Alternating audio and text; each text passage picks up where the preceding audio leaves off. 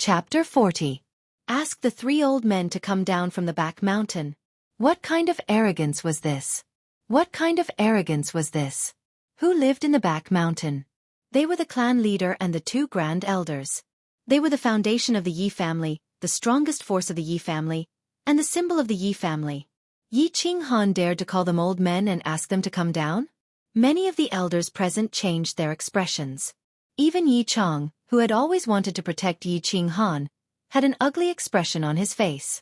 Although you have some complaints about him, there is no need to do it in front of so many elders. Tell me, how can you elders endure this? How can you step down? Presumptuous! Yi Qinghan, how dare you? You deserve to die 1,000 times. Yi Rong was the first to explode. Yi Qinghan curled his lips and said disdainfully, I have been presumptuous many times today. I will not be presumptuous again. I have killed 2 people and crippled 1. I will die anyway. Why can't I say it? Don't say anything. Call the 3 of them old man.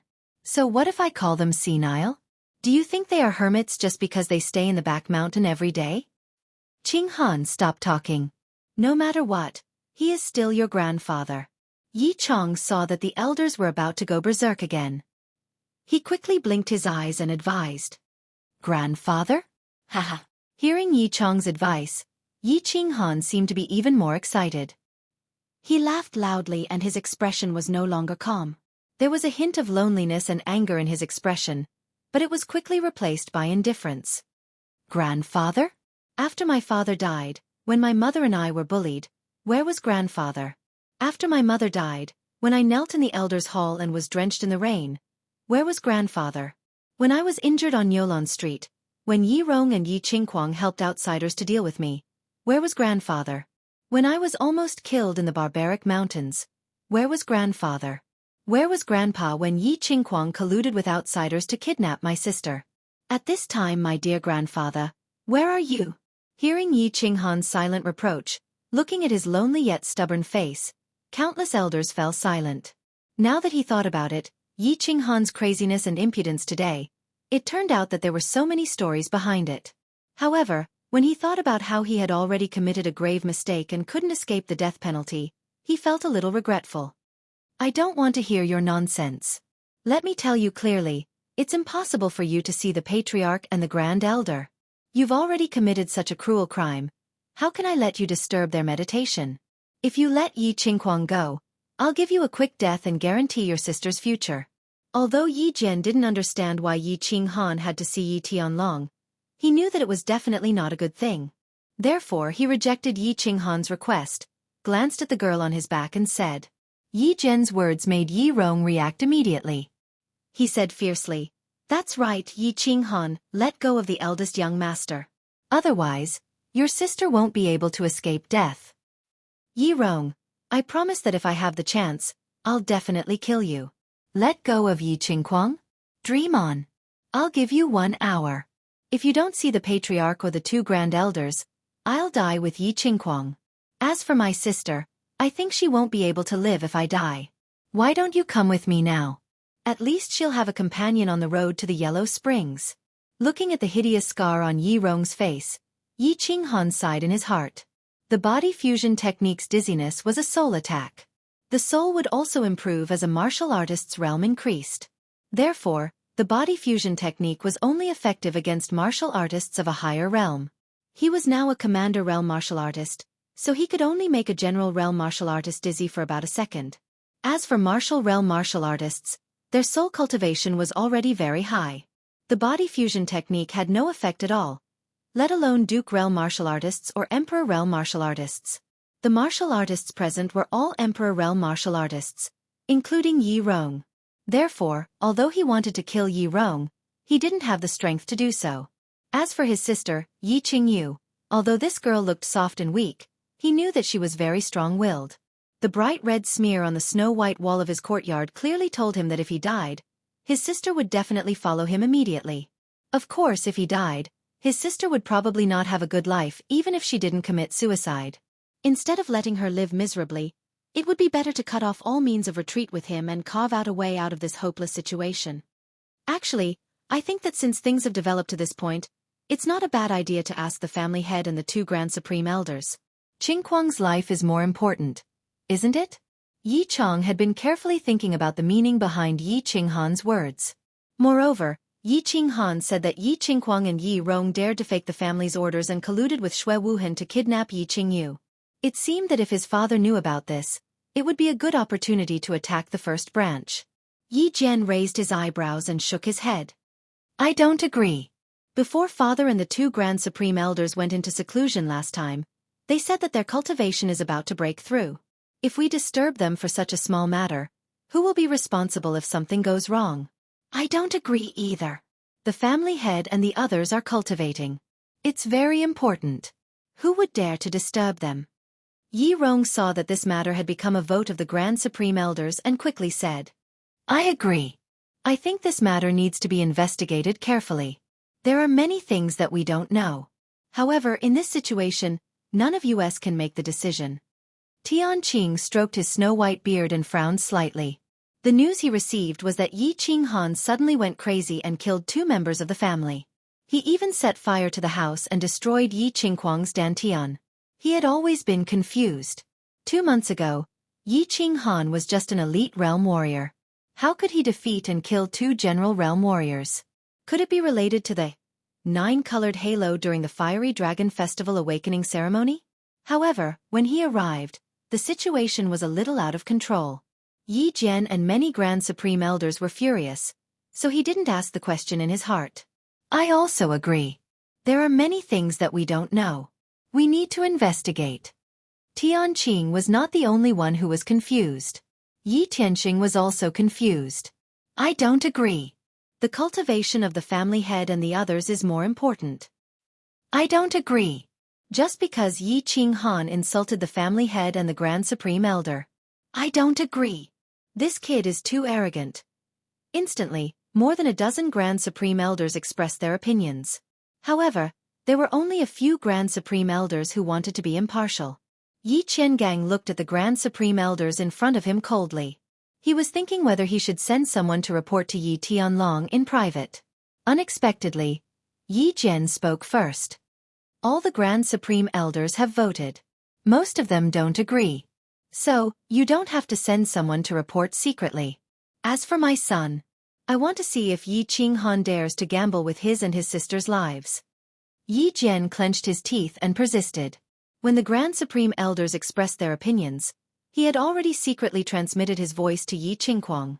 He understood something that shocked him. He also understood why Yi Qinghan had to meet the family head and the two Grand Supreme Elders.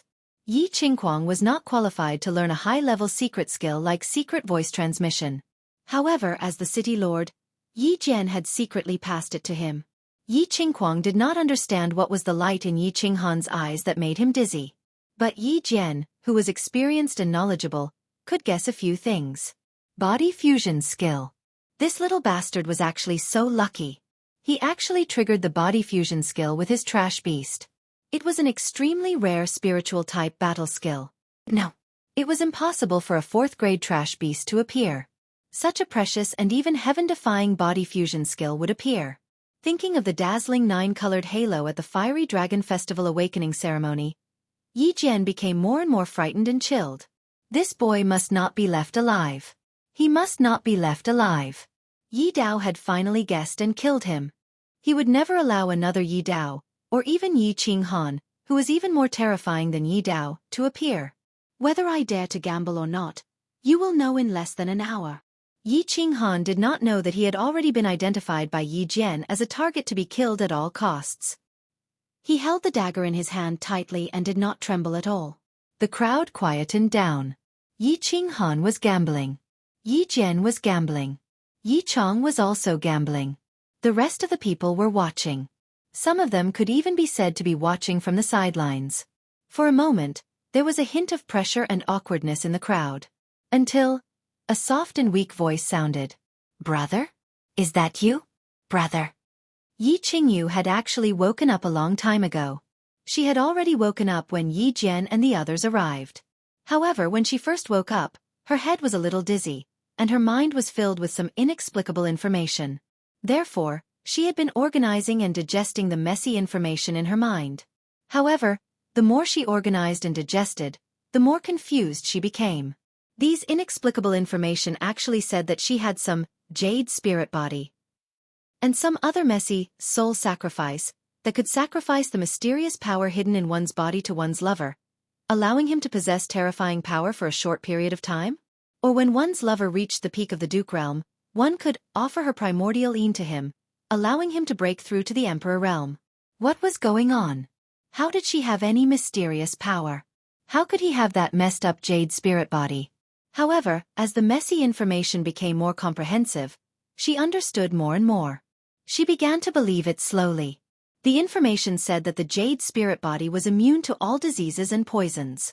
She believed this very much. She found it strange that she hadn't gotten sick in the 15 years she had lived. She hadn't even gotten a cold. Most importantly, the jade spirit body had a miraculous self-healing ability. She was clearly bleeding from the collision, but she was still alive. How could she explain this? She didn't know that Yi Qinghan also had a miraculous ring that had miraculous healing abilities. If Yi Qinghan hadn't fed her a large amount of blood, she definitely wouldn't have woken up so quickly. In the end, she accepted the information and completely grasped the soul sacrifice. She began to wake up completely. The first thing she saw was a familiar shoulder and a side profile that only appeared in her dreams. Therefore, she called out softly in disbelief. "Brother? Are you? Brother? Qingyu?" Yi Qinghan was a little stunned. He subconsciously turned his head and looked at his sister. His heart trembled slightly when he saw that familiar pair of pearl-like black eyes filled with surprise. "Brother, is it really you? That's great." Yi Qingyu looked at Yi Qinghan's face in a daze. She wanted to cry and laugh at the same time. However, this expression only lasted for a moment before it was replaced by fear and shock. She shouted, "Ah, brother, be careful." "Be careful?" Seeing his sister's expression change in an instant, Yi Qinghan suddenly came to a realization. A trace of ruthlessness appeared on his face. He exerted force in his wrist and slashed the dagger across Yi Qinghuang's neck. Swoosh. However, no matter how fast he was, the person who ambushed him was an Imperial Realm martial artist. General Realm martial artists could release their battle aura. How dare he get distracted in front of so many Imperial Realm martial artists? Yi Jian released his battle aura the moment Yi Qinghan turned his head. To be safe, he only released a trace of his battle aura. It transformed into a thin needle and silently pierced Yi Qinghan's arm that was holding the dagger. The thin needle accurately pierced through the meridians in Yi Qinghan's arm. Yi Qinghan's arm was instantly crippled. He no longer had the strength to hold the dagger, and the black dagger fell to the ground. Yi Qinghan staggered a step back in pain. His expression changed, and he raised his uninjured left hand and angrily slapped Yi Qinghuang's back. However, the thin needle was too fast. It circled in the air and quickly flew towards Yi Qinghan's left hand. Then, it stabbed everywhere on his body. Clang! The dagger fell heavily to the ground. Yi Qinghan also fell to the ground with the dagger. Imperial Realm martial artists were too strong. In less than a second, Yi Qinghan's body was stabbed dozens of times. Most of the meridians in his body were pierced, and the tendons in his arms and legs were all broken. One wrong move, and the whole game was lost. "No, brother." Yi Qingyu, who fell to the ground with her brother, screamed in fear. Her brother was paralyzed on the ground like a boneless worm. Her heart was broken. "I suggest that we take Yi Qinghan into custody and investigate the cause of this incident. The Elder Hall will judge him for his crimes." Yi Chong sighed in his heart. He knew that something bad would happen when he saw Yi Qinghan turn around. However, with so many elders present, he couldn't openly side with Yi Qinghan. Right now, he could only wait and see if he could save Yi Qinghan's life. No need. Yi Jian released his battle aura again. It turned into a giant palm and grabbed Yi Qinghuang. Then, he threw him to an elder beside him and signaled for him to heal his wounds. Then, he turned around and looked coldly at Yi Qinghan on the ground. "All the elders are present. Today, Yi Qinghan's crimes are obvious to all. Let's start the trial now. I believe that such a vicious and crazy person should be executed immediately. I will do it myself." Yi Rong twitched the scar on the corner of his mouth. He looked at Yi Qinghan mockingly and said, "I agree. I also suggest hanging his body on the family's execution platform for 3 days as a warning to others. Agreed. Abstain. I object. Agreed. Sensing Yi Jian and Yi Rong's anger, all the elders made their decisions and voiced out their opinions. Although Yi Qinghan's performance today had overturned everyone's impression of him, many people admired his courage and temperament. However, in the face of a crippled young master who had committed a heinous crime and was likely to be the next family head, many people could only helplessly remain silent or give up. The elders' hall finally decided that Yi Qinghan would be sentenced to death. I don't accept this. I want to see the family head. Things didn't go the way he expected. Yi Qinghan's heart was filled with endless bitterness and helplessness. He shouted in despair. He was too careless. Facing more than a dozen Imperial Realm experts, he dared to be careless. The result of his carelessness was death. It didn't matter if he died. He had already died once. However, his younger sister, he had implicated her. Qingyu, it's all my fault. I've implicated you. Let's be brother and sister in our next life. Seeing that his request was ignored by the elders, Yi Qinghan knew that he was going to die today. His mood actually relaxed. He struggled to turn his head and looked at his younger sister. He tried his best to smile and said softly, "No, brother, you won't die. I don't want to be brother and sister with you." Yi Qingyu's eyes were filled with tears. She kept shaking her head. "Actually, I've always wanted to be your wife and give birth to a fat son for you." Huh? Wife? Hearing Yi Qingyu's words, Yi Qinghan was shocked. Wife? His younger sister had always wanted to marry him? Yi Qingyu nodded her head forcefully and said seriously, "Brother, ever since I was adopted by father, I've already decided that I'll be yours for the rest of my life. However, it seems like I don't have this fortune now. Brother, if there's a next life, will you marry me?" Brother, let me ask you a question. I'm saying if, I want you to take me away from the Yi family and find a remote town so that we can live a peaceful and ordinary life. Will you be willing? He thought back to what Yi Qingyu said to his sister before she took out his father's belongings after his mother's death. Yi Qinghan suddenly realized that his sister had always wanted to marry him and live a peaceful life in a small town. However, he didn't cherish it. Thinking about it, Yi Qinghan felt like he had made a huge mistake.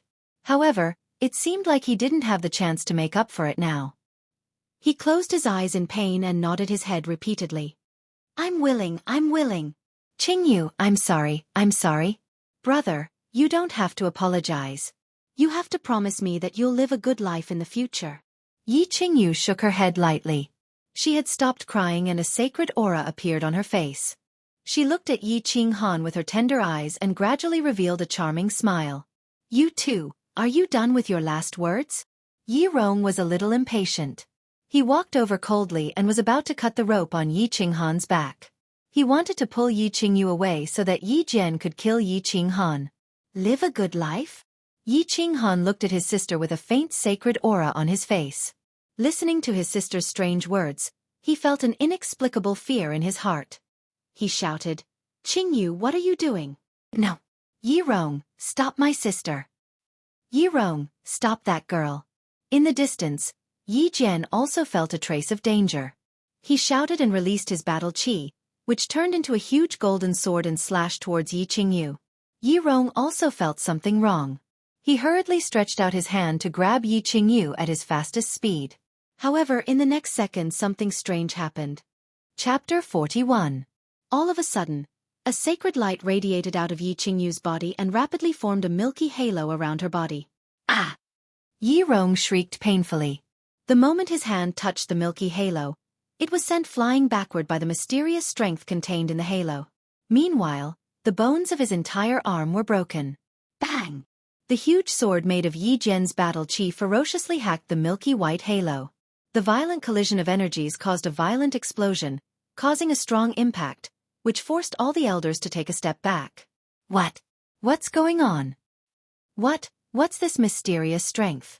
Gosh, I seem to smell a wisp of God's strength. The huge change in the scene shocked the countless elders present. With their cultivation bases, it was very rare for them to encounter something that could cause their expressions to change.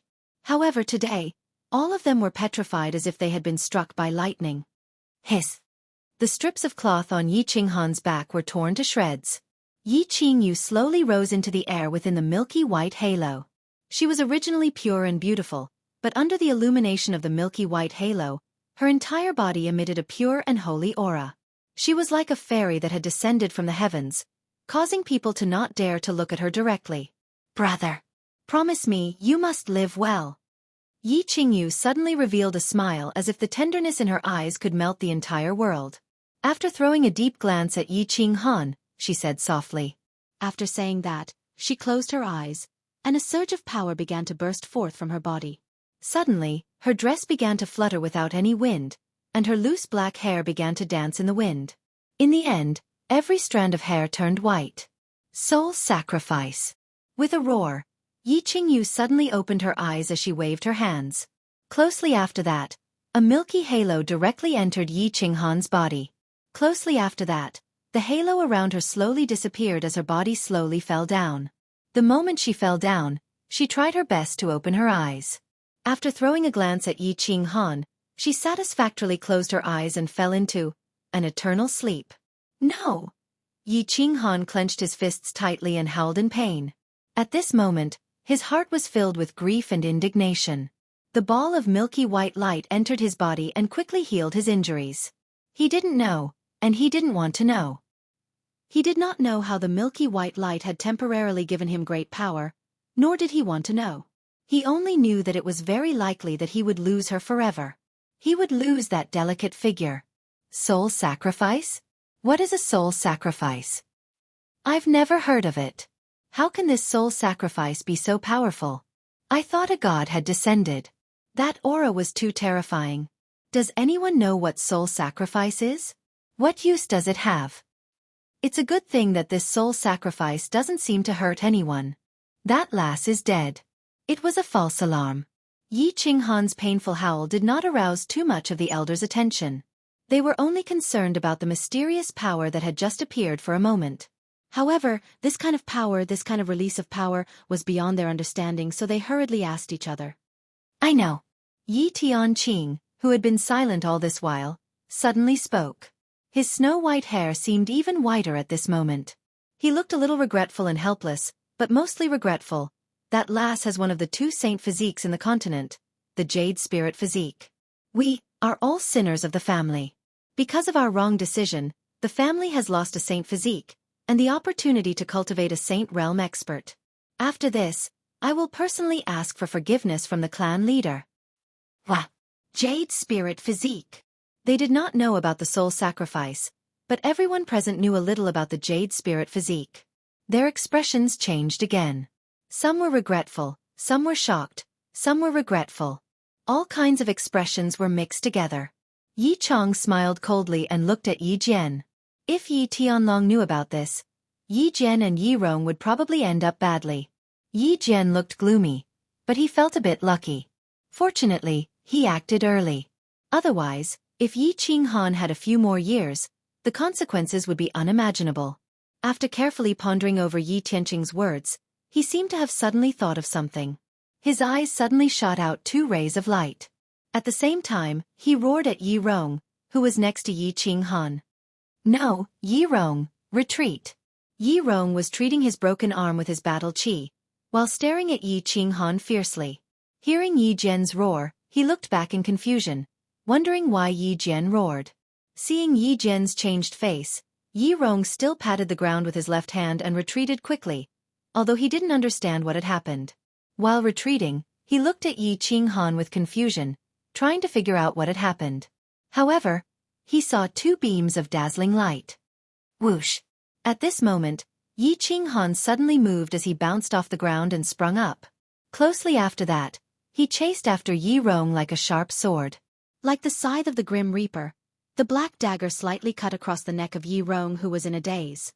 Yi Qinghan, how dare you! No! The speed at which Yi Jian shouted was very fast, and Yi Rong's reaction speed was also not bad. However, Yi Qinghan's speed was even faster. In a flash, Yi Rong had already fallen to the ground, clutching his neck in fear.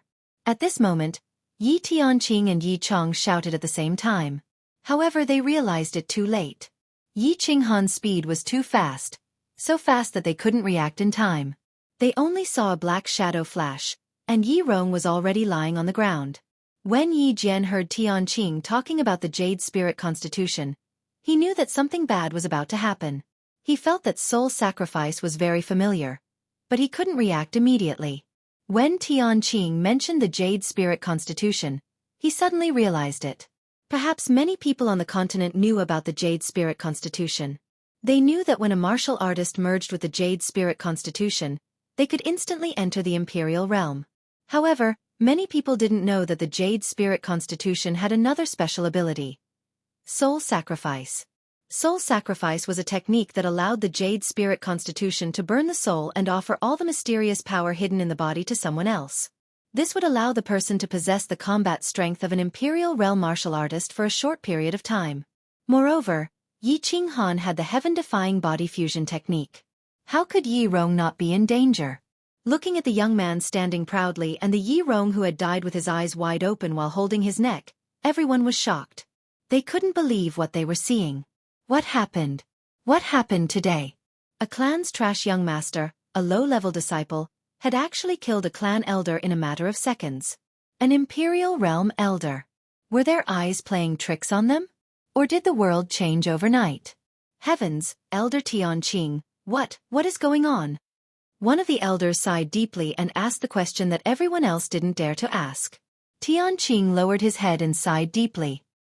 He said sadly, "Nothing much. Yi Qinghan received that girl's soul sacrifice and gained the strength of an Imperial realm martial artist for a short period of time. Also, if I'm not wrong, he also has a body fusion technique that attacks the soul. If we get close to him, he has the ability to kill any one of us in a second." What? The elders' expressions changed again. They quickly circulated their battle aura and flew up into the sky. After they flew to a height that they thought was absolutely safe, they widened their eyes and looked at the young man in black in disbelief. A 15-year-old young man could actually threaten them and could even kill them in a second. However, they had to believe that Yi Rong was lying on the ground with his blood still warm. Thus, for the sake of their lives, they could only stay away from the young man. Only 4 people didn't move. Yi Jian felt that he couldn't move. Whether it was because of his status, reputation, or hatred, he couldn't fly into the sky. Yi Chong didn't move either. He felt that Yi Qinghan wouldn't hurt him. Tianqing and Yi Tianqing didn't move either. They felt that the young man was the future hope of their family. They wanted to see if they could save him. Yi Qinghan didn't move either. Although he wanted to move and kill Yi Jian with his life, he really couldn't move. The mysterious power that his sister sacrificed was very strong. It gave him the combat power of an Imperial realm martial artist and the ability to kill Yi Rong in a second. However, the mysterious power left as quickly as it came. It seemed as if he had used up all of his energy to instantly kill Yi Rong. At this moment, his battle force had been completely used up. If it weren't for the fact that he had forcefully held on to his last breath, he might have already collapsed to the ground. The reason why he didn't move and didn't fall was because of a secret transmission. This transmission came from one person, the white-bearded elder of the War Beast Hall, Tianqing. The content was simple. Tell him to hold on. He had already notified the back of the mountain. Yi Tianqing stood there motionlessly. He lowered his head in silence as if he had fallen asleep. Of course, he couldn't personally notify the back of the mountain. The only person who could notify the back of the mountain was a red figure standing not far away. It was Yi Qinggu. Yi Qinggu had actually arrived a long time ago. She had been silently observing the situation. However, Yi Jian had given a strict order not to come over. She could only watch from afar. She saw something that she would never forget for the rest of her life. That stubborn and arrogant figure, Yi Qingyu's holy halo, Yi Qinghan's 2 dazzling lights, and the shocking slash that killed Yi Rong. She had always admired Yi Dao. She believed that Yi Dao was a real man. Therefore, she sympathized and took care of Yi Qinghan. She also helped Yi Qinghan suppress Yi Qingquang in the War Beast Academy. She didn't expect that in less than 2 months, the shy young man with a poor memory had grown to such an extent. She had always wanted to save Yi Qinghan. There were several times when she wanted to rush into the battlefield. However, her rationality won over her emotions in the end. She knew that Yi Qinghan had killed Yi Qingxia, killed Yi Bao, crippled Yi Qinghuang, and now killed Yi Rong. That delicate young man would probably not be able to escape today. Even if the clan's Grand Supreme Elder Yi Qingniu, her grandfather, came, things would probably not change. She sighed in her heart. She felt some pain and some indescribable emotions. Until she received a transmission. It was from Elder Whitebeard Tianqing. He told her to immediately send a message to his grandfather. He would take charge of everything. She was wild with joy. She immediately crushed the life-saving transmission jade talisman that her grandfather had personally given her. At the same time, she ran toward the battlefield. As she ran, she said in her heart, "Yi Qinghan, you must hold on. My grandfather will be here soon. There will definitely be a turn for the better. Hold on." Yi Qinghan also wanted to hold on, but he really couldn't. His body was too weak. His left leg trembled and went limp. He slowly knelt on one knee and hurriedly placed his left hand on the ground to support his body so that he wouldn't fall. Although his head was still held high, the sadness in his eyes couldn't hide his weakness and powerlessness. "Yi Jian, don't do it. Big brother, wait." Yi Tianqing's drooping eyelids suddenly moved. A glimmer of light shone in them. He turned his head and shouted at Yi Jian, who was beside him. Yi Chong also shouted at the first instance. However, before they could shout, a huge golden sword had already left their bodies. With a whistling of the wind, it slashed down toward the half-kneeling Yi Qinghan with great momentum. Too late. Yi Jian smiled coldly, revealing his white teeth. Chapter 42. Buzz! At that moment, just as the huge golden sword descended from the sky and slashed towards Yi Qinghan with unparalleled momentum and oppression, a ray of light shone from the back mountain of the west courtyard of the Yi family castle.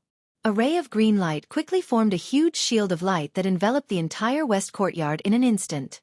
It was as if a transparent green pot lid had fallen from the sky and covered the entire west courtyard. Then, an incomparably domineering roar rang out. "Who dares to hurt my precious granddaughter?" Hearing this voice, everyone in the Garden of Enchantment was shocked and looked towards the back mountain in fear. But what was even more frightening was that none of them could move. Not even a finger or a neck. Time seemed to have frozen at that moment in the west courtyard. The sleeves of the elders who had flown into the sky had stopped moving. Elder Tianqing's white beard was still slightly raised. Yi Qinggu was still running. Yi Jian was still baring his white teeth. Yi Qinghan was still kneeling on one knee. The huge sword in the air was still carrying an incomparably ferocious momentum, but it had stopped right above Yi Qinghan's forehead. Everything seemed to have frozen along with the green light. Saint Domain. The same word came to the elders' minds at the same time. The unique, nature-defying ability of the Saint Realm, the Saint Domain. Although Yi Jian was still baring his white teeth and laughing coldly, he felt a wave of bitterness and regret in his heart. He had clearly sealed off the back mountain. As long as no one went to touch the restriction, no matter how many people died on the Yi family's side, no matter how fiercely they fought, the people in the back mountain would not know. But he had missed one point. He had missed out on Yi Qingniu's granddaughter, Yi Qinggu. Yi Qingniu doted on Yi Qinggu so much, how could he not have left something for her? Yi Chong and Yi Tianqing, but Yi Tianqing were delighted at the same time. Although he couldn't move his body, his brain was working quickly. Yi Chong was thinking about how to use this matter to deal a heavy blow to Yi Jian, while Tianqing and Yi Tianqing were thinking about how to plead with the clan leader to protect Yi Qinghan. Bang! Just as everyone was making their own plans, a green figure shot out from the back of the mountain like a meteor. At the same time, two figures, one yellow and one white, also rushed over. Humph! The green figure descended first. It was an old man in a green robe. The old man's face was ordinary, and his facial features were very regular. However, his eyes seemed to be a little bigger and bulging, which made him exude a brutal and domineering aura. The moment the green-robed old man landed on the ground, he let out a loud snort. He did not look at the crowd, but he nervously looked at Yi Qinggu. It was as if he was checking to see if his precious granddaughter was missing a hair or injured. Bang! The black and white figures also landed slowly. They looked at the chaotic enchanted garden, at Yi Rong, who was clutching his neck and dying with his eyes wide open, and at the huge golden sword in the air. The black-robed old man frowned slightly. With a casual wave of his hand, he gently dispersed the huge golden sword that Yi Jian had formed with all of his battle chi. He calmly said, Qingyou, deactivate the domain. Seeing that his granddaughter was fine, Yi Qingyou relaxed. With a wave of his hand, he deactivated the domain and began to look around curiously. There seemed to be a great battle here? Why was there an aura of divine power? Yi Qingyou seemed to feel that something very interesting must have happened today, as he stared at the cold and arrogant youth with his head held high. He hurriedly began to converse with Yi Qingguo in a low voice. Whoosh whoosh. When the elders in the air saw Yi Qingyou deactivate the domain, they hurriedly descended and knelt on one knee with the 4 people in the field. They loudly said, "Greetings to the clan leader and the 2 grand elders." Yi Tianlong said calmly. Although he just stood there quietly without releasing any battle chi or pressure, the others still felt that the black figure was as heavy as a mountain, which made them feel a bit depressed unconsciously. Yi Tianlong indifferently glanced at the crowd. He looked at Yi Rong who had died tragically, looked at Yi Qinghan who remained calm under the huge sword, and finally looked at Yi Qingyu who was dressed in white and had snow-white hair as if she was sleeping peacefully. Yi Tianlong's expression finally changed a little. He said with a little anger, "Who is that woman?" Everyone was silent. Ever since Yi Tianlong arrived, they had been thinking about how to explain what had just happened to the patriarch. They were all waiting to suffer the patriarch's anger, but they didn't expect that the first thing Yi Tianlong asked was who the woman was. For a moment, they didn't know how to answer. "Her name is Yi Qingyu. She is my younger sister. She is already dead." Right when the elders were about to give a proper explanation, a cold voice resounded. When Yi Tianlong heard the answer, he slowly turned around. Looking at this black-clothed, bloodied and cold-looking young man, he felt that he looked quite familiar. He frowned and asked, "Who are you?"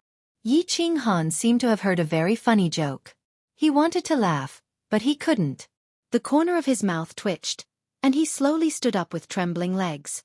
"My name is Yi Qinghan, Yi Dao's son. I used to be your grandson, but not anymore." Yi Dao's son.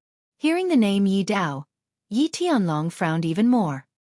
He waved his hand, signaling the elders behind him to shut up. He continued to ask in a deep voice, "Why was he before but not now? Also, why did they want to kill you?" Looking at Yi Tianlong's vaguely familiar yet foreign face, Yi Qinghan laughed self-deprecatingly.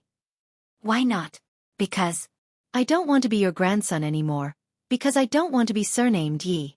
As for why they wanted to kill me, it's very simple. Today I killed a lot of people. I killed Yi Bao, killed a core disciple, Yi Qingxia, crippled the clan's eldest young master, Yi Qingquang, who had cultivated for over 20 years, and killed elder Yi Rong. I even wanted to kill Yi Jian." Wow! Yi Qingmiao and the white-clothed Grand Supreme Elder Yi Baihu revealed expressions of disbelief as they looked at the young man, who was trembling even as he stood. Had Yi Dao's son become so fierce? Last year, when they came out of closed-door training, they heard that this young man was a cultivation trash who could even summon a beast?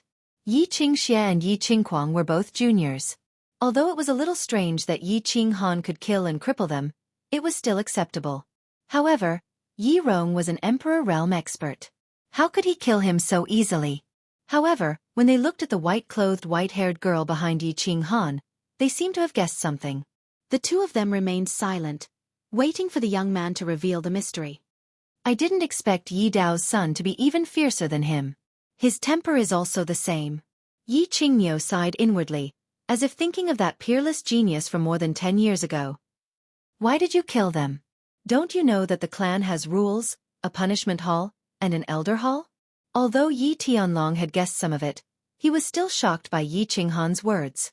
However, he still maintained an indifferent expression on his face. "Haha!" Yi Qinghan suddenly laughed out loud. After hearing 2 super jokes in a row, he finally couldn't hold it in anymore. However, the desolation and mockery in his laughter were not concealed at all. He coldly swept his gaze over the elders behind Yi Tianlong. "Clan rules, *T clan rules. Punishment hall?" The vice-elder of the punishment hall was lying on the ground. As for the elder hall, it was a pile of dog shit. "Yi Tianlong, have you gone senile?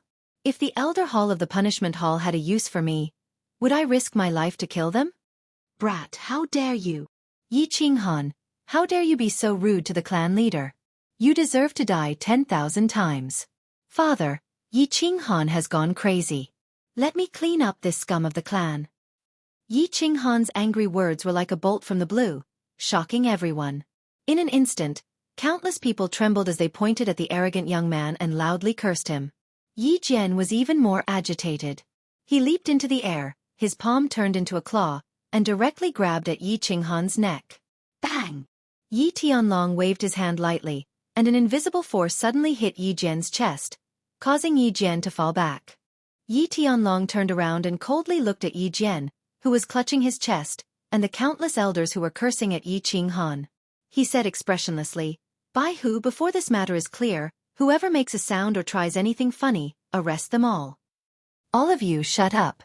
If the clan leader doesn't ask, no one is allowed to speak." The eyes of the white-robed elder Yi Baihu flashed as he felt the complexity of the situation. Yi Tianlong nodded, turned around, and looked at Yi Qinghan, who was standing quietly at the side, thinking about something. He said lightly, "Carry your sister and follow me to the punishment hall. I will give you an explanation. Of course, you need to give me an explanation as well." Chapter 43. Take your sister and follow me to the torture chamber. I'll give you an explanation. Of course, you need to give me one as well. Yi Tianlong's words had broken his image in front of the public. Yi Tianlong had always been serious, old-fashioned, and stubborn. Not to mention the Yi family's castle, it was also well known in the House of Aries. Yi Dao was a genius in the past. If it were any other family, they would definitely treat him like a treasure. In the past, Yi Dao had rebelled many times and disobeyed the orders of the family. It was all because of Yi Tianlong's old-fashioned and stubborn attitude. In the end, Yi Dao brought a prostitute back and knelt in Yi Tianlong's dormitory for 3 days. But Yi Tianlong didn't completely agree to it. He just tacitly agreed and refused to admit it. Now, Yi Qinghan's son was even more arrogant than his father. He had killed many members of the family and even scolded Yi Tianlong as an old fool. If it was Yi Tianlong's temper in the past, he would have slapped him to death or at least sent him flying.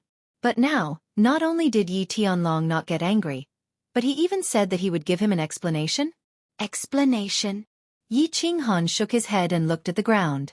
The white-haired woman in white was sleeping soundly and peacefully. His face revealed a hint of heartbreak and death aura.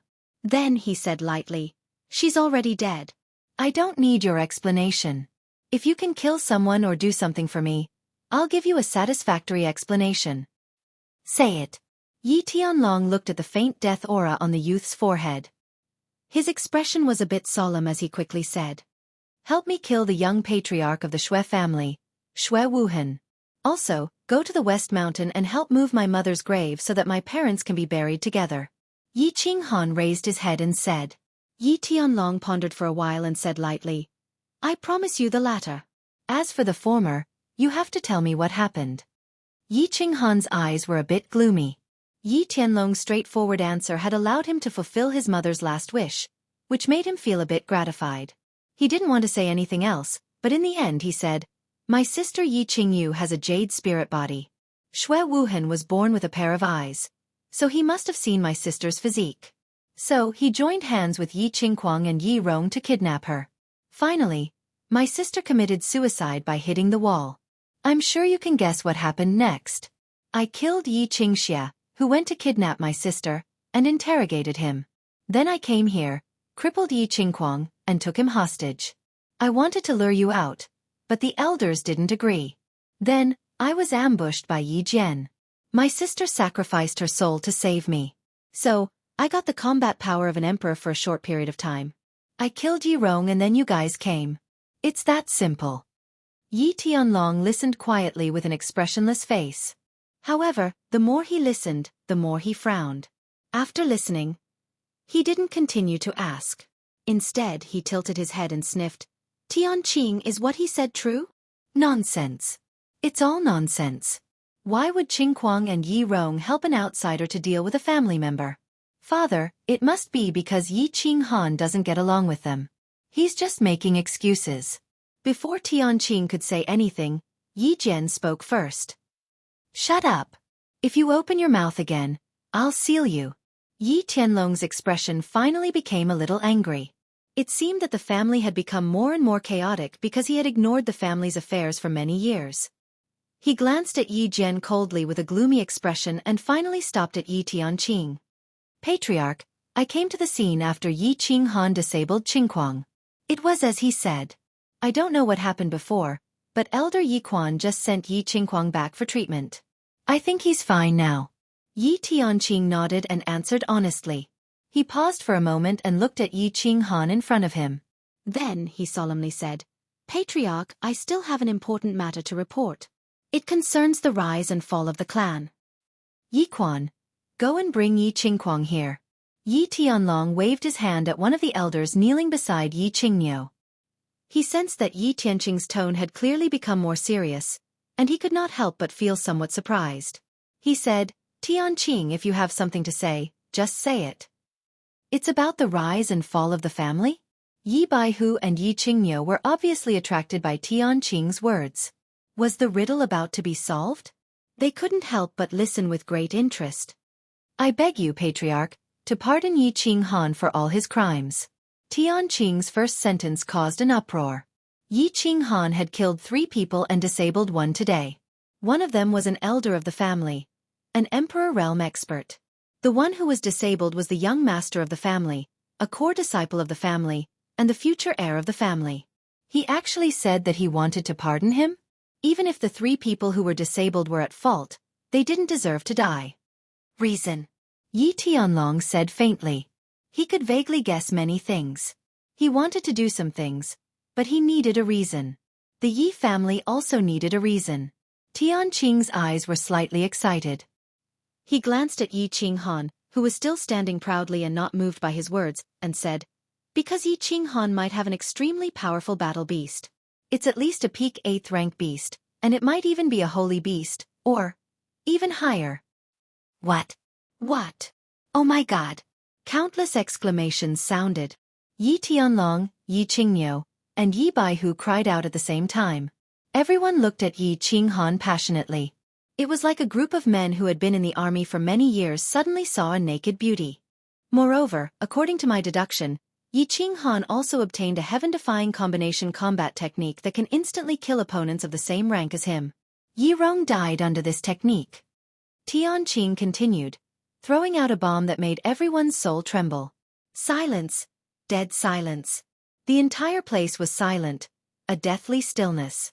They silently pondered over the deep meaning contained within these 2 sentences. Holy beast. It was even higher than a holy beast. Combination combat technique. A heaven-defying technique that could instantly kill opponents of the same rank as him. Everything was like a bolt from the blue, exploding in everyone's heart, making them palpitate and tremble. Is what he said true? Yi Tianlong's tone was still calm, but his hands hidden in his sleeves were faintly trembling, betraying his inner thoughts. Whether it's true or not has nothing to do with you. From the moment my sister's soul was sacrificed, I told myself that I'm no longer a member of the Yi family, and even in death, I won't be a ghost of the Yi family. Yi family. I no longer have any attachment to them. Yi Qinghan lowered his gaze and looked at Yi Qingyu on the ground. After a long time, when Yi Tianlong couldn't wait to ask again, he spoke indifferently. His voice was cold, without a trace of anger. Ah! Everyone and Yi Tianlong didn't expect to receive such an answer. They were all choked by Yi Qinghan's words and didn't know how to respond. There was another period of silence. After a while, Yi Tianlong sighed and said, It doesn't matter if you don't recognize this family. It doesn't matter if you don't recognize me as your grandfather. I don't blame you. I just want to ask you, is what Tianqing said true? Hearing Yi Tianlong's slightly guilty tone and indirectly admitting his mistake, Yi Qinghan finally lifted his lowered gaze and said simply, more or less. Wah! After receiving Yi Qinghan's confirmation, countless people's emotions surged with complicated emotions. That was a holy beast. How many holy beasts had appeared in the Yi family's thousands of years of history? None. Only one. Only Yi Ruoshui's ancestor had one. However, this holy beast had indeed brought the Yi family hundreds of years of glory and prosperity. Not only did this kid have a holy beast, but he also had a heaven-defying combination combat technique. Trash, you bunch of trash. Just as everyone was silently pondering, Yi Qingniu, who was standing to the side, had already bulged his big eyes and pointed at the elders as he scolded. Did all of you War Beast Hall elders grow up eating shit? Why didn't you report such a big matter? Now that such a situation has occurred, how do you think we should clean it up? After scolding the elders, Yi Qingyo didn't wait for them to explain. He waved his hand and quickly hid the anger on his face. He turned his head and smiled wretchedly. Kid, you're Yi Qinghan, right? That Xue Wuhan you mentioned. I'll help you kill him. If you follow me in the future, I promise you that you can do whatever you want in the House of Aries. How about it? Also, you don't have to hide anything. Give me a definite answer. Don't say things like, not much. I don't like it. Looking at Yi Qingyo, who was smiling wretchedly in front of him, and then at the worried expression on Yi Qingwu's face in the distance, Yi Qinghan hesitated for a moment, but still said indifferently, Holy Beast Soul Devouring Beast, Combination Combat Technique, Soul Dizziness, Instant Kill of the same level. Also, thank you, Senior and Yi Qingwu, for your good intentions, but I don't think I need it. Yi Tianlong looked worriedly at Yi Qingyo, and Yi Baihu, who was beside him, also twitched the corner of his mouth. Yi Tianqing, Yi Tianqing, and Yi Chong stood up anxiously. They all understood the meaning of death in this youth's words and became terrified. Their eyes filled with anxiety and regret. Everyone fell silent, but Yi Qinggu, who was beside Yi Qingyo, shouted excitedly, Yi Qinghan, don't do anything stupid. It's better to live a bad life than to die a good death. You're so young, you still have a bigger stage, you still have... No. Yi Qinghan interrupted Yi Qinggu and looked at her pure and beautiful face. He shook his head and said indifferently, No, I have nothing, nothing. My father is dead, my mother is dead, and now my little sister is also dead. What am I living for? Who else can I live for? Perhaps, I shouldn't have come to this world. This place doesn't belong to me. The more Yi Qinghan spoke, the more desolate and heartbroken he became. He knelt weakly in front of Yi Qingyu and stared at his little sister's pale face, snow-white hair, and the bright red drops of blood at the edge of her white clothes. He stretched out his hands and caressed his little sister's face. He thought back to the words his little sister had said before she sacrificed herself, and softly murmured, Qingyu, in my next life, I will definitely marry you, I will definitely marry you. I said I would give you an explanation. Yi Qinghan took one last look at Yi Tianlong, then slowly pulled out the black dagger that was hanging from his calf. Everyone felt extremely complicated, but they did not stop him, nor did they have any way to stop him. If a person's heart was dead, who could save him? Chapter 44. I don't need your explanation. Yi Tianlong shook his head and moved. A yellow light immediately shone from his body, but it did not spread in all directions. Instead, it headed straight for Yi Qinghan and stopped Yi Qinghan from committing suicide. Then, with a wave of his hand, Yi Qinghan's hand that was holding the dagger slowly fell. Then, his head tilted to the side and he fainted. What a joke. He was the second descendant of the Yi family to summon a sacred beast. He was the future hope of the Yi family. If he committed suicide in front of him, he would not have the face to face his ancestors after he died. So, he decisively released his sacred realm and knocked out Yi Qinghan. Qingyo, bring him and that girl to the back of the mountain. Carefully check that girl's soul. I feel that she's not dead yet. Only her soul has been severely injured. See if there's any way to save these two siblings. Yi Tianlong transmitted his voice to Yi Qingyo. Then, he turned his head and looked at the dozen or so elders in front of him with a dark expression. He said angrily, White Tiger, go and collect Yi Rong's body. Seal the Yi family castle and prevent any news from spreading. The rest of you, follow me to the torture chamber. Yes, father. Yes, clan leader. Looking at the gloomy expression on Yi Tianlong's face, everyone felt a chill in their hearts. The torture chamber. It seemed that the clan leader was going to enforce the clan's laws. Yi family's torture chamber. Yi Tianlong sat silently on the main seat. His expression was somewhat complicated, as if he was deep in thought. Yi Jian and Yi Chong stood on his left and right respectively. The other elders stood on either side of him. Since Yi Tianlong did not speak, no one dared to speak. Their gazes shifted as they pondered. After a long while, Yi Tianlong suddenly said, Yi Jian. An indescribable emotion appeared in Yi Jian's eyes. He took a step forward and cupped his hands, saying in a low voice, Father! Do you admit to your crimes? Yi Tianlong continued, saying something that confused the other elders. Guilty? A hint of surprise flashed in Yi Jian's eyes. He then said with a serious expression, I have been working hard for the Yi family's prosperity all these years. May I know what crime I have committed? That's right, Patriarch. City Lord Yi Jian has been working hard for the family all these years. Everyone has seen it with their own eyes. What crime has he committed? Yes, we can all testify. Yi Tianlong's words caused countless elders to be bewildered. They hurriedly bowed and explained to Yi Jian. However, Yi Tianlong waved his hand tiredly, indicating for the elders to be quiet. After a moment of silence, he said seriously, Do you know why our Yi family, or even the 5 great families of the House of Aries, can stand tall for 1,000 years? Why did they bring glory to this era? Maybe you want to say that it's because the Yi family has beasts? Other families have their own secret techniques? Wrong. The reason why our 5 great clans have been able to monopolize the 5 great cities for several thousand years isn't because of these secret arts but because of our unity. You heard me right. It's unity. If a family wants to survive for thousands of years, they definitely don't rely on experts. Are the previous house masters strong? Let's not talk about the previous generations. Let's talk about our current house master, Dragon Man. Is he strong? At the peak of the Saint Realm, he can fight me and 2 grand elders alone. But where will he be after 100 years? Will his son continue to be the house master?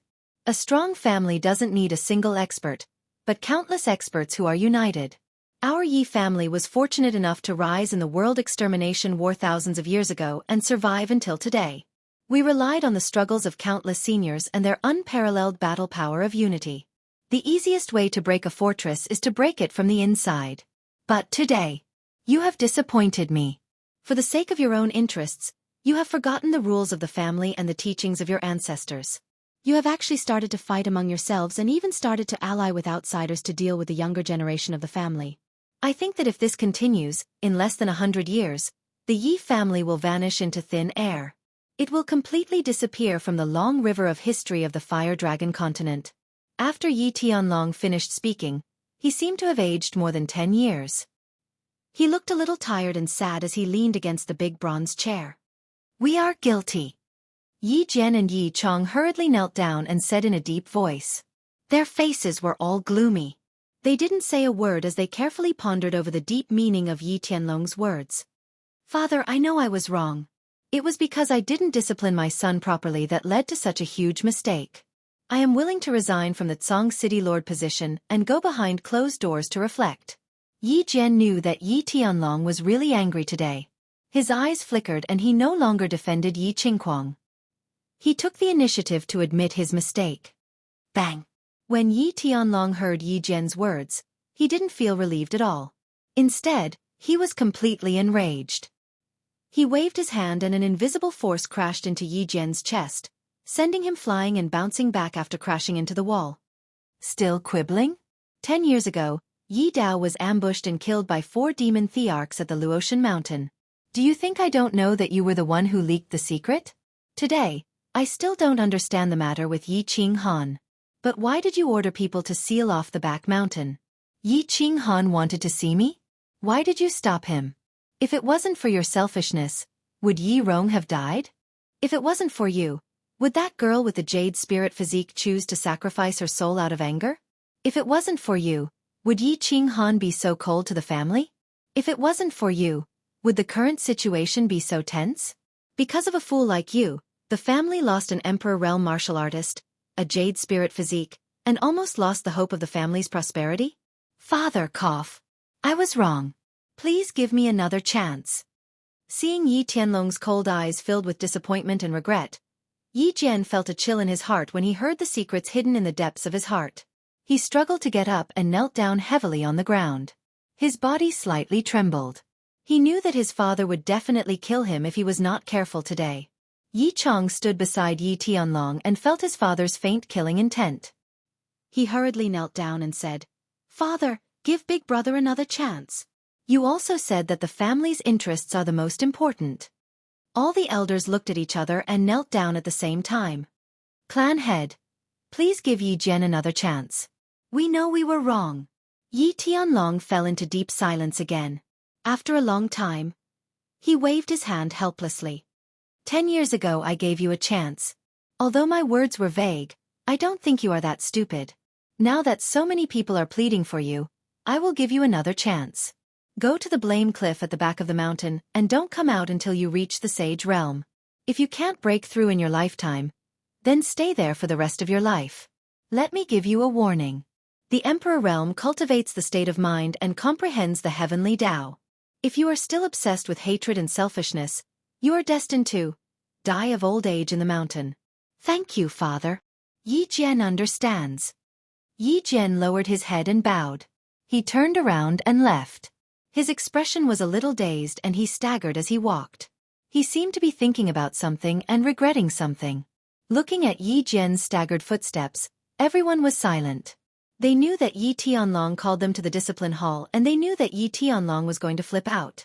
However, they didn't expect him to be so powerful. He actually imprisoned Yi Jian. Sage Realm. It wasn't that easy to break through to the Sage Realm. Yi Jian might die of old age in the mountain. Yi Tianlong's eyes were dim. He forced himself to pull himself together. Bring Yi Qingxie here. Yi Qingxie was carried up. His waist was wrapped in white cloth and his face was pale. Once he reached the discipline hall, he shouted, "Grandfather, you have to seek justice for me. Yi Qinghan's sneak attacked me and destroyed 20 years of my cultivation. You have to kill him for me." Although he was sent away to recuperate, he still managed to get some information through some channels. He found out that Yi Qinghan wasn't dead and had been taken away by Yi Qingmiu. Therefore, he shouted at Yi Tianlong the moment he saw him. However, he didn't know that his father had just been sent flying by Yi Tianlong's palm and was imprisoned in the back of the mountain. He probably wouldn't be able to come out for the rest of his life. Slap. As expected, the reply he got was a fierce slap. Yi Tianlong didn't even want to listen to his excuses. He waved his hand and said, "Yi Tianqing, you're in charge of the interrogation. If you find out everything, you'll be punished according to the clan's rules. Take him away." Yi Qingquang looked at Yi Tianlong in horror. The grandfather in his memory wasn't like this. He struggled to break free from Tianqing's palm and cried out, "Grandfather, how can you do this to me? I'm a cripple now, and you still want to punish me according to the clan's rules? You're so heartless, so heartless." Yi Tianlong didn't look at Yi Qingquang again. Instead, he looked through the door of the torture chamber and gazed at the green mountain in the distance. Everyone has to be responsible for the mistakes they make. You can still cultivate if your cultivation is crippled, but if you're still like this, you'll forever be a cripple. If you don't regret it in the future, I won't recognize you as my grandson anymore. Yi Tianlong's ruthlessness and iron-blooded methods once again shocked everyone present. Although the dragon had been in a deep slumber for many years, once he woke up, everyone was faced with his towering fury and supreme dragon might. The mountain behind the Yi family was actually not a mountain, but a valley at the foot of the mountain. There was a lake in the valley, and there were a few simple lofts by the lake. In one of the lofts, Yi Qingmiu placed a hand on Yi Qingyu's forehead. His expression was solemn and he was silent. Next to him was Yi Qinghan, who was lying quietly as if in a deep sleep, and Yi Qinggu, who was nervously watching from the side. Phew! After a long while, Yi Qingmiu let out a long sigh and opened his eyes. "Grandfather, how is it? Can Yi Qingyu still be saved?" Yi Qinggu hadn't paid much attention to this delicate girl in the past and hadn't seen her many times. But this girl in the Garden of Enchantment had resolutely burned her soul for her brother's sake and offered it to Yi Qinghan. This scene had truly shocked her. Many people would probably say that they were willing to die for their loved ones. But how many people would dare to make such a decision when faced with such a scene? Would they dare to die with a smile on their face? That was why she had begun to like this girl and admired her from the depths of her heart. That was why she had followed Yi Qingmiu to the back of the mountain with Yi Qinghan and his sister no matter what. Fortunately, this girl hasn't died yet because of her special physique. Yi Qingmiu sighed faintly, his expression somewhat complicated. But unfortunately, her soul has almost been completely burned away, so she won't have long to live. So can she be saved or not? Yi Qinggu glared angrily and asked anxiously.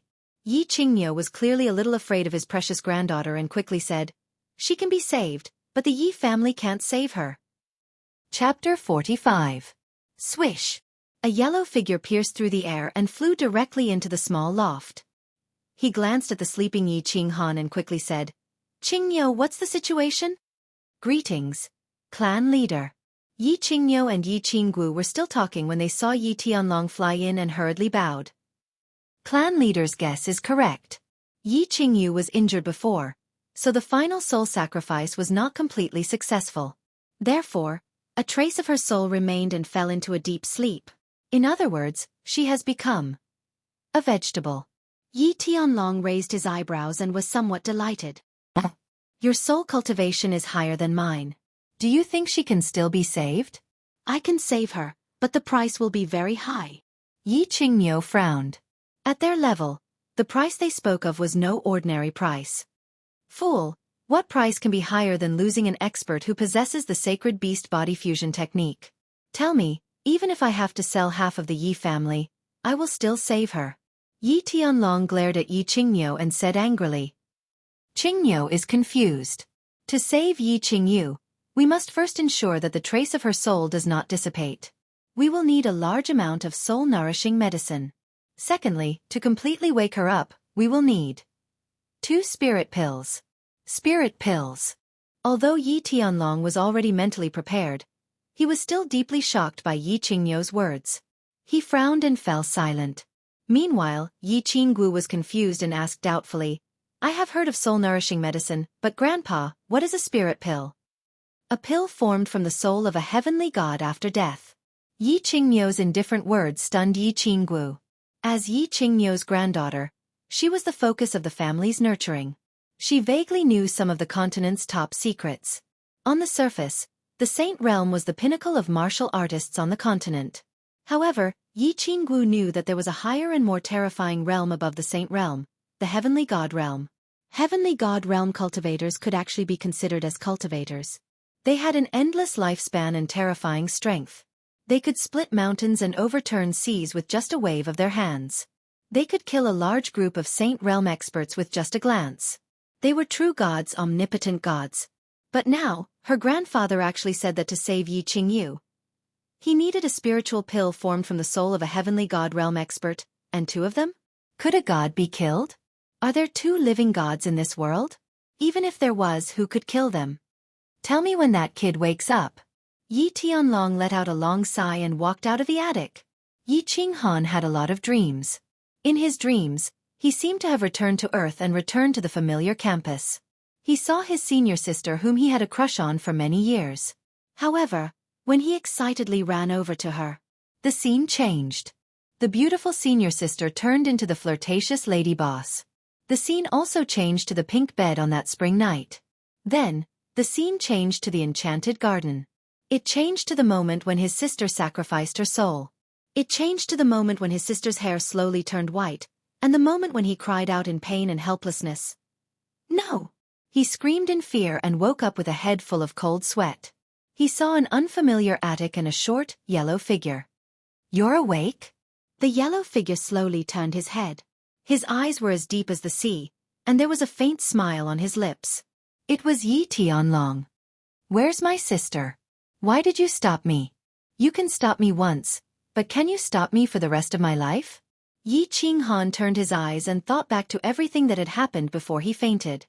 The corner of his mouth twitched, and he licked his dry lips with a cold expression. Yi Tianlong looked at the stubborn youth and seemed to see someone from back then. "Yi Dao," he said calmly, "after today, I won't stop you anymore. Come with me, if you want to save your sister." Seeing Yi Tianlong's short and skinny figure walk out of the room, Yi Qinghan couldn't understand why he wouldn't stop him after today. But after hearing the last sentence, his eyes suddenly widened and he instantly jumped up, chasing after Yi Tianlong. Clan leader. In another room, Yi Qingyu saw Yi Tianlong walk in with Yi Qinghan. He hurriedly bowed, then smiled and nodded at Yi Qinghan behind him. He left the room, leaving the grandfather and grandson alone. "Qingyu." He gazed at the large bed in the room, where his sister lay quietly like a sleeping beauty. Yi Qinghan's eyes immediately blurred. He strode over, half knelt by the bed, and tightly held his sister's cold hand. The white bedsheets, white dress, pale face, and snow-white hair made this room seem so special, so dazzling. Your sister is not dead, so you don't have to pee like a woman. If you're a man, you should think of a way to solve the problem, and not cry because you're sad.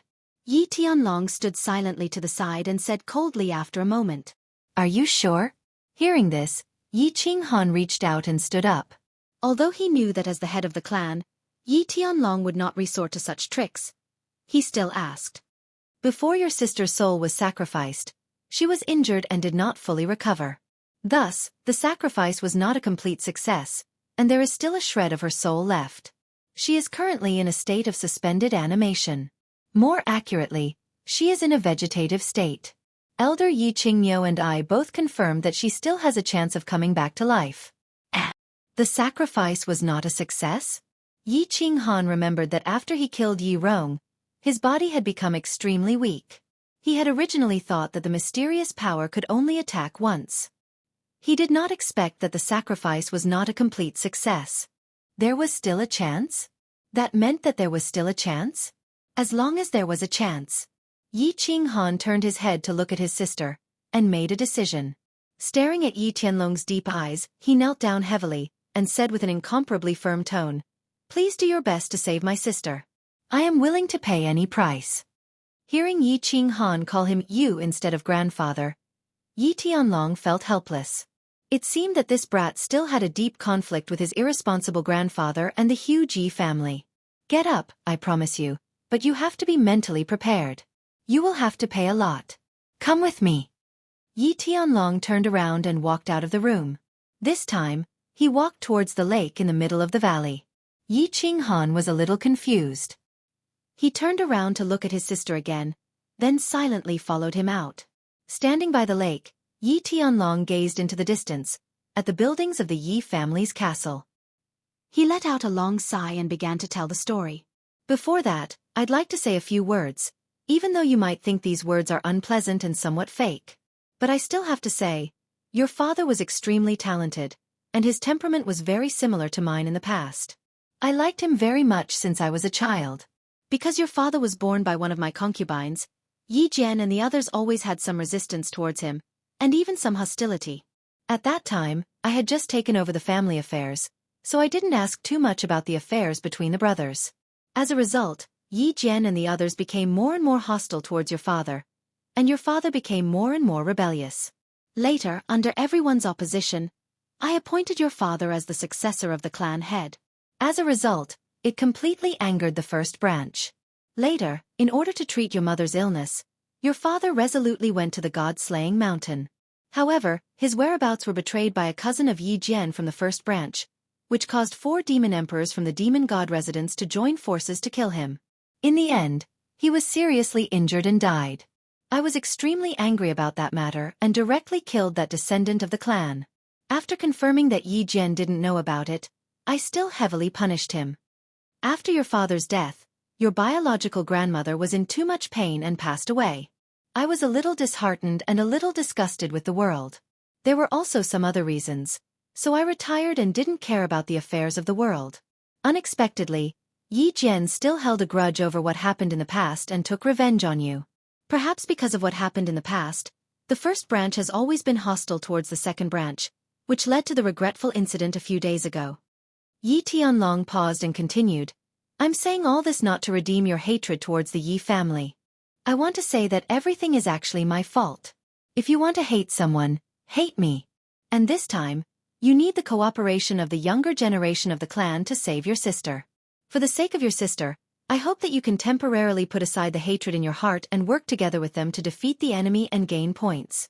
Yi Qinghan rolled his eyes and felt a little helpless. He was a little speechless at Yi Tianlong's eloquence.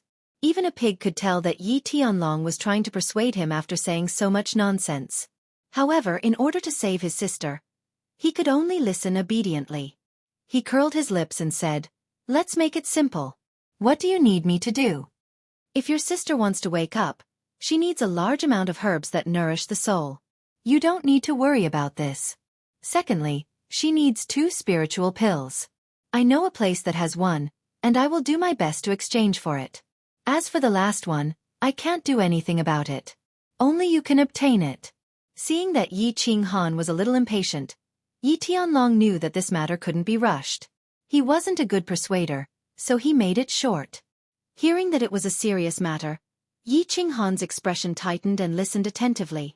After listening, he thought for a while and said, "Spiritual pills? How do I obtain them?" "You should know a little about the mansion battle.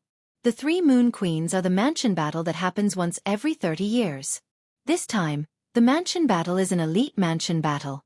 Only young warriors under the age of 30 can participate. What you need to do is to lead the Yi family's elite team to participate in the mansion battle. On the premise that you survive, try your best to kill the elites of the monster race and the barbarian race, obtain a large number of points, and go to the divine city to exchange for a spiritual pill. This time, the mansion battle is not the ultimate mansion battle. Otherwise, even if I have to risk my life, I would personally participate in it. This time, you can only rely on yourself. You need to pay attention in the mansion battle." Speaking of serious matters, Yi Tianlong's expression was also solemn as he slowly explained to Yi Qinghan. After a long time, Yi Qinghan finally understood the ins and outs of the matter. It seemed that this grandfather, Yi Tianlong, was really prepared to spend a lot of money to save his sister. Although he didn't understand what a spiritual pill was, he only knew that it was definitely a peerless treasure. Otherwise, why would he need to kill 10,000 low-level foreign soldiers to exchange for it? After a pause, he put forward his conditions. "I have a condition. This time, I don't want anyone from the first branch to lead the team. Moreover, I want absolute command of the elite team in the mansion battle." Yi Tianlong thought for a while and nodded. "I promise you. You have to promise that you will definitely come back alive." "I will definitely come back alive." Mansion battle? 3-clan battle? Try your best to kill? A bloodthirsty light flashed in Yi Qinghan's eyes. He nodded heavily. Looking at the attic not far away, through the attic's window, he saw a delicate figure sleeping quietly. His face revealed a trace of a smile that hadn't bloomed for several days. Chapter 46. 5 days later, in Tsong City. The 8 door gods stood proudly in front of the gate of the Yi family castle. Their gazes were sharp as they scanned through the crowd. Suddenly, from the corner of their eyes, they saw the side gate open and a luxurious carriage slowly drive out. The 8 of them tensed up, but they didn't smile and flatter like they used to. They just straightened their backs and didn't say anything. There were too many carriages going in and out of the Yi family castle. They were nervous at the beginning, numb at the end, and now they didn't care. However, behind the luxurious carriage, there was another carriage, and after that, another. 4, 5, 9, 10.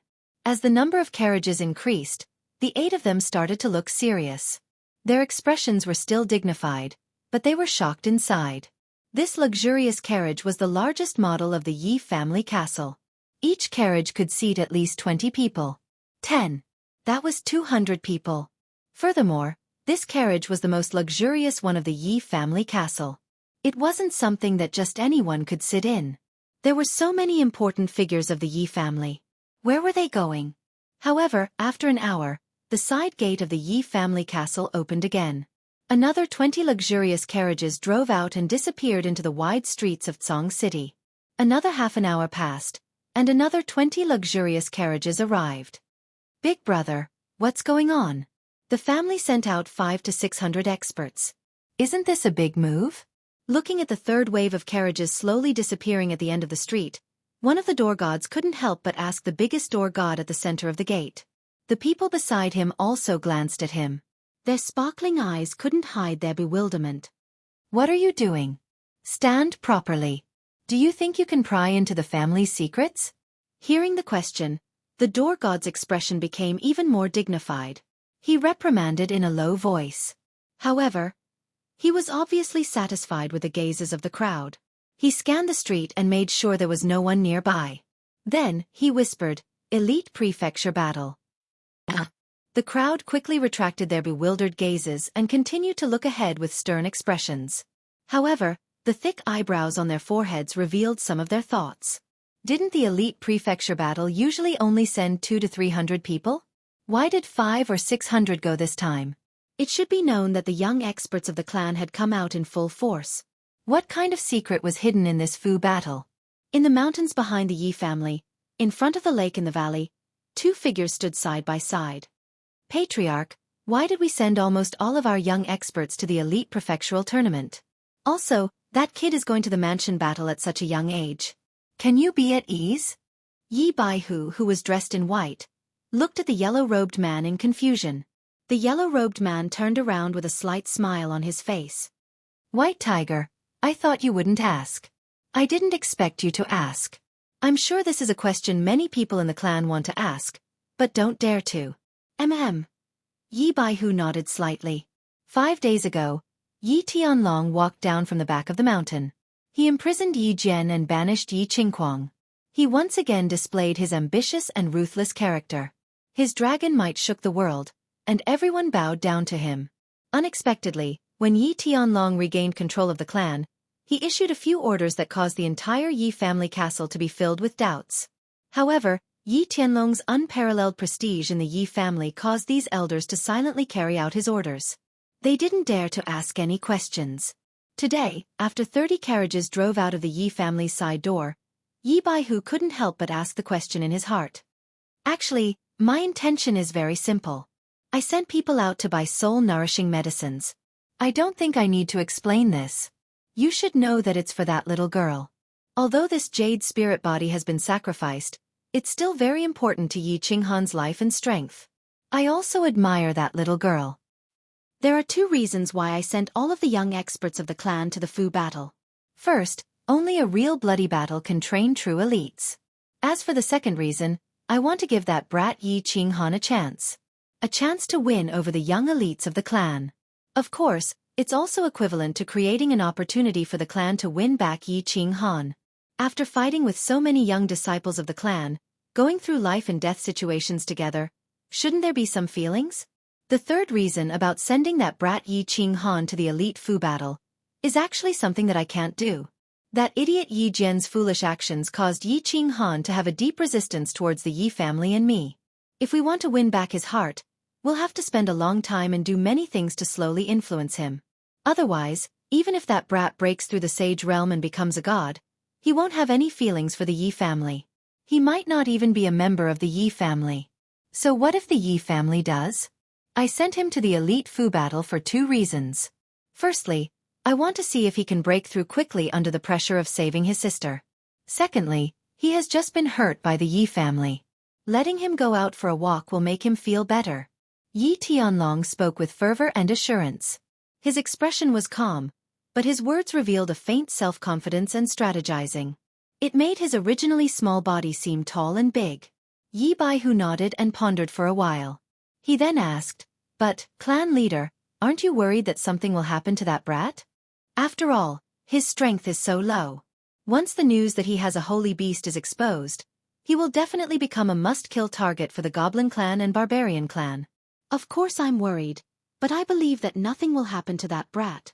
Moreover, based on his strength, I estimate that he will definitely break through again before he reaches Dragon City. Yi Tianlong laughed mischievously, as if he had thought of something. Baihu, there are some things that you don't know.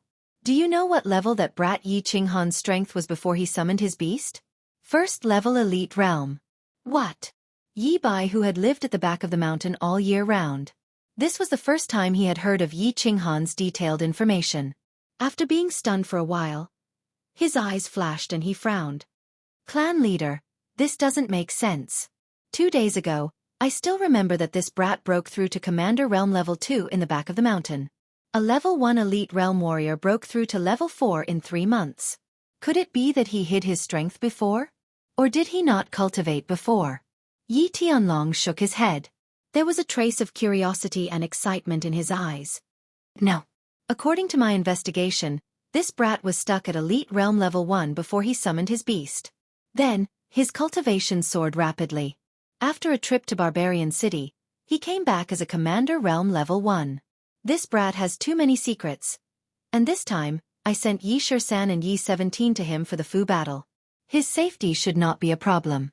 Moreover, his 200-man team is the Death God team that Green Bull has trained for many years. I have already blocked the news of the Yi family. His information should not be leaked. Yi Bai, who was silent for a long time before he calmed down from the shock in his heart. That thin and stubborn brat really gave him too many surprises. Hearing Yi Tianlong's arrangements for Yi Qinghan's safety, he nodded and felt relieved. He seemed to have absolute confidence in Yi Shisan, Yi 17, and the Death God team.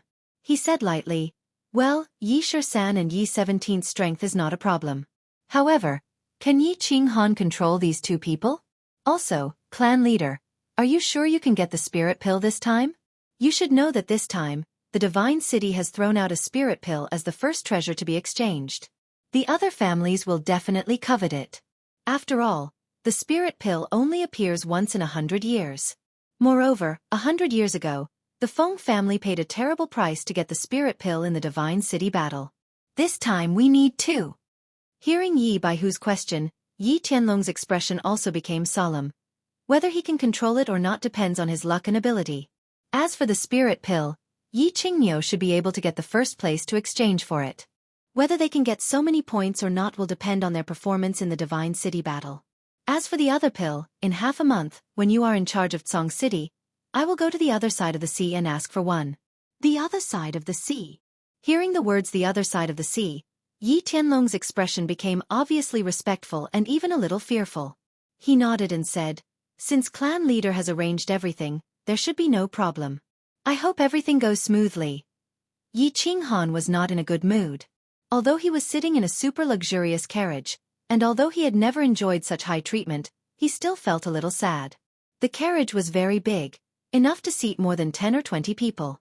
However, he was the only one sitting quietly inside. The carriage was very luxurious. Not only was the exterior luxurious, but the interior was also very luxurious and comfortable. Pulling the carriage were 4 strong and beautiful black-winged horses from the Savage Mountains. It was said that they could travel 100 miles in a day without panting. In front of the carriage were 2 men in black. They were both guards and coachmen. The men in black were called Yi 13 and Yi 17. According to Yi Tianlong, they were the Yi family's secret death warriors. They were shockingly powerful and were at the 2nd and 3rd level of the noble realm. It could be said that he was currently enjoying the life of a crown prince. Not to mention Yi Qingxian. Even Yi Qinghuang had not enjoyed such treatment before. However, Yi Qinghan did not feel honored or flattered. He had long experienced the cruelty of this world. What if he was still that good for nothing? Would the Yi family treat him like this? Would Yi Tianlong, his grandfather, treat him like this? Or could it be said that he indulged him? Therefore, he did not feel any excitement or gratitude towards such treatment. Instead, he felt a faint sorrow of separation because he was leaving this place and the white-haired girl sleeping in the small pavilion at the back of the mountain. This journey would take more than a year. He would have to leave that soft and weak sister of his for more than a year. Although Yi Tianlong had promised that he would take good care of Yi Qingyu and do his best to protect her life, he was still very sad and unhappy. Since he was unhappy, he obviously needed to find something to do. He picked up the wine on the small table in the carriage and began to drink. The wine was good. A bottle of monkey wine cost dozens of purple crystal coins. However, the more he drank, the more unhappy he became. Looking at Song City, which was getting further and further away from the carriage, the sweet monkey wine in his mouth seemed to become more and more bitter. Chapter 47. Yi 17 was also in a bad mood. Although he had been taught by his family since he was young and shouldn't be in the mood for such things, he was still unhappy. As an orphan, he wandered the streets and alleys, searching for food in the smelly gutters and garbage dumps behind taverns. He slept in a dilapidated abandoned house and a dirty pigsty. Of course, he was extremely loyal and fanatical to the Yi family that had rescued and nurtured him. He was adopted at the age of 7. The family had nurtured him for 20 years and he had also contributed to the family for 20 years. This time, he was ordered to participate in the elite prefectural battle. He was extremely happy about this mission. He could finally kill again. It had been a long time since he had tasted fresh blood. However, it seemed that the most important thing on the order wasn't to kill. Instead, it was to protect the frail little fellow in the carriage. He didn't dare to disobey the family's orders, nor would he disobey them. But the family didn't order him to be in a good mood, right? So naturally, he wasn't in a good mood. It wasn't that he hadn't received orders to protect the young master of the family. He had also secretly expressed his displeasure and ridicule towards the arrogant and unreasonable young masters of the family. However, he still didn't dare to show it on the surface. But this time, he was deeply suspicious of the family's orders. Was this little fellow, who was obviously only 15 or 16 years old, really going to participate in the prefectural battle? Second-level commander? He shook his head inwardly. Wouldn't the family know how many people would die if they brought such a young master to participate in the prefectural battle? 17. Seeing Yi 17's gloomy face, Yi 13th glanced at the carriage behind and reminded him in a low voice. Humph. Yi 13th glanced at the curtain behind him and let out a low snort that only the two of them could hear, expressing his displeasure. It seemed that the young master in the carriage was even more arrogant than the previous young masters. He had been sitting in the carriage for more than a month, yet he hadn't said a single word to the two marquee realm experts. He hadn't even stepped out of the carriage. It seemed that this young master was even more arrogant than Yi Qinghuang. Yi Qinghan wasn't in the mood to talk nonsense. He didn't have the time either because he had been living a monotonous life of pain and happiness for more than a month. He was attacking the remaining two main meridians. In the Savage Mountain Range, he unexpectedly discovered a shortcut that could allow him to cultivate to the general realm at a terrifying speed. Using battle chi to attack the meridians and block the substance, he had done so. With the help of his strong mental fortitude and the miraculous bronze ring, he was already halfway there. In 1 month in the Savage Mountain Range, he had opened 6 small meridians and broken through to the Commander realm. However, he did not give up on cultivating diligently. When the night stick sent him back to the Yi family in a horse carriage, he worked hard every day. Finally, on the 2nd day of his stay at the Yi family's back mountain, he successfully opened a major meridian, the Extraordinary Meridian. He had stepped into the 2nd level of the Commander realm. Now that more than a month had passed, the melancholy of parting with his sister had completely transformed into motivation for his cultivation. Along the way, the boring journey had given him ample time. Thus, he began to train day and night. Other than sleeping, eating, and playing with his beast Xiao Hei for a while every day, he was basically training. With the experience of breaking through 6 small meridians and 1 main meridian, as well as the experience of being injured many times in the Savage Mountain Range, Xiao Chen was able to recover quickly. Now, it seemed that his cultivation had become very simple. Breaking through the meridians and shattering them did not seem to be able to make him faint. Although it was still very painful every time, so painful that his facial features were distorted and cold sweat poured down like rain, he had not cried out for more than a month. It seemed that the repeated pain and injuries had made him resistant to these kinds of pain, and he was already numb to it. After finishing his last training session for the day, his whole body finally began to relax, and a happy smile appeared on his face, which had not smiled for many days. He lifted the curtain and walked out, saying to the gloomy Yi Shisan and Yi 17 for the first time in a month, "Greetings, big brothers. I am Yi Qinghan, may I know your name?" Yi 17 was still sulking when he suddenly saw the curtain open and the delicate and thin young master walk out with a smile. He even spoke gently. For a moment, he felt a little baffled and was stunned. Young Master Han is too polite. This subordinate is Yi Shisan, and this is Yi 17. Yi Shisan, who was sitting in the driver's seat, was the first to react. He put away the whip in his hand, stood up, and cupped his fists respectfully. Then, he stretched out his arm and lightly touched Yi 17 beside him. 17 greets young Master Han. Yi 17 quickly reacted and cupped his fists in greeting. Yi Qinghan waved his hand, a little unused to it. He smiled and said, "Don't be so polite, and don't call me young Master Han. I'm not used to it. Just call me Qinghan." Thank you for taking care of me for more than a month. I'm afraid I've neglected you two big brothers because I've been busy with cultivation. This subordinate doesn't dare. It's my duty to take care of young Master Han. Yi Shisan sighed at the obvious difference in young Master Han, and replied respectfully.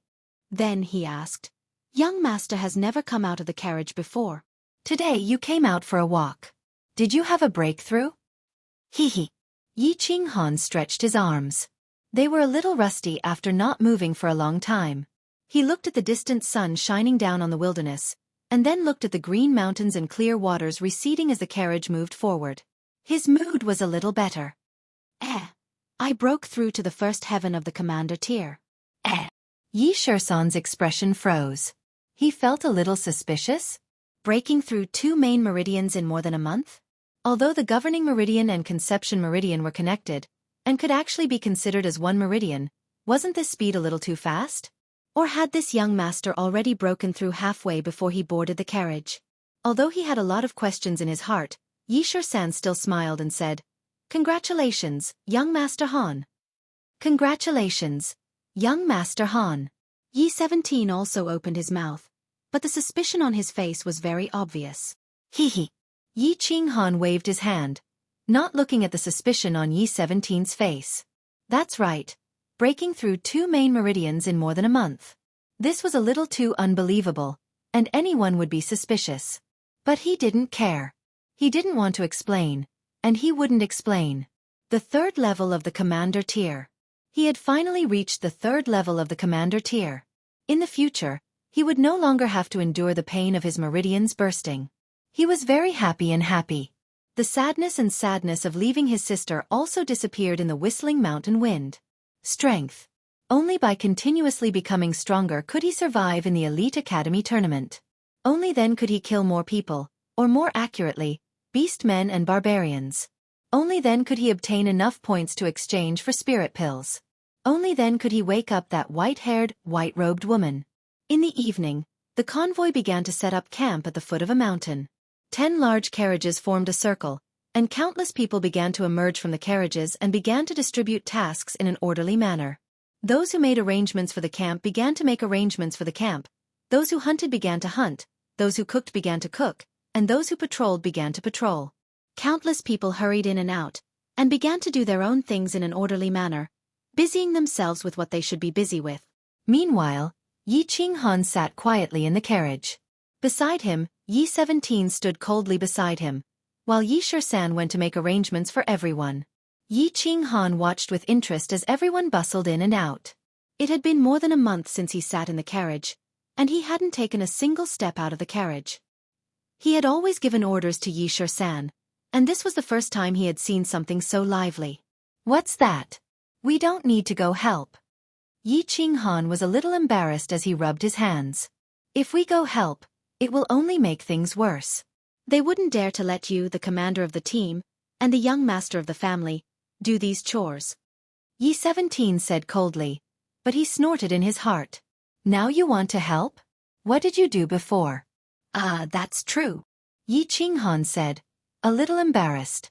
Although Yi-17's tone seemed to be a little dissatisfied with him, he didn't care much. This was because he had never been a true young master since he was young. He also felt that it was a bit unfair for the 2 dukes to be sent to serve and protect him. As such, he should accommodate them, not the other way around. He looked at the busy people in front of him and the young master who had suddenly appeared today, and from time to time, looked at him with curiosity and awe. He knew that Yi-17 was right. He was afraid that if he went to help, he would become busier and busier, so he continued to rub his hands and continued to sit there and watch. After half an hour, Yi-Shur-san slowly walked over and said to Yi-Ching-han, "Young Master Han, will you continue to eat in the carriage today, or?" "No need, let's eat together." Yi-Ching-han smiled and nodded, then got off the carriage. Seeing Yi-13 and Yi-17 arrive, everyone sitting around the fire hurriedly stood up respectfully. When they saw Yi-Ching-han behind Yi-13, everyone's expression stiffened, then they simultaneously knelt on one knee and said respectfully, "Greetings, young master." What did it sound like when 200 people, 200 men, shouted at the same time? Yi-Ching-han didn't know before. Now he had a deep understanding. He rubbed his ears, turned his head and said to Yi-13, "13th, I seem to remember that I'm the commander of this team." Yi-13 was also a little shocked by this sudden roar. Although he didn't understand why Yi-Ching-han said this, he still answered honestly, "That's right, young Master Han. Including the 2 of us, there are a total of 202 people. All of us must listen to your orders." "That's good." Yi-Ching-han nodded, turned around, and said seriously to the 200 people kneeling on the ground, "Everyone, listen carefully. In the future, when you see me, you must not kneel or bow. As long as it's not a battle, you must not be too serious. I don't like it. This is an order." Chapter 48. The 200 people quietly looked at the handsome young man in front of them and listened to his strange words. They were a little confused. They were all men of sacrifice secretly trained by the Yi family. They were the Reaper squad. Like Yi Shisan and the others, they were orphans from all over the House of Aries. They had been adopted and trained by the Yi family since they were young. However, their talents were not as terrifying as Yi Shisan and the others. Therefore, they were arranged into a group of 200 people. After being adopted into the Yi family, they were very grateful to the Yi family and had been taught and trained by the Yi family for more than 10 years. Therefore, they had always taken the orders of the Yi family as the highest standard. Before they came, their chief instructor, Elder Yi Qingnyo, had personally told them that Yi Qinghan would be their master from now on. He was the person they would protect with their lives. If Yi Qinghan wanted them to die, they would die. Therefore they were very puzzled. Why was the first order given by this new master that they must never kneel in the future? Did they not need to respect their master? If they wanted to respect him, they had to kneel. However, when they glanced at their leader, Yi Shisan, they suddenly realized something when they saw the coldness in Yi Shisan's eyes. They quickly stood up and said respectfully in unison, "Yes." Yi Shisan's cold eyes made them instantly understand one thing. The chief instructor had once said that no matter how ridiculous the master's orders were, an order was an order and must be carried out. However, they had actually hesitated just now, so as the leader, Yi Shisan's eyes turned cold. "Okay, it's okay. You go about your business. Those who can eat, those who can drink, and those who can brag, just pretend that I'm not here." Feeling that the atmosphere in the field was a little heavy, and this heavy atmosphere was caused by him, Yi Qinghan felt a little embarrassed. He waved his hand and sat down next to the fire at the edge. After taking a yellow rabbit leg from Yi Shisan, Yi Qinghan waved his hand and motioned for the two of them to sit down. Yi Shisan hesitated for a moment before sitting down with Yi 17. Yi Qinghan nodded. He was very satisfied with the barbecue technique and turned to ask Yi Shisan, "I feel like they respect me very much. Or should I say, they are very afraid of me? Because they are the Reaper Squad. The chief instructor, Elder Yi Qingnyo bestowed this team to you, which means that the lives of these 200 people will be yours in the future. Furthermore, before the Elite Academy battle ends, both of our lives are yours. If you tell us to die, we don't even dare to live. How could they not respect you? Not afraid of you?" Before Yi Shisan could answer, Yi 17 interjected. He seemed to find Yi Qinghan's question a little strange. They had originally thought that Yi Qinghan was a very important young master of the family.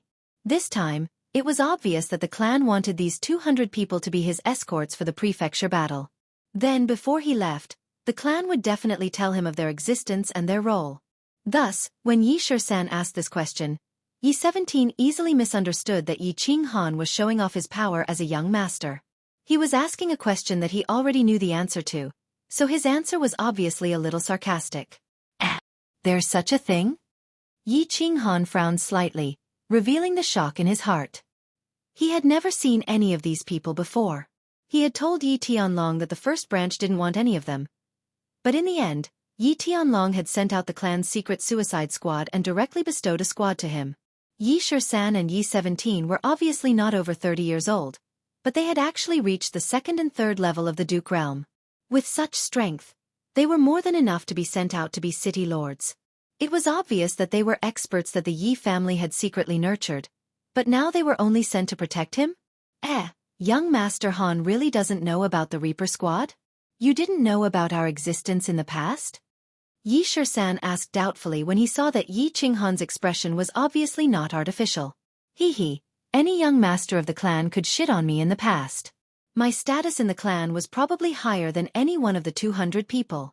Why do you think the clan would let me know about your existence? Yi Qinghan said self-deprecatingly. Thinking of his past life, he smiled somewhat bitterly. 17 and I didn't know. We wrongly accused young Master Han. Please forgive us. Yi Shisan and 17 quickly looked at each other and saw a trace of surprise and shame in each other's eyes. They had wrongly accused him. It seemed that this young master definitely didn't have a good life in the clan in the past. They were afraid that he had some fortuitous encounter recently and was valued by the clan leader. Thinking of what Yi Qinghan said on the carriage just now that he had just broken through to the third level of the commander realm, the two felt that it was really possible. Seeing this young man's somewhat bitter smile, Yi Shisan and Yi 17 seemed to gradually feel that this young master had a trace of familiarity.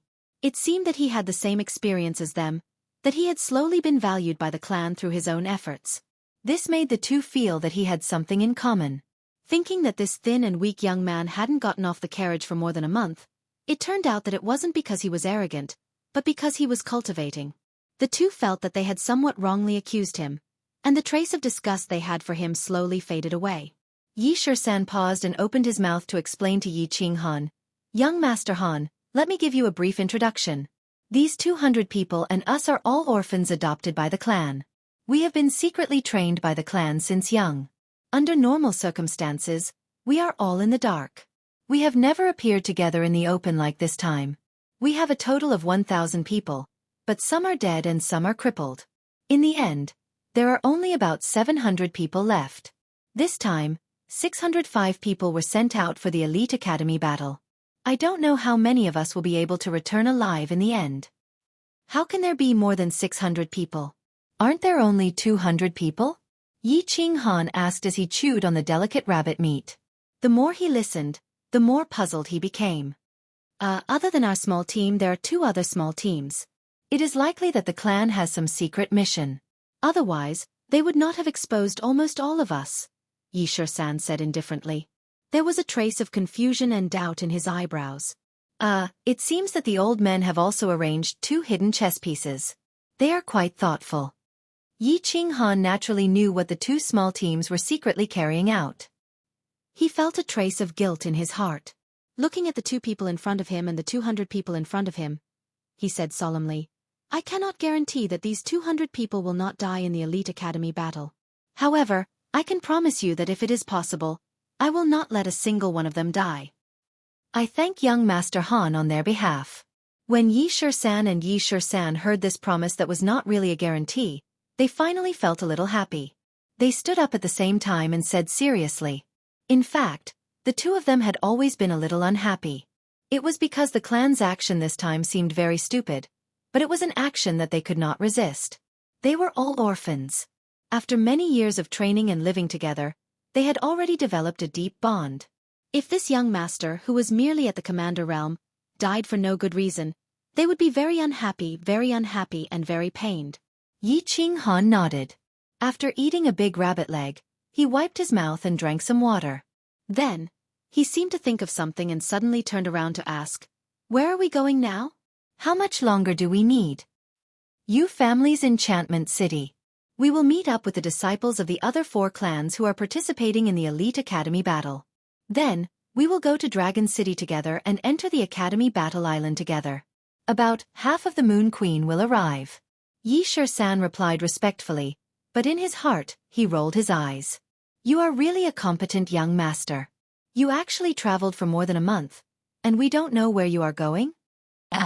"I'm going back to rest." Yi Qinghan nodded and walked into the carriage. There was still half a month left. He decided to cultivate hard, condense his dantian as soon as possible, and break through to the general level. However, he didn't know if he could reach the terrifying martial level after he merged with his battle beast after breaking through to the general level. If he could reach the martial level, then his journey to the academy battle should be easier. Chapter 49. The 10 carriages moved quickly and smoothly on the main road. Yi Shisan and Yi 17 sat calmly in front of the 3rd carriage. Their expressions were very natural and relaxed. But their eyes that kept turning and ears that kept twitching betrayed their constant vigilance. The carriages had traveled more than half the distance and had long passed the Yi family's sphere of influence. They had arrived at the Yu family's territory. In order to better protect the young man in the carriage, they needed to be constantly vigilant of their surroundings and be ready to deal with sudden special situations. Thinking of the young man in the carriage, the 2 no longer had the usual feelings of disgust or even disgust. Instead, there was a kind of respect and intimacy that came from the bottom of their hearts. Ever since Yi Qinghan stepped out of the carriage that day, they increasingly found that this young master was obviously different from the young masters they had served in the past. Perhaps it was because this young master was not favored in the family when he was young or because of his nature. Yi Qinghan did not put on any airs. He was very easygoing with the Death God squad and very respectful to the 2 of them. This made them feel very comfortable and honored. This made the 2 of them feel closer to their master, Yi Qinghan, and they were somewhat satisfied. What made them feel even more respect was the hard work of the young master in his cultivation. Apart from eating and sleeping, Yi Qinghan was holed up in the carriage every day to cultivate. Back then, he was able to stand out among the 1,000 orphans. Of course, he knew that if a martial artist wanted to become a strong martial artist, talent was absolutely indispensable. However, apart from talent, hard work was the most important thing. And this young Master Han, since he could break through to the 3rd level of the Commander realm in more than a month, his talent was definitely not bad, at least for now. Now, seeing how diligent he was in training, and hearing that he even had a pretty good beast, although they didn't know what level it was, they knew that if young Master Han continued to work hard, he would definitely become a strong warrior in the future, and strong warriors deserved respect. At this moment, Yi Qinghan certainly did not know that his position in the hearts of Yi Shisan and the others had changed from disgust to closeness and respect. He did not deliberately do anything to make them respect him. He only did certain things according to his nature. From Yi Shisan and 17, he learned that they were all deathsworn of the clan. They were people who silently contributed to the clan without asking for anything in return. Therefore, he was very respectful to these people.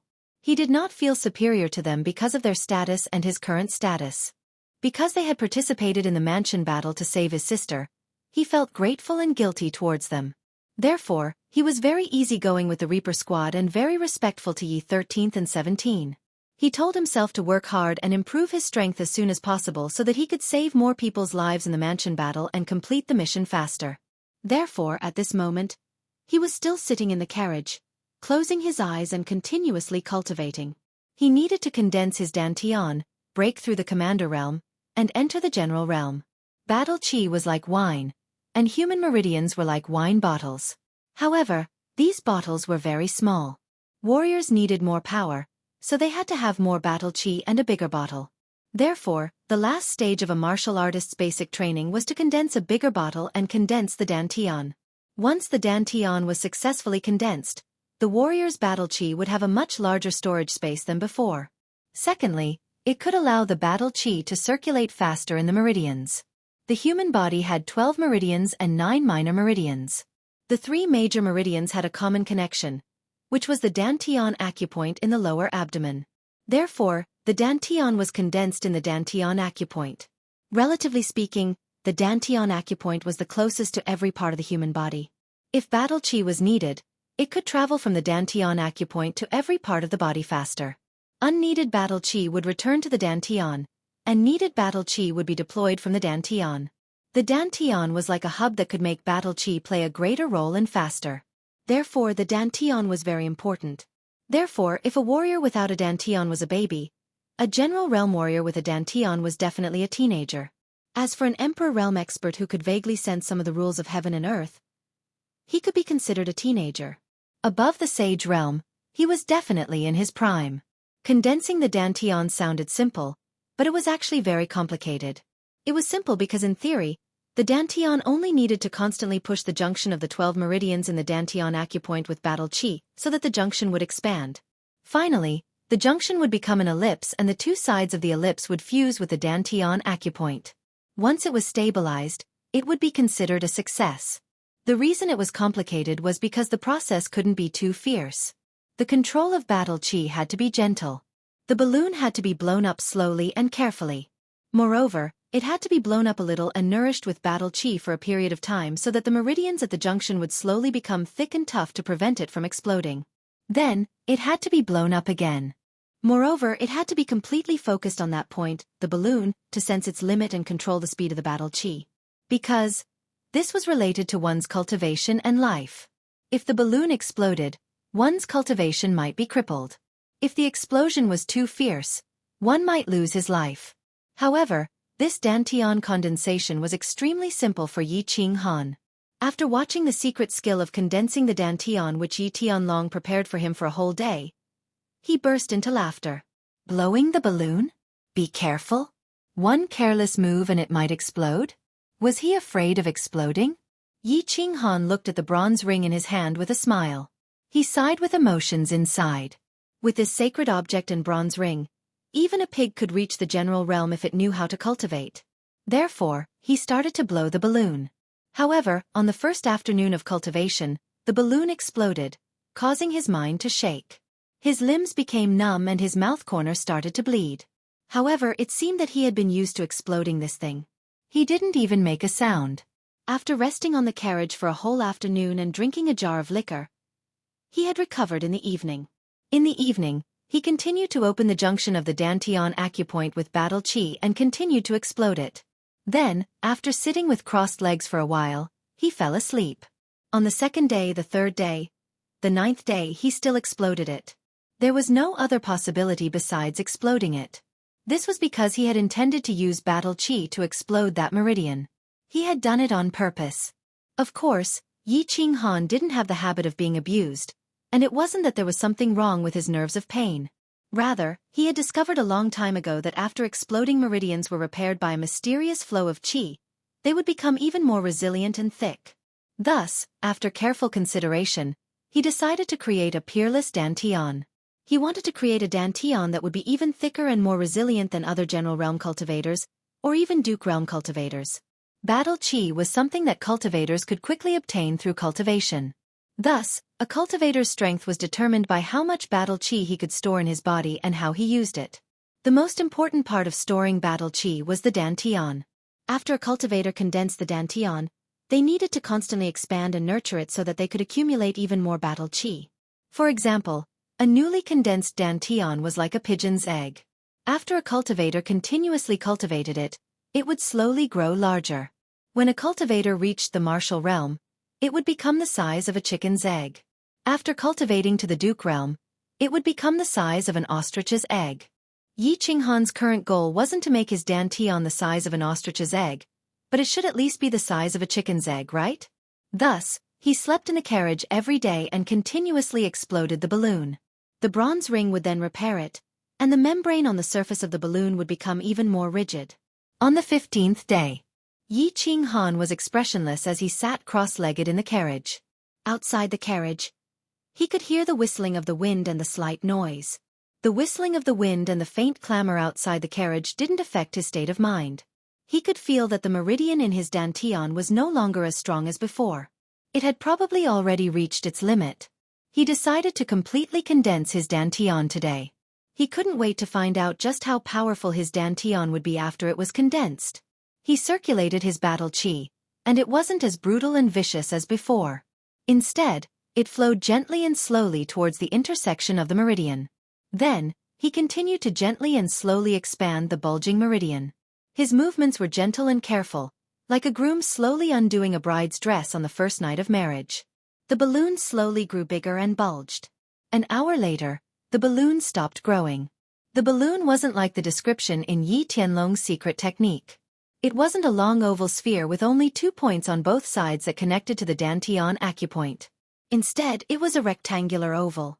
Instead of 2 points connecting to the Dantian acupoint, the 2 sides were firmly attached to the acupoint. Damn! That's a little scary. Feeling that his Dantian was much larger than the description in the secret technique, Yi Qinghan was overjoyed and increased his speed. After confirming the limits of his Dantian's expansion, he quickly circulated his battle chi, allowing it to flow through the cells of his Dantian to the walls of the acupoint. Then, using the secret technique's method, he firmly connected the Dantian and the acupoint together and stabilized them. Another hour passed. Yi Qinghan slowly opened his eyes. He stretched out his hands and rubbed his face fiercely. Then, he began to laugh loudly. Haha. Yi 13th and Yi 17th were a little confused. Looking at the nearby ecstasy city, Yi 17th frowned and whispered, "Although I'm a little excited to come to the holy land of men, Ecstasy City, there's no need for young master to laugh so obviously, right? So, slutty, right?" Chapter 50. The original name of Ecstasy City was not Ecstasy City, but Silver Moon City. Thousands of years ago, a peerless woman called the Moon Queen walked into the city. The city became the Yu family city, and the city became Silver Moon City. The reason it was nicknamed Ecstasy City was because of a joke made by a house lord. After successfully challenging the previous manor head in the Manor Head Challenge competition, the expert who had been cultivating in seclusion for several decades received invitations from the 5 great clans, inviting him to stay in their respective great clans for a few days. As for the mansion master, he did not refuse the invitations from the great clans. After settling the affairs of the mansion, he went on a tour of several major cities. However, after staying in Silver Moon City for 5 days, he resolutely refused the Yu family lord's invitation to stay. He was determined to return to Dragon City.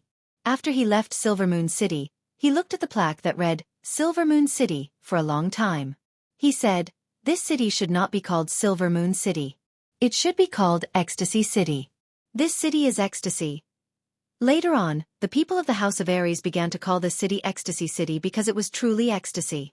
If the divine city was the holy land of all the races on the continent, then Ecstasy City was definitely the holy land in the hearts of the men of the House of Aries. There was nothing famous in Ecstasy City. There were only women, beautiful women, and all kinds of beautiful women. So this is the famous Ecstasy City? There's nothing special about it. Yi Qinghan sat at the front of the carriage with a relaxed expression. He looked at the wide road in front of him, the sparse passers-by, and the shops on both sides of the street. He did not feel anything special. He smiled at Yi-17, who was sitting beside him. From the outside, there's nothing special about this city compared to other cities. Yi-17 chuckled. He seemed to remember something, and his eyes flashed. He licked his lips and continued, the special things about this city are in the buildings in front of us, as well as the moon loft that we will be staying in. Yi Qinghan nodded. He didn't think much of it until the carriage continued forward. After 2 or 3 kilometers, they made 2 more turns and arrived at a street. Yi Qinghan finally understood what was so special about this city, and why it was called Ecstasy City. The street ahead was very wide, even twice as wide as Tsong City's Nyolan Street. It was enough for the 2 carriages to travel side by side. Logically speaking, there was no need for a city to build such a wide road, but it was obvious that the architect who designed this road was definitely a genius. That was because the road was densely packed with carriages and pedestrians. What is this place? Why is it so lively? After walking for a few miles and making 2 turns, Yi Qinghan suddenly felt as if the sky had changed. Looking at the densely packed carriages and crowds of people in front of him, he felt a trace of shock. Why didn't he see anyone on the streets just now? It turned out that they were all gathered here. This street is called the Street of Clouds and Rain. There are 13 streets like this in Enchanting City. And what you see isn't the most lively. You'll see what's really lively later. Yi-17 nodded. He was very satisfied with Yi Qinghan's expression, because he had the same expression when he first came here. Those women, this place is actually a brothel? These people are all here to visit prostitutes? Before Yi-17 could finish, Yi Qinghan suddenly shouted. He suddenly discovered a very surprising phenomenon. He finally understood why the street was built so wide, why there were so many people on this street, and why this city was called Enchanting City. This was because he discovered that the street in front of him was filled with neatly arranged lofts, and in front of each loft was a row of beautifully dressed and flirtatious women. They were constantly throwing flirtatious glances at passers-by, their half-naked breasts and snow-white thighs swaying from time to time, displaying their powerful charm and passion. Whenever a guest stopped in front of the door of the loft, countless women would immediately surround them and use their coquettish voices and plump breasts to make the guest dizzy. In a daze, the guest would walk in unknowingly. Yi-13 smiled, nodded, and explained to Yi Qinghan, Hee, young Master Han, it seems that you really don't know much about the Yu family and Enchanting City. The Yu family is most famous for their charm techniques, and Enchanting City is most famous for its brothels and beautiful women. There are more than 3,600 registered brothels in Enchanting City. Beautiful women of all races and styles are gathered here, and they are said to be 100,000 beauties. And their slogan is that there are only things that you can't imagine, and nothing that you can't get. Let's go. When we reach the Yu family, you'll know what it means to be in ecstasy. I know that the Yu family is most famous for their charm techniques, which are as famous as our family's beasts. But I didn't expect them to use their charm techniques to seduce men, and even make the city's sex industry so prosperous and powerful. Yi Qinghan frowned slightly, and said in confusion, Wrong. Young Master Han, the Yu family's charm techniques are definitely not like what these prostitutes have shown. There is only one brothel in Enchanting City that belongs to the Yu family, and that is the Yu family's Yu family that we are going to now. Furthermore, the Yu family's charm techniques are definitely not on the same level as the low-level charms displayed by these prostitutes. You'll know when we reach the Yu family's Yu family. Yi-13's face showed a hint of nostalgia, And he said with certainty very seriously, "Oh, is that so?" Yi Qinghan smiled with great interest. He was looking forward to the Yi family's charm techniques, which were as famous as the Yu family's beasts. 10 horse carriages moved forward majestically. On the horse carriage, Yi Qinghan was once again shocked by the brothels and the densely packed crowd on the street. This street was more than 10 miles long, and the entire street was filled with brothels and more brothels. Other than prostitutes, there were only customers. It was still dusk, and the sky had not really darkened yet. The nightlife had not started, and yet there was such a luxurious lineup. Furthermore, there were 12 such streets in the Ecstasy City. However, when the group of carriages turned a corner in front of them, they arrived at a plaza. Only then did Yi Qinghan understand what was called shock, and what was called a lineup. The plaza was very big. It was as big as 2 football fields in Yi Qinghan's previous life. There was a row of lofts in front of the plaza, but they were surrounded by a pink palace wall. There were 3 large doors in the middle, and 2 large words, Yu families, were written on top of the doors. The super large plaza, the long pink palace wall, and the 3 large doors that were twice the size of the Yi family's main door did not shock Yi Qinghan at all. What shocked him was the countless luxurious horse carriages in the plaza, as well as the countless horse carriages that were rushing over from all directions. I'm afraid there are thousands of them. Yi Qinghan's mouth was wide open. He pointed at the neatly arranged luxurious horse carriages, and his heart was truly shocked. There will be more in the future. Young Master Han, you are the young master of the Yi family, Yi 17 reminded him, a little embarrassed. Why did his young master feel like a country bumpkin entering the city? Did this young master really have a hard time when he was young? Of course, Yi Qinghan had a hard time when he was young. As the young master of the Yi family, it was his second time sitting in a luxurious horse carriage, not to mention visiting such a big place. Although his identity was different now, and he had changed from a chicken to a phoenix, he still thought of himself as the 7th son of the Yi family, and not the 7th young master of the Yi family. However, he had grown up in the Yi clan after all. Moreover, he had lived 2 lives and had experienced so many changes. After a short period of time, he regained his composure and nodded silently, indicating that he understood and understood. The carriage slowly came to a stop in front of the brightly lit moon tower. What made Yi Qinghan curious was that there weren't rows of half-naked beauties standing in front of the moon tower's entrance. Instead, there were rows of middle-aged men in gray robes, their backs hunched and their smiles sincere. Seeing the 10 luxurious carriages parked neatly in front of the moon pavilion, the gray-clothed men's smiles became even more sincere. And when they saw the flamboyant knight on the flag fluttering in the wind, their sincere smiles clearly became a bit more respectful. 3 people quickly walked out from the group of gray-clothed people and stood in front of the carriage. They smiled as they looked at the members of the Yi family getting off the carriage. Finally, their gazes stopped on Yi Qinghan, who was surrounded by Yi Shisan and Yi 17. They cupped their fists together and bowed. The gray-clothed man in the middle smiled and said, "Yue Ping greets young Master Yi and sirs. Please come inside. Our steward has been waiting for young Master Yi for a long time." Yi Qinghan nodded, smiled slightly, and walked inside. Yi Shisan, Yi 17, and Yue Ping followed closely behind him.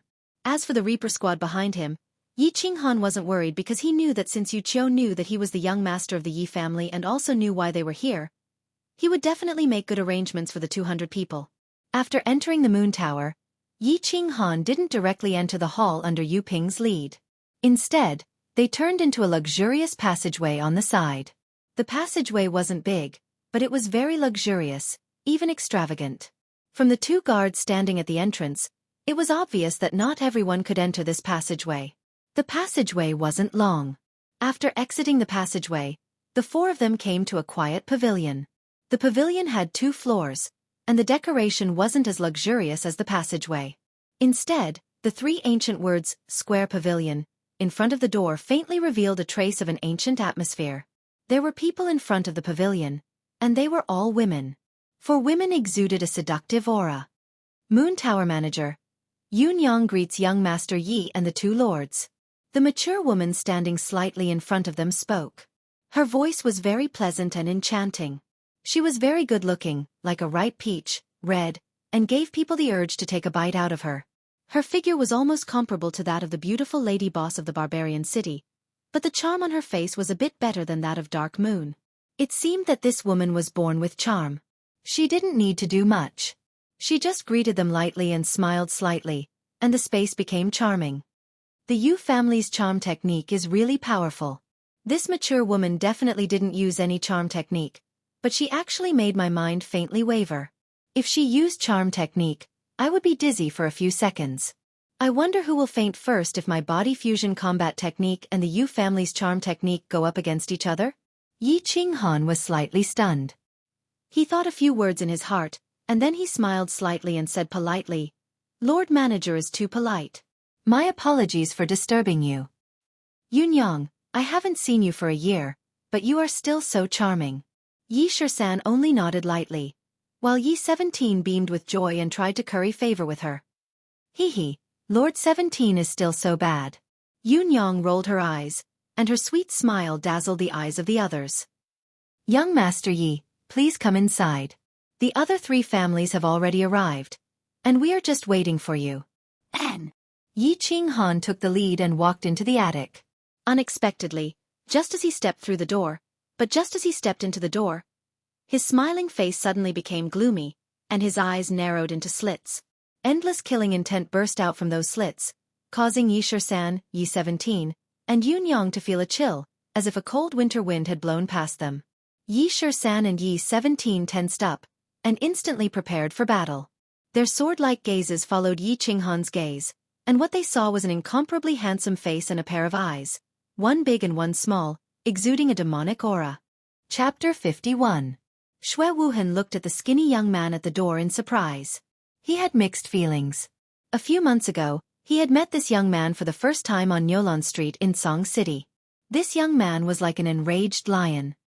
He jumped up high and waved his hand at him. However, the young man casually slapped his hand away. In the Yi family's courtyard, he asked old Shi to investigate this young man. He found out that his name was Yi Qinghan. He was Yi Dao's son.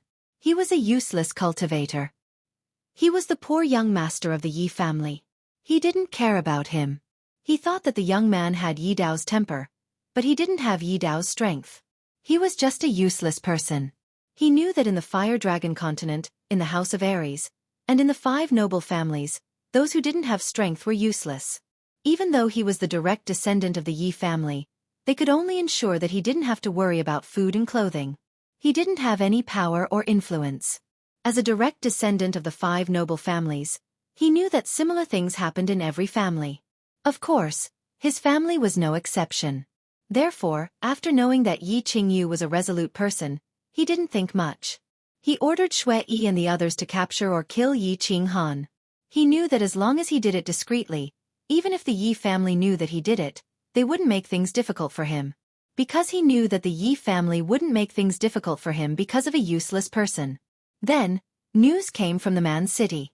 Xue Yi and the others were killed by Yi Qinghan. He started to pay more attention to this useless young master of the Yi family. He took the risk to kidnap Yi Qingyu. However, he didn't expect that Yi Qingquang wouldn't succeed. He even crippled himself. He didn't know what had happened to the Yi family that day. He only knew that Yi Rong had been killed, Yi Jian had been imprisoned, and Yi Qingquang had been crippled. As for the youth that he once thought was trash, he seemed to be valued by the Yi family. He had never thought about hiding what he had done in the Yi family castle from the Yi family. He had never thought that the elders of the Yi family would attack him, the young master of the Xue family. He also knew that the Xue family would give the Yi family a satisfactory price to resolve the hatred the Yi family had towards him. However, when he looked at the thin and weak young man in front of him and the endless killing intent in his squinted eyes, he understood that even if the Yi family did not do anything to him and no longer hated him, this young man would never let him go. It wasn't that he hadn't thought about meeting this youth again. He had also thought about what he should say and what he should do when he met this youth again. But he didn't expect that the two of them would meet again so quickly and so suddenly. He hadn't expected the killing intent in the youth's eyes to be so obvious and so arrogant. So much so that he couldn't say a single word of what he had prepared and wanted to say. "Young Master Han, this is the Moon Pavilion." Yi Shisan didn't understand what had happened, nor did he know what had happened to the Yi family not long ago. He only knew that this young master had been quiet, shy, and even a little uncouth for more than a month. Why was he acting so sharp and arrogant at this moment? But he also knew that the target that caused his young master to display such shocking killing intent was Shui Wuhan, the young master of the Shui family. And this was the Moon Pavilion of the Yu family. So he spoke in a low voice to remind his young master who was about to go berserk. I know this is the Moon Pavilion, so I didn't make a move. Yi Qinghan said in a low voice. His voice was cold and not loud, but he didn't deliberately suppress it. In the quiet 8-direction pavilion, his words were like a clap of thunder, exploding a group of people. There weren't many people in the pavilion, only about 7 or 8. But those who could enter this 4-direction pavilion and sit inside to drink tea were not ordinary people. This 4-direction pavilion didn't receive guests from anywhere, only distinguished guests. And there weren't many people in the House of Aries who could be called distinguished guests by the Yu family, one of the 5 big families. Of course, Shui Wuhan could be considered a distinguished guest. He was the young master of the Shui family, a young elite ranked 10th on the earth roll. Of course he was a big figure. And this unfamiliar, immature youth in front of them released his killing intent the moment he entered, ruining the elegant atmosphere in the room. Of course, the people sitting inside weren't very happy. And now this youth was boasting shamelessly that he wanted to make a move on Shui Wuhan? This kid was a little too pretentious, and the people in the room were a little dissatisfied. A young man on the far left stood up, ready to help young Master Shui gain some face. The young man wasn't old, and his face was a little pale. He was quite handsome, and his curly hair was casually draped behind his head, giving him a very demonic air. He looked carefully at Yi Qinghan, and after confirming that he didn't know him, he said unconcernedly, Yu Ji, which family is this kid from? Why are you so impudent? Young Master Long Shui Lu. This is the young master of the Yi family. Young Master Yi, can you give me some face and come in to take a seat quietly? Yun Yang smiled sweetly and explained. Then, she turned to look at Yi Qinghan with an expression of hope. I'm giving face to your family, that's why I didn't make a move. Yi Qinghan said indifferently. He didn't care about the people in the room at all, and walked straight in. He walked to the front of Shui Wuhan, squinted his eyes, and actually smiled. Shui Wuhan. Young Master Shui. You are very good. Shui Yi asked me to pass a message to you. He said that you can go and meet up with them when you have time. Hua. Shui Wuhan didn't move, but his face became a little gloomy. Next to him, Old Shur and Old Mo stood up with a flop and fully activated their battle chi. They stared fiercely at Yi Qinghan, their eyes full of anger and a trace of surprise. Others didn't know, but the two of them and Shui Wuhan were very clear about the meaning of Yi Qinghan's words. Shui Yi and the others were already dead, killed by Yi Qinghan. And Yi Qinghan said that he wanted to meet up with Shui Yi, which was a naked threat and a declaration of war. Yi Shisan and Yi 17 stood nervously behind Yi Qinghan. They didn't know why Yi Qinghan said those words. The 2 guards of Shui Wuhan immediately looked like they were about to attack. They only knew that if the 2 old men in front of them wanted to attack, they could only attack at all costs. Hee. Shui Wuhan didn't say anything. Old Shur and Old Mo didn't say anything. But the curly-haired young man, young Master Long Shui Lu, who was standing beside them, smiled with a hint of anger at the corner of his mouth. It seemed that when Yi Qinghan walked over expressionlessly and didn't even look at him, he felt a little despised. Or perhaps Yi Qinghan's arrogant attitude made him feel very uncomfortable. He twisted his neck and said, Young master of the Yi family? Isn't the young master of the Yi family Yi Qingquang? Since when can a kid who hasn't even grown his hair represent the Yi family in the elite prefectural tournament? Is there no one left in the Yi family? This sentence was very hurtful and harsh to the ears. Even the 2 well-dressed young men sitting next to him, who were obviously young masters, narrowed their eyes. Yi Shisan and Yi 17 narrowed their eyes slightly. Yi Shisan and Yi 17 also looked a little gloomy after hearing this sentence. As for Yi Qinghan, he was still expressionless and indifferent. He just turned his head in surprise and looked at Yi Shisan. He said lightly, Who is he? Young Master Long Shui Lu, the nephew of Chief Long. Yi Shisan's lips trembled as he said in a low voice. Yi Qinghan nodded and twisted his neck. He asked with some doubt, Isn't Chief Long's only daughter? Since when did you have a nephew? Could it be that he was arrested? Yi Qinghan's question caused Yi Shisan's face to darken even more. It also caused the expressions of the two young masters beside him to brighten. Of course, it also caused Long Shuelio's pale face to darken. Yi Qinghan didn't wait for Long Shuelu to speak. He turned his head and looked at him with a puzzled expression. Well, even if you are a relative of Chief Long, I don't think you are a relative of Xue Wuhan, right? The matter between me and Xue Wuhan. What right do you have to stand up for him? Or I can think of it this way.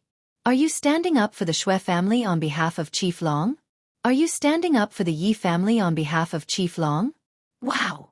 Yi Qinghan's sharp words shocked everyone present. His words were too sharp.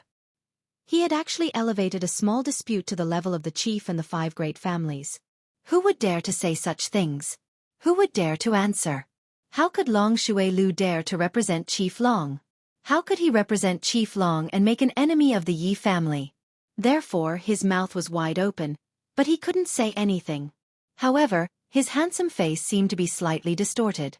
The 2 young masters sitting next to him also had very distinctive looks. One was a typical muscular man who exuded a fierce and barbaric aura, and carried a long sword on his back. On the other hand, the other young master was the exact opposite. He was even more handsome than Long Shuelu. One could even say that he was quite beautiful. If it wasn't for his Adam's apple, people would definitely think that he was a beauty. At this moment, the expressions on their faces were even more distinctive than their looks. However, no matter who it was, if they wanted to laugh but tried hard not to, their expressions would be very special. Yun Yong's expression was also very special. She was thinking, why is it that each member of the Yi family is more and more arrogant than the other? Her beautiful phoenix eyes winked at the maid behind her, revealing a special meaning. The maid nodded and quietly left the loft. Of course, young Master Long doesn't represent the chief now. However, I would like to know something.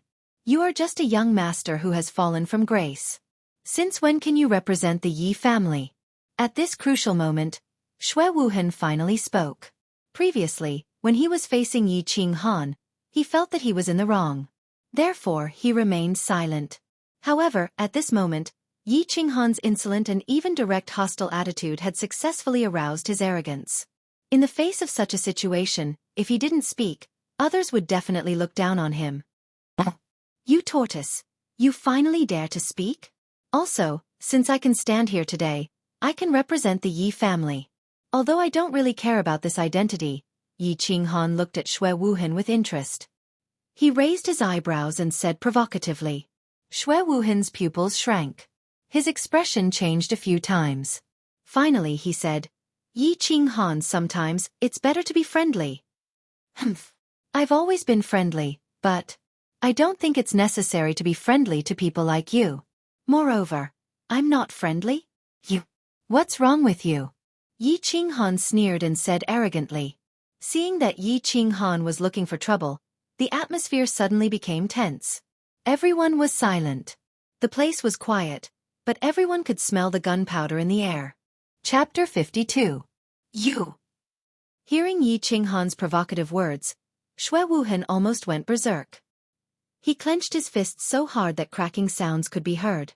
Finally, he remembered what his father had told him before he left. He suppressed his anger and snorted, I don't want to talk to a lunatic like you. His father, the leader of the Xue clan, Xue Piaoru, had warned him before he left.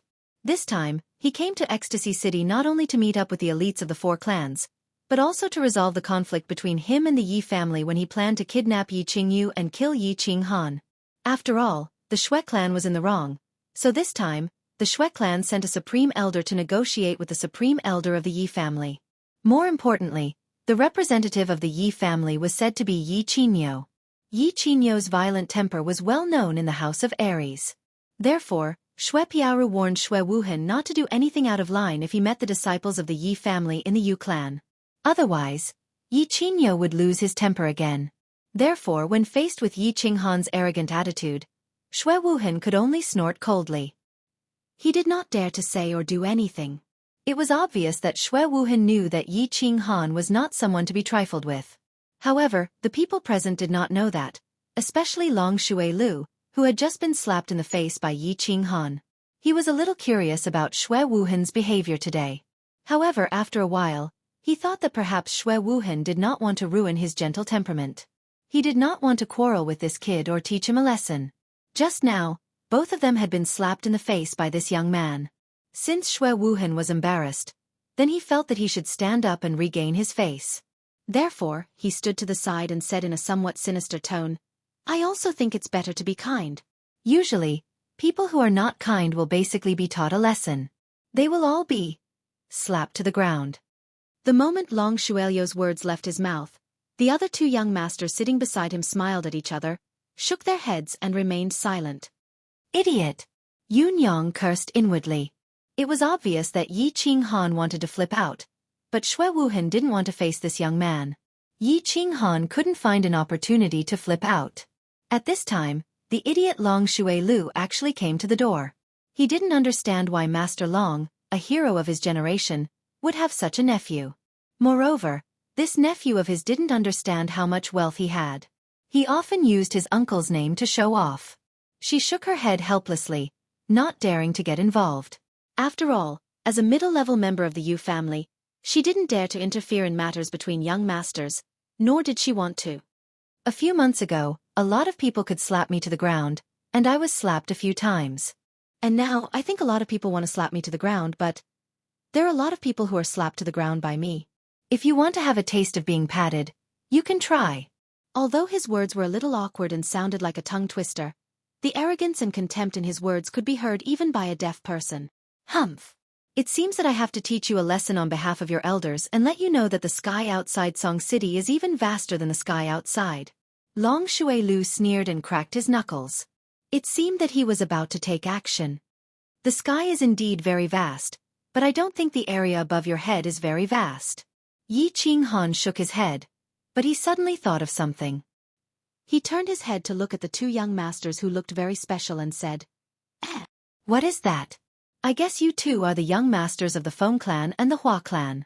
I have a question to ask you two young masters. Since young Master Long wants to teach me a lesson, why don't you come here? I have no choice but to accept the lesson. It's just that he failed to teach me a lesson and got slapped. You won't be so ungentlemanly as to find the adults of your clan to continue teaching me a lesson, right?" The two young masters were obviously stunned by Yi Qinghan's words. They smiled bitterly in their hearts. They didn't provoke anyone, but this young master was obviously trying to drag them down with him. However, since he had been asked, it would be embarrassing not to answer. Thus, the muscular man flexed the muscles on his chest and chuckled. He said, "Well, under normal circumstances, when I fight with young people, I won't find my clan even if I win or lose. That's a very embarrassing. I've never found my clan because I've never lost." The beautiful young master's words were very simple and his voice was also very feminine. However, the confidence and disdain in his tone were very obvious. "You don't have to provoke me. I don't have the habit of doing that. Talk is not real. Go out, it's not good to break things." Long Xuelu snorted and walked out with a black face, expressing his extreme displeasure. It didn't feel good to be looked down upon, let alone by a 15 or 16-year-old youth. Yi Qingyo was in a very good mood at the moment, even though his face was even darker than Long Xuelio's. At the moment, he was sitting in the three-way tower, not far from the four-way tower, and was slamming the table with force. He didn't know that Yi Qinghan was about to slap someone. He only knew that if he didn't slam the table, no one would know that he was about to flip out. As expected, when he slammed the table, the few people in the room all reacted. Sitting opposite him was an old man dressed in snow-white clothes and with a white beard that looked like a living immortal. The old man's face darkened first, and his fair and clean face was even darker than Yi Qinghan's. There were also two old men sitting on the left. However, their eyes were originally closed as if they were asleep. At this moment, they also opened their eyes. The two of them sighed at the same time and shook their heads. On the right was a beautiful middle-aged woman who still retained her charm. Although the crow's feet at the corner of her eyes showed that age was unforgiving and that she was a butcher's knife. However, the ripples in his eyes and his well-maintained figure still gave people a familiar feeling. At this moment, seeing that Yi Qingyo had slammed the table loudly but did not break, she knew that Yi Qingyo was about to explode. He smiled helplessly and stood up to mediate. "Brother Nyo, don't be angry. You're already so old, why can't you change your temper? You're here to solve the problem, aren't you?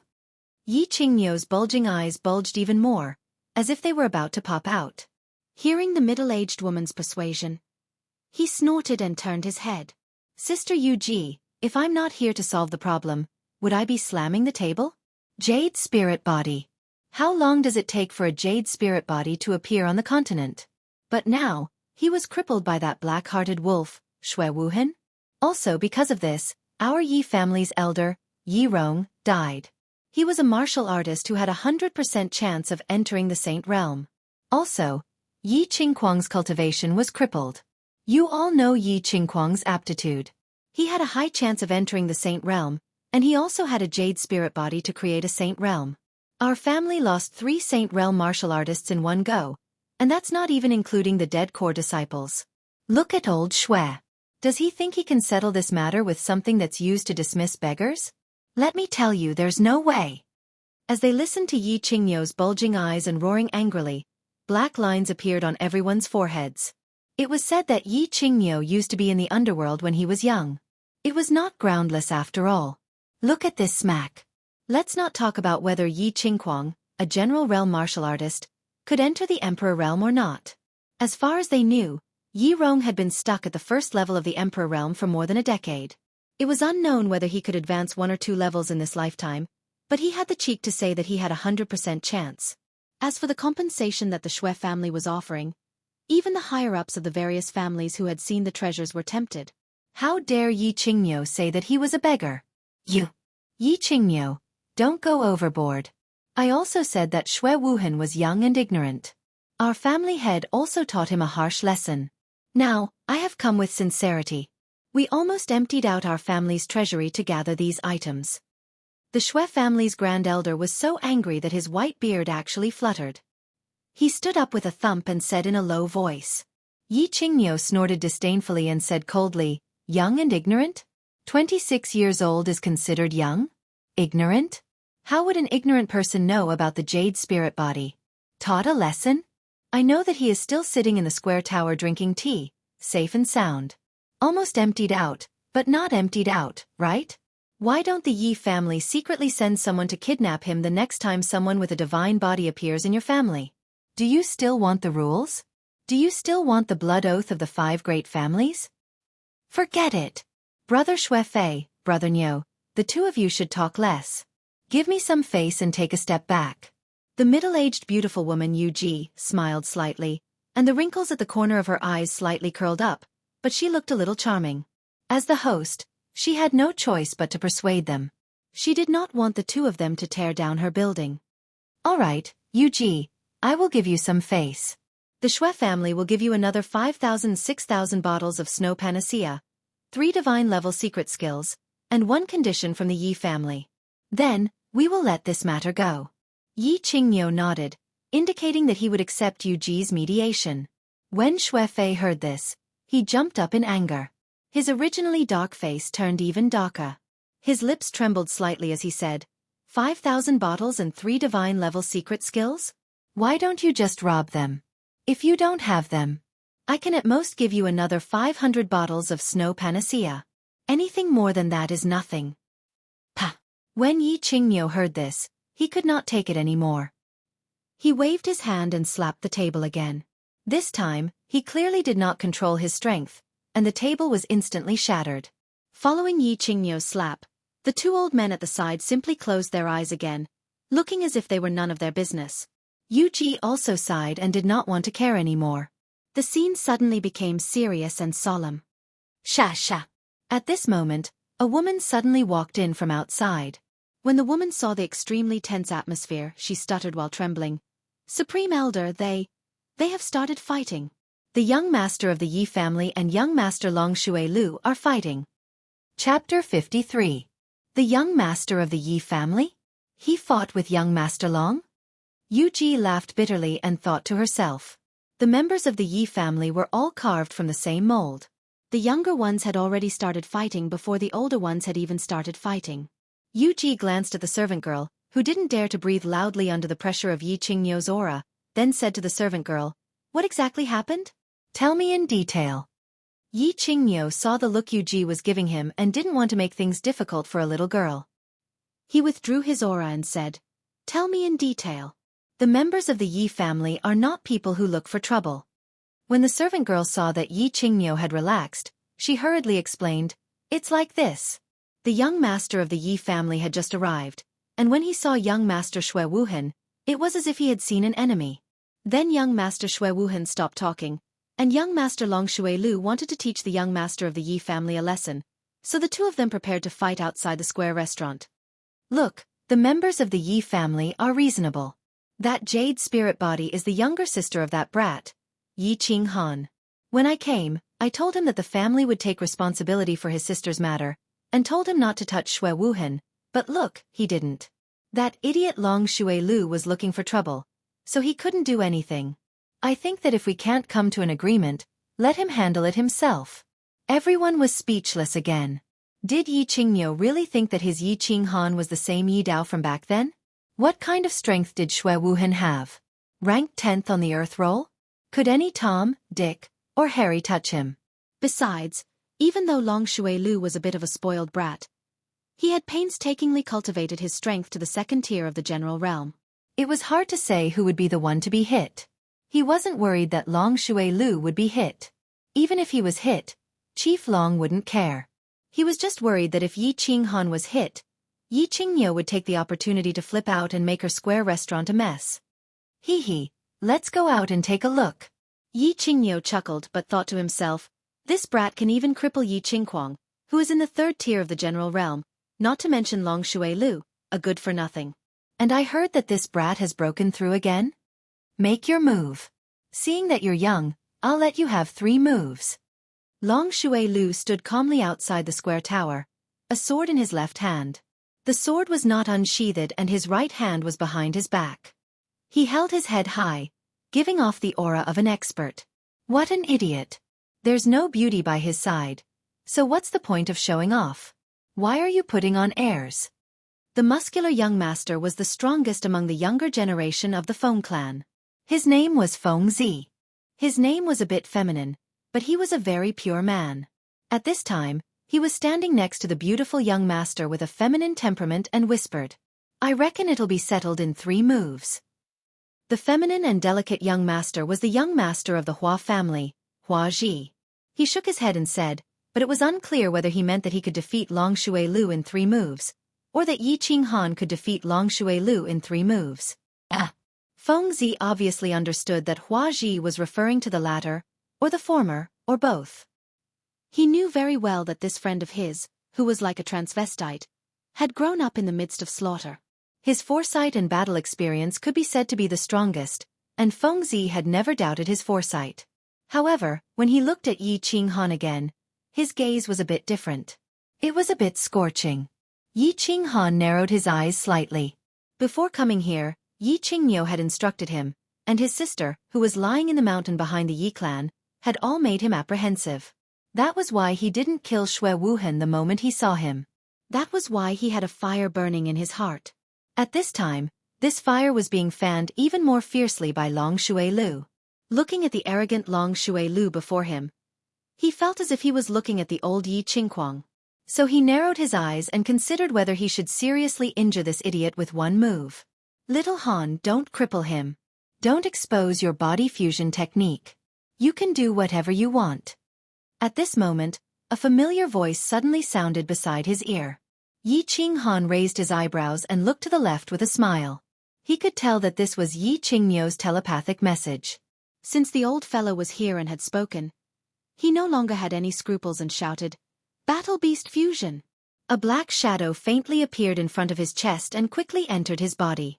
When a faint black tattoo appeared at the corner of his eye, a huge aura instantly enveloped the entire area in front of the square tower. It was as if the air had frozen. Long Shui Lu looked at the young man in front of him in surprise. How did this young man's aura become so strong after the Battle Beast fusion? He didn't dare to be careless and quickly released his battle aura, forming a yellow battle aura shield around his body. 8th grade Battle Beast? Feng Zi and Hua Hua looked at each other and saw a trace of surprise in each other's eyes. The Yi family had really hidden their strength well. Looking at the aura of the body fusion technique, It was very likely to be an 8th grade battle beast. As for the holy beast, he didn't think too much about it. After all, the Yi family had only produced one holy beast in a few thousand years. The Yi family was probably going to have another strong warrior. Old Niao, your family has really hidden their strength well. When did you have a talented young man with an 8th grade battle beast? Furthermore, he's already at the first level of the general realm at such a young age. His future is limitless. At the entrance of the square tower not far away, one of the two elders from the Feng and Hua families who had been silent all this time finally spoke up. His eyes were filled with surprise and envy.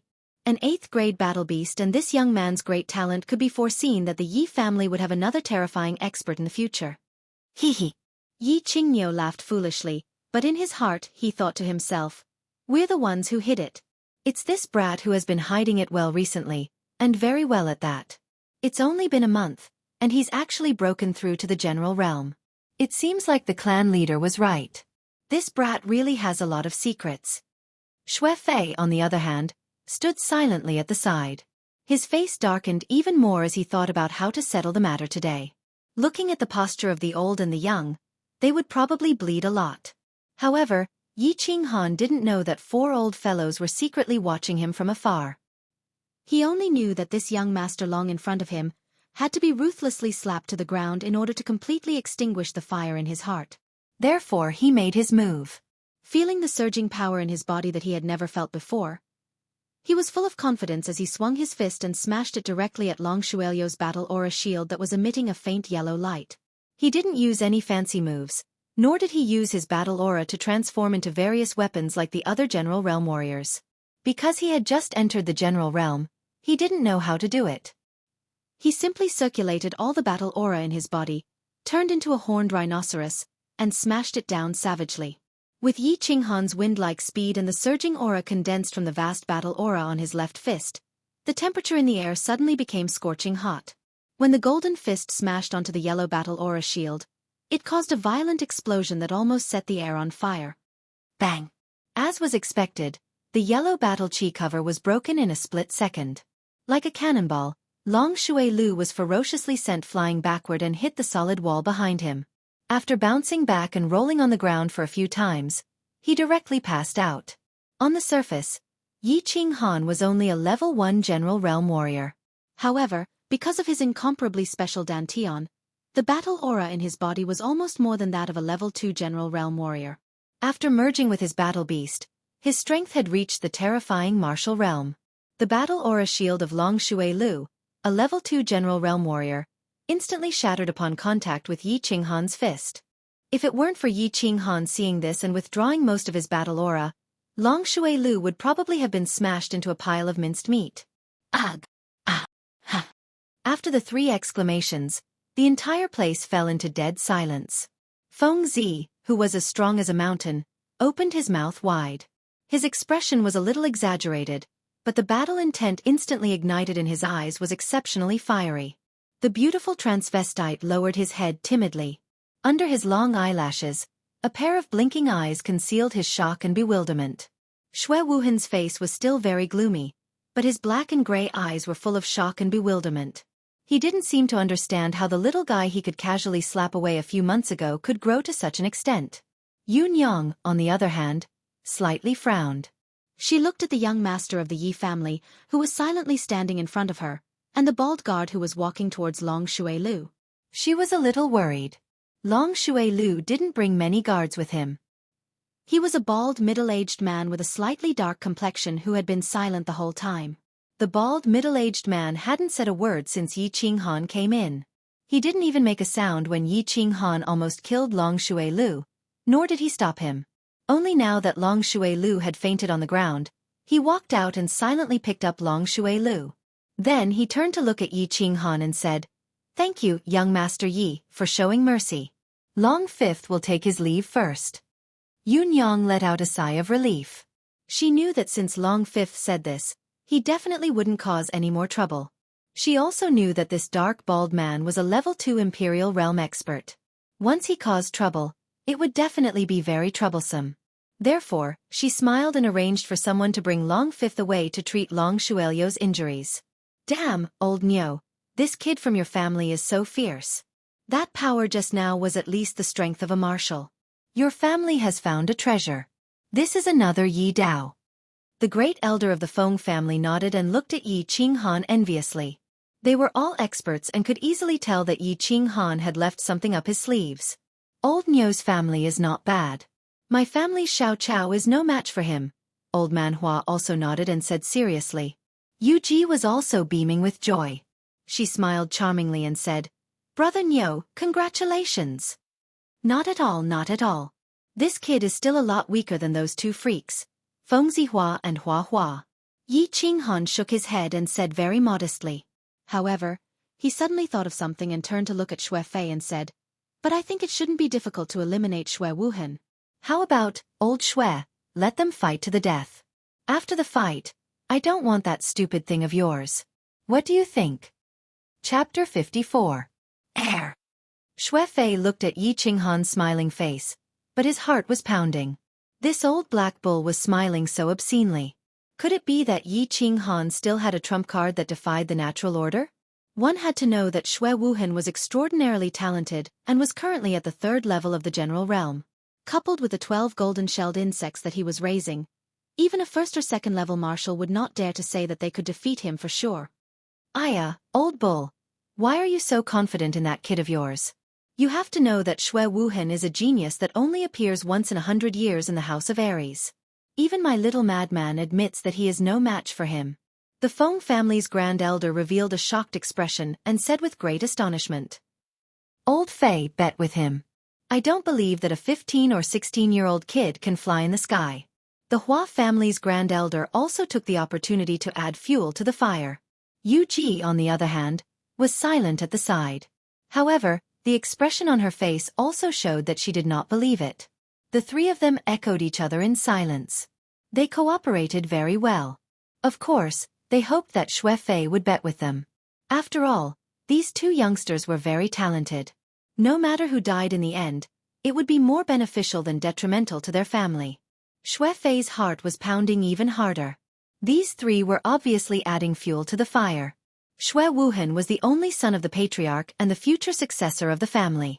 Anyone could think of exchanging some external objects for a powerhouse that had a high chance of becoming a sage in the future. Hence, he was silent. I say, old man Xue, what do you want? Why don't you say something? Let's have a fight to the death? I don't want your things after we're done. Yi Qinghan was a little impatient. He bulged his bull eyes and looked provocatively at Xue Fei. You. Xue Fei was speechless again. How was this Yi Qinghan a green bull? It was clearly a wild bull. The Green Night Bull's battle beast was of the 8th grade, and its body was at the 2nd level of the Saint Realm. There were not many in the House of Aries who could defeat it after merging.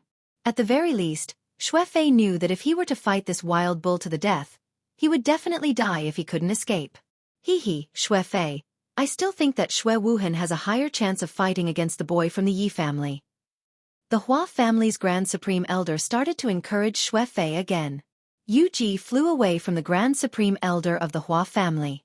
She was a little angry at him for wanting the world to fall into chaos. She sighed and said, All right, Brother Niu, let me say something.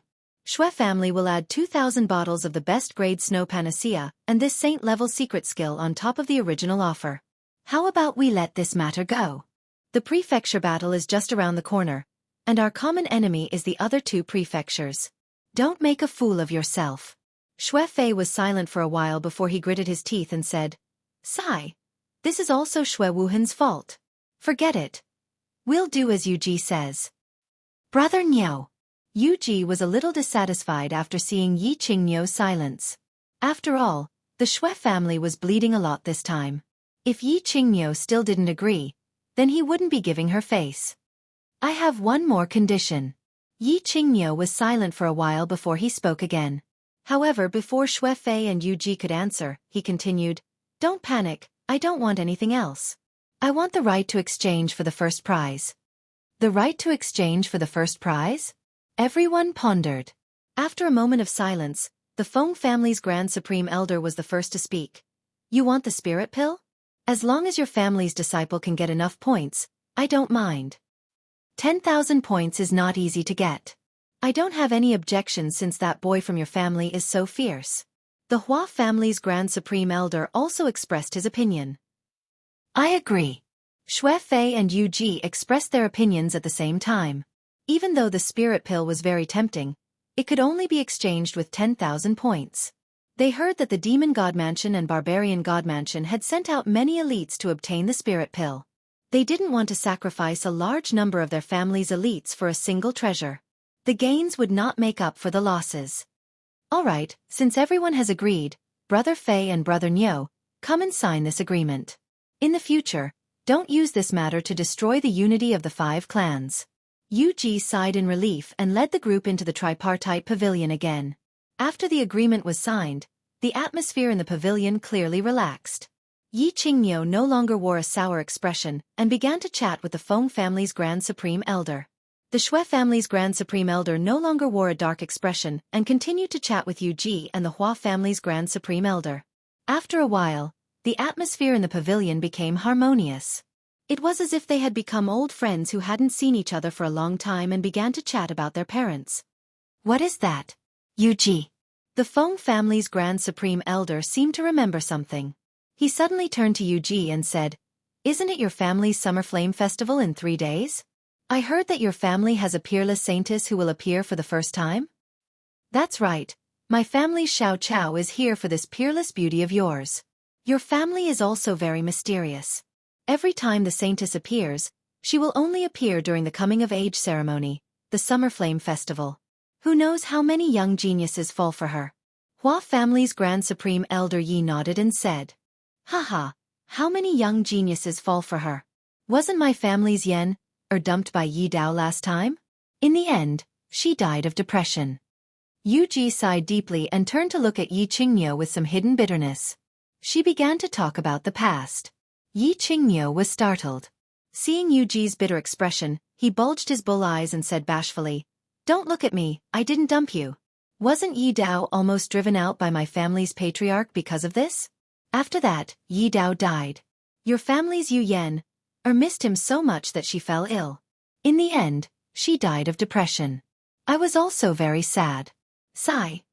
This is probably their fate." "Alright, Yu Ji, don't bring up the past. Why don't you ask your family's Qingqing to choose my family's Fengzi this time? I guarantee that my son will definitely treat Qingqing like a treasure. Moreover, my family's Fengzi is quite good-looking and is quite strong." The Feng family's Grand Supreme Elder chuckled and said. When the Hua family's Grand Supreme Elder saw that the Feng family's Grand Supreme Elder was acting as a matchmaker, he was displeased. "Good-looking? How can your family's big guy be as good-looking as my family's Xiao Chao? My family's Xiao Chao is a flower of our Luo Hua city. There's no doubt about her strength. As long as she successfully ambushes a marshal, she will definitely kill her opponent in one move. F***CK. You call that good-looking? He looks neither human nor demonic. If thrown into the demon god residence, he will definitely be a member of the royal family. Even if he can kill a marshal with a sneak attack, he has to succeed first." When the Feng family's Grand Supreme Elder heard this, he couldn't take it anymore. He widened his eyes and roared in anger. "Your family is the real transvestite. If you throw that lunatic of yours into the barbarian god residence, he will still be the barbarian god's successor." Yu Ji let out a deep sigh. She looked at these 2 clowns and shook her head. "All right, brothers, please spare this little sister. It's not like you don't know about this Summer Flame Festival. In the end, the one who will choose the protector is that girl, Yi Qingqing. I don't have this right, do I? What's the point of you arguing? Summer Flame Festival? What Summer Flame Festival?" Yi Qinghan was sitting in the square tower. He originally wanted to ask Fengzi when he could depart for Dragon City, but Fengzi said that he would only depart after the Summer Flame Festival 3 days later. Hence, he asked in confusion. Hearing Yi Qinghan's question, Fengzi and the flowers and plants looked at him as if they were looking at a monster. Even Shui Wuhan, who was sitting quietly at the side, twitched his nose. "You don't know about the Summer Flame Festival?" Fengzi asked in astonishment as he puffed up his iron-like chest muscles. "You don't know? Is the Summer Flame Festival very famous?" Yi Qinghan was a little baffled. He knew about the Summer Festival. Let me put it this way. The Summer Flame Festival is actually the most important festival of the Yu clan.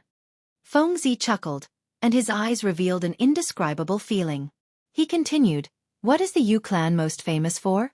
Beauties. Peerless beauties. Every year during the Summer Flame Festival, they will send a peerless beauty to the Moon Tower to be an artist for a year. Under normal circumstances, that beauty will be the goddess of the Moon Tower's guests. She is definitely a super red card.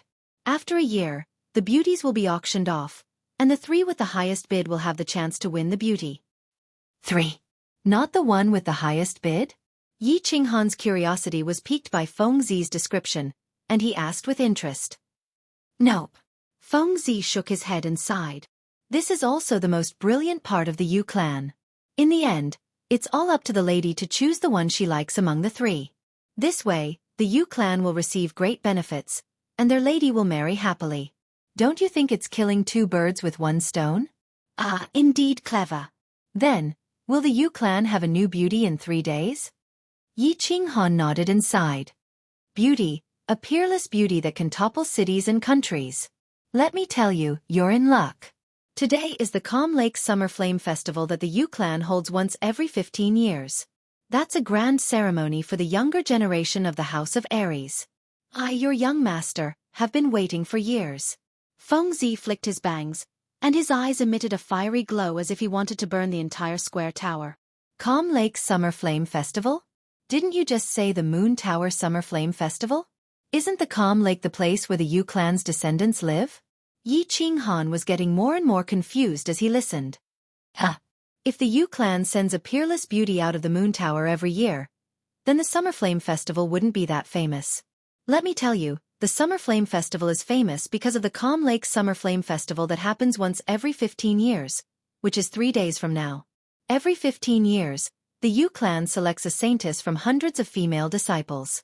Then, they invite all the descendants of the great clans to gather at the Calm Lake to watch the saintess coming-of-age ceremony.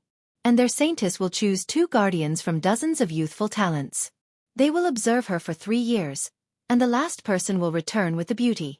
Furthermore, the talent who is fortunate enough to marry the saintess will receive the position of a lifetime guest elder of the Yu clan, and will receive the full support of the Yu clan. A peerless beauty and an unparalleled status are within reach. Tell me, which talent in the world wouldn't go crazy for it? Who wouldn't want it? The more Feng Zi spoke, the more excited he became. It was as if he had already succeeded, and the corners of his mouth curled into an intoxicated and wanton smile. Didn't Yi Dao not want it back then? Just as Feng Zi finished speaking, the transvestite flower and plant suddenly spoke after a long silence. Yi Qinghan looked at the flower and plant in surprise. This matter actually involved his father? His father, who was so awesome back then, was actually so awesome that he didn't even want the Yu clan saintess? How many Yi Daos do you think there are in the world? He doesn't love the saintess, but he loves the red card of the Moon Tower back then. Feng Zi snorted and said with dissatisfaction. However, he still admired Yi Dao back then, and his tone was still very respectful. He doesn't love the saintess? Only loves the red card? Yi Qinghan's interest was piqued. It seemed like it was related to his mother's background. Looking at Yi Qinghan's very interested expression, Feng Zi was completely speechless. You don't even know about the Yi family? Have you been locked up for secret training since you were young? That's too hard. Let me tell you, 15 years ago, Yi Dao was also invited to the Quiet Lake Summer Fire Festival. Back then, he was peerless and had unparalleled martial arts. In the end, he wasn't charmed by that generation's saintess. Instead, he charmed that generation's saintess, Yu Yan-er. However, this guy didn't like Yu Yan-er. He only loved the red card of the Moon Tower, Yu Shui-er. In the end, he rejected Yu Yan-er and brought Yu Shui-er back to the Yi family. In the end, Yu Yan-er, who was bewitching, died of depression. When she died, she wasn't even 30 years old. Don't you think it's sad? Humph. Your life is destined to be sad because I'm determined to get you Ching-Ching this time. Suddenly, the unique sharp voice of the flower and plant was heard. Hearing this, Feng Zi jumped up and shouted, Humph, you damn transvestite, don't even think about it. I'll fight whoever dares to snatch you Ching-Ching. So that's what happened. The The summer fire festival seems to be a little interesting. Fangs and the flower and plant started to curse at each other. However, Yi Qinghan ignored them and thought to himself, so my father and mother have such a tragic story. It seems like the summer fire festival in 3 days will be very lively. Also, he was a little interested in the legendary beauty Yu Qingqing. But of course, it was just a little. Chapter 55. The Tranquil Lake was, of course, a lake. It was originally located outside the eastern city wall of the Ecstasy City, but after many years of renovation by the Yu clan, it was surrounded. The eastern city wall was expanded several times. And now, the entire Tranquil Lake was included in the Ecstasy City. The Tranquil Lake wasn't big. Strictly speaking, it couldn't even be called a lake. It was just a big reservoir. However, since the Yu clan called it a lake, others would naturally call it the Tranquil Lake. The Tranquil Lake wasn't as quiet as a stagnant pool. Not only was it not quiet, but it was also windy all year round, so the lake water never calmed down. There would always be waves, waves and waves. This is the Tranquil Lake? Nothing special? Yi Qinghan and the other young masters followed behind Yunyang and arrived at the side of the Blue Lake. Although this place could be considered as having verdant hills and clear waters, and the scenery was pleasing to the eye, it was still just an ordinary small lake. It was far from the Tranquil Lake's image as a holy land in the eyes of the world's geniuses. They couldn't help but feel somewhat disappointed. There's nothing special about this lake. What's special is the small island in the middle of the lake. That's where the core disciples of the Yu clan live. There are peerless beauties there. Usually, it's a forbidden and holy land for men unless it's the Summer Fire Festival. We're the first batch of people to enter the Holy Land in 15 years. Don't you think it's special? Fangs was still carrying his long sword. He chuckled and whispered into Yi Qinghan's ear. A forbidden place for men? Yi Qinghan was indeed stunned by this news. Looking at the hazy little island in the distant lake, she nodded her head. She couldn't help but be even more puzzled as she softly asked, "There isn't a single man inside?" "Absolutely not." Fangs nodded seriously. Yi Qinghan was a little speechless. He shut his mouth in embarrassment, but his heart felt like it was being blown by a cold wind. He shuddered. If they were to encounter a group of resentful women pouncing on them like wolves and tigers, would they be able to hold them off? "Young masters, this way please." Just as Yi Qinghan was letting his imagination run wild, a small boat approached from afar. Yunyang smiled and gestured for them to board the boat. "Young Master Han, after you." Fangs flexed his chest muscles to show his elegance. "Ha! You're already in bed?" "Oh no, I mean get on the boat." Yi Qinghan felt a lingering fear in his heart. He quickly waved his hand and said, "Brother Fangs, you go first. My body is weak, I can't take it." "Humph, since the two of you are so polite, I will go first." Shui Wuhan waved his folding fan, smiled and got into the boat. The beautiful flowers and plants flicked the edge of their clothes and followed. Seeing this, Fangs and Yi Qinghan also followed. The boat wasn't big, but the decorations were very elegant. It was like a small living room. The front and back of the boat were separated by a thin silk curtain, and the scenery outside could be vaguely seen. They went in and took their seats. Yunyang also came in and served them a few cups of tea. Then, she bowed and walked out of the boat, standing at the front of the boat. The Yu clan is indeed the Yu clan. Even the person rowing the boat is an exceptional beauty. Fangs looked around once she came in, and finally, her eyes fixed on the woman on the bed at the back of the boat. Through the blurry curtain, a graceful woman with one hand on the oar at the back of the boat could be seen. Only the side of her body could be seen. The woman was wearing a cyan palace dress, but her face was covered by a white silk scarf. Although the curtain was a bit blurry and her face was covered, just her graceful and curvaceous figure, as well as her elegant temperament, were enough to make one's heart sway. Fangs words awakened the people on the ship, and they all turned their heads to look at her. Hua Chao and Fangs were the most direct. They stared unblinkingly at the masked woman, and they couldn't stop praising her. Shui Wuhan's black and gray eyes were flashing. He waved the fan in his hand, and he looked like he was admiring her. However, a hint of greed flashed in his eyes, and it betrayed his true feelings. Yi Qinghan only took a glance before looking away. It was mainly because Shui Wuhan's pretentious expression made him lose his appetite, and he wasn't in the mood. Moreover, Fangs said that there were a bunch of women who had never seen a man living on the island, so he was a little afraid. Squinting at Xue Wuhan, Yi Qinghan silently pinched his fingers. Thinking of what Yi Qingniu said 3 days ago, he let go of his fingers again, and picked up the tea on the table to drink. That day, after slapping Long Shui Lu, he wanted to find something to do and use the opportunity to destroy Xue Wuhan. However, Yi Qingniu directly transmitted a message to him, telling him to bear with it. That night, Yi Qingniu came to the place where he was sleeping and had a secret talk with him. He told him that because of Yi Qingniu, the Xue family had lost a lot of treasures, which could be exchanged for a spiritual pill. Yi Qingniu told him darkly that he shouldn't do anything now, and that once he got the Xue family's treasures, he could find an opportunity to kill Xue Wuhan. Of course, he had to do it secretly, and he had to do it cleanly, without leaving any evidence. Once the Yu family's matter was settled, they would go to the prefecture battle, and it would be a 3-way battle. At that time, there would be plenty of opportunities to kill Xue Wuhan. Therefore, Yi Qinghan could only bear with it for now. Fortunately, he had vented a little of the anger he had been holding back that day on Long Shui Lu, so he wasn't as angry now. Moreover, he knew that Xue Wuhan was someone he had to kill, and that he had to die, so there was no need to be too calculative with a dead person. Yun Yang, why haven't you set sail yet? Everyone admired the graceful figure of the woman rowing the boat, and they couldn't help but be more interested in entering the tranquil lake island, and they couldn't wait any longer. If the woman rowing the boat could be so outstanding, wouldn't all the women inside be sky immortals? Gentlemen, please wait a moment. There is still one more person. Ah, coming. Yun Yang answered respectfully. Everyone looked at the front of the boat in surprise. Who else was qualified to sit on the same boat as them? However, when they saw a handsome face and slightly curled hair through the blurry curtain, they all smiled slightly. Gentlemen, you are so early. Shui Lu is late. Please excuse me. Long Shui Lu walked in with a smile and greeted them politely. His face was still radiant, and there was no difference from the first time they met 3 days ago. Hello, brother Shui Lu. The people on the boat all smiled naturally, and they seemed to have forgotten what happened a few days ago. They smiled and greeted him.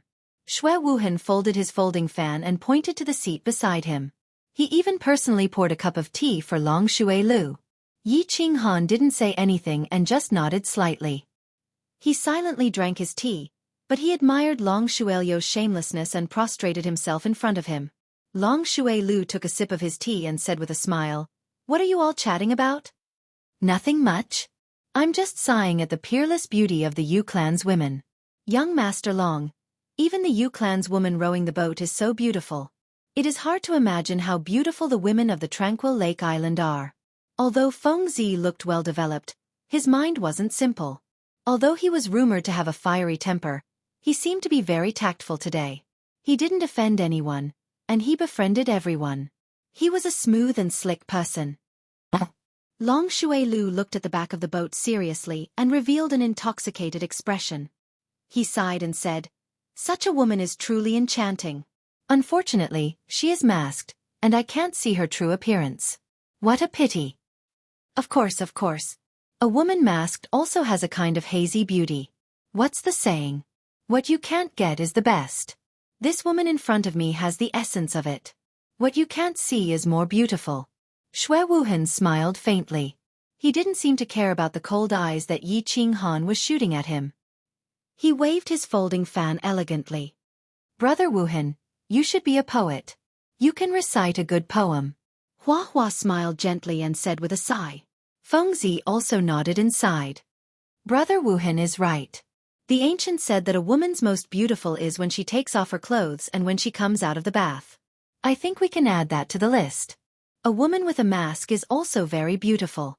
Absolutely right. Absolutely right. All of your words are well thought out, and each of your words has a profound meaning. You can all be called scholars. In my opinion, a woman with a mask is either extremely ugly or extremely beautiful. I can foresee that this woman is definitely an extremely beautiful woman. Long Shui Lu nodded and moved closer. Yi Qinghan shook his head, but he sighed deeply in his heart. These perverts actually called themselves scholars? It was true that each generation was more unruly than the previous one. What? Young Master Han, do you have any other opinion?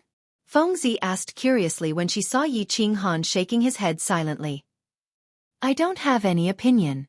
I think we should ask Yu Nyang to start the boat, or we won't be able to make it for lunch. Yi Qinghan said lightly. He didn't want to express any opinion.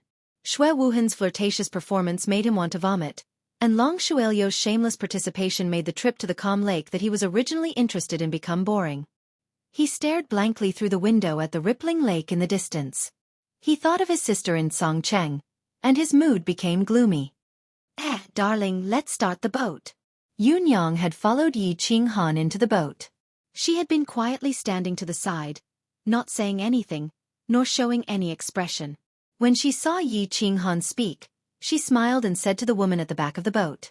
The woman behind the boat responded in a low voice. Although her voice was soft, it was very clear and moving, like the chirping of an oriole. Everyone who heard it felt numb and sore. Everyone present was at least at the general realm, so they all heard it clearly. They couldn't help but look at the woman behind the boat with even more interest. They slowly glided through the window, breaking through the water, and gradually moved towards the small island in the middle of the lake. Yu Nyang looked thoughtfully at the woman behind the boat and suddenly said, Darling, why don't you sing a song for the young masters on the boat to relieve their tiredness? What do you think? Long Shuelu heard her and immediately said with a smile, we couldn't ask for more. I'm all ears. Fengzi and Hua Hua smiled as well, while Yi Qinghan nodded his head. Thank you, Xue Wuhan said with a smile. The veiled woman behind the boat still didn't say anything or turn around. She silently rowed the boat. After a long time she sighed and sang softly. The shadow of the vermilion building is at noon, the jade tree is low in the shade, the moon is already 3. Greasy powder secretly sells silver carvings, the wrong knife leisurely cuts the mud golden robe, the embroidered bed is afraid of attracting the black dragon's bark, the embroidered word worries teach the bluebird's beak. 100 flavors refine to take pity on the mother, 1,000 flowers bloom, half suitable for a man, who can envy the company of a mandarin duck, the parrot is speechless, the waves like to swim bees, the magpies pretend to guess, the magpies murmur. But I love the number of palms, every time I remember the light of the hawksbill hairpin. The years of sorrow in the smoke cave are still there, the night of disappointment on the star bridge is empty, the season in front of the window is shameful, the romantic world smiles bitterly. Only the incense burner steals the wages, secretly hangs down the sandalwood sleeves to learn the ginseng. One must know that it is difficult to calm the heart, but one is willing to part with the clouds. Seeing the scenery fall, the sound of the strings still drifting, looking toward the south. The song was a poem, without the accompaniment of drums, music, or lights to add color to the beautiful scenery. It was just a simple singing. The voice of the person singing did not have any special emotions, and there was no dancing to add color, but everyone felt intoxicated, as if they had flown to the heavenly palace and listened to the peerless celestial song sung by a fairy.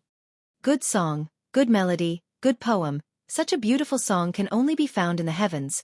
How many times can one hear it in the mortal world? Lady Nannan, this song really makes my heart surge. I am afraid that I will not be able to taste meat for 3 months. After a long time, Long Shuelu loudly clapped his hands and stood up, looking at the graceful figure behind the boat with tender affection. He laughed loudly and said, "Pa!"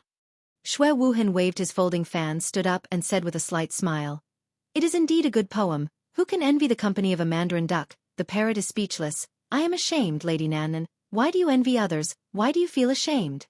You must know, with Lady's charm and talent, I am afraid that all the geniuses in the world will be attracted to Lady, right? At the very least, the 5 of us will be charmed by you, right?" Extremely right, extremely right. You sang it really well. Even though I don't know much about music, I think even a pig would be able to tell that this is a peerless song. Fengzi laughed heartily and sincerely used a lame joke to flatter the old man. Hua Chao also nodded, and very seriously said, "It is indeed a celestial song." Yet Yi Qinghan sat there alone, continuing to remain silent. He half raised his cup of tea, and looked at the cup in front of him in a daze, not knowing what he was thinking. Seeing this, Yu Nyang could not hold back the curiosity in her heart, and turned sideways to ask, "Young Master Han, do you feel that the song is not good?" The 4 turned around, and looked at Yi Qinghan, also a little puzzled. Such a beautiful song, it was also the first time they had heard it, so why did Yi Qinghan appear so silent? Or even somewhat disdainful? Under the gazes of the others, Yi Qinghan remained silent for a while, then slowly drank his tea, and leisurely said, "The song is a good song, the poem is a good poem, and the singing is also very good, but this poem, this song and this scene, the beautiful artistic conception created by it, have been ruined by some idiots. How sad. How lamentable." What did these words mean? Feng Zi and Hua Chao felt a little strange, while Long Shui Lu and Xue Wuhan's expressions were a little gloomy. They could hear the idiots in Yi Qinghan's words, and a glimmer of light appeared in Yunyang's eyes, and the corners of her mouth curled up, revealing a trace of a smile. And at the back of the boat, the veiled woman who had never turned around, suddenly turned around. Behind the white silk scarf that covered her face, a pair of beautiful black eyes that shone brightly, showed some faint interest. Chapter 56. What do you mean? Young Master Han. Feng Zi saw that Xue Wuhan and Long Shui Lu were about to go berserk, so she hurriedly tried to smooth things over and asked in confusion. "Yeah. I don't think they're wrong," Hua Hua said in confusion. "They're not wrong, but what they're saying is bullshit. What's so exciting about singing and not knowing the taste of meat? What's the point of being envious? What's the point of being ashamed?" Yi Qinghan sighed deeply, shook his head, and continued, "You don't even know the meaning of this song or this poem, and you dare to talk nonsense? It's a good poem about the scenery in front of you, and the helplessness of the passing of time. How can it make people excited? Isn't it funny?" We're all ears to young Master Han's opinion. Xue Wuhan's face darkened. He quickly waved the fan in his hand, as if he wanted to get rid of the unhappiness in his heart. "I'd like to hear the details." Long Shui Lu said coldly. "Young Master Han, you know poems? Tell us, tell us." Feng Zi's eyes lit up. She was very interested. In the Fire Dragon continent, martial prowess was the most important thing. Few people would understand the poems of literati. Although I don't understand, I feel that what Yi Qinghan said is meaningful. I also heard this poem, and there's a sense of loneliness and helplessness. I just can't describe it, Hua Hua said with a frown as he touched his beautiful face. Yunyang and the woman at the back of the boat didn't say anything. However, when Yi Qinghan described the poem, their eyes seemed to simultaneously emit a ray of light. Then, a sense of loneliness and nostalgia appeared in their eyes at the same time. "Little darling, I have a question to ask." Yi Qinghan didn't say anything. He just turned his body to look at the woman behind the boat. He looked at her black and shiny eyes and said calmly. The woman behind the boat bowed and said softly, "Young Master Yi, please speak. If I'm not mistaken, this poem was composed by Senior Yu Yen, right?" Yi Qinghan's words shocked everyone. Yunyang and the woman at the back of the ship looked at Yi Qinghan in astonishment, not knowing how he knew about it. After all, this was the first time he had sung this poem to outsiders. The woman at the back of the ship frowned slightly and asked doubtfully, "It's indeed written by the previous saintess Yu Yen, Have you heard it before, young master?"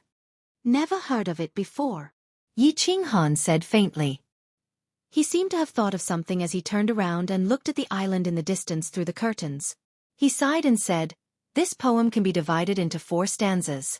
The first stanza is the scenery in March outside the window, and the needlework in the room. It is difficult to teach the bluebird to deliver the letter. It contains the unspeakable worries of the young girls. They are a little nervous, a little confused, and a little resistant. The second stanza is about the mandarin ducks having company. The parrots are silent, the bees are flying, and the foxes are murmuring. It reveals the young girls' feelings of loneliness in life. They are not lamenting or envying anything, nor are they yearning for love or a man." Yi Qinghan spoke leisurely as if he had turned into a wandering poet, a romantic who was dissatisfied with the reality. The last sentence was a serious criticism of Xue Wuhan for acting coquettishly. Then, without waiting for Xue Wuhan to explain, he continued, "The third stanza is about a few years in the smoke cave and a night on the Star Bridge. It expresses melancholy about the legendary love affair between a man and a woman. It contains a kind of calling for a fulfilling life and disappointment in love.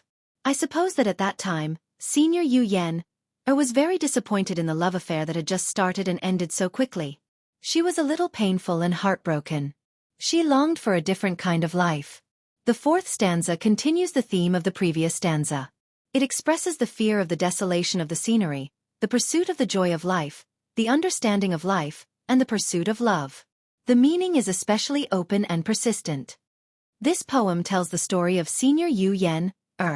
When she was a young girl in the Yu family, she was a little perturbed and ignorant about the arrangement of the family and her own life.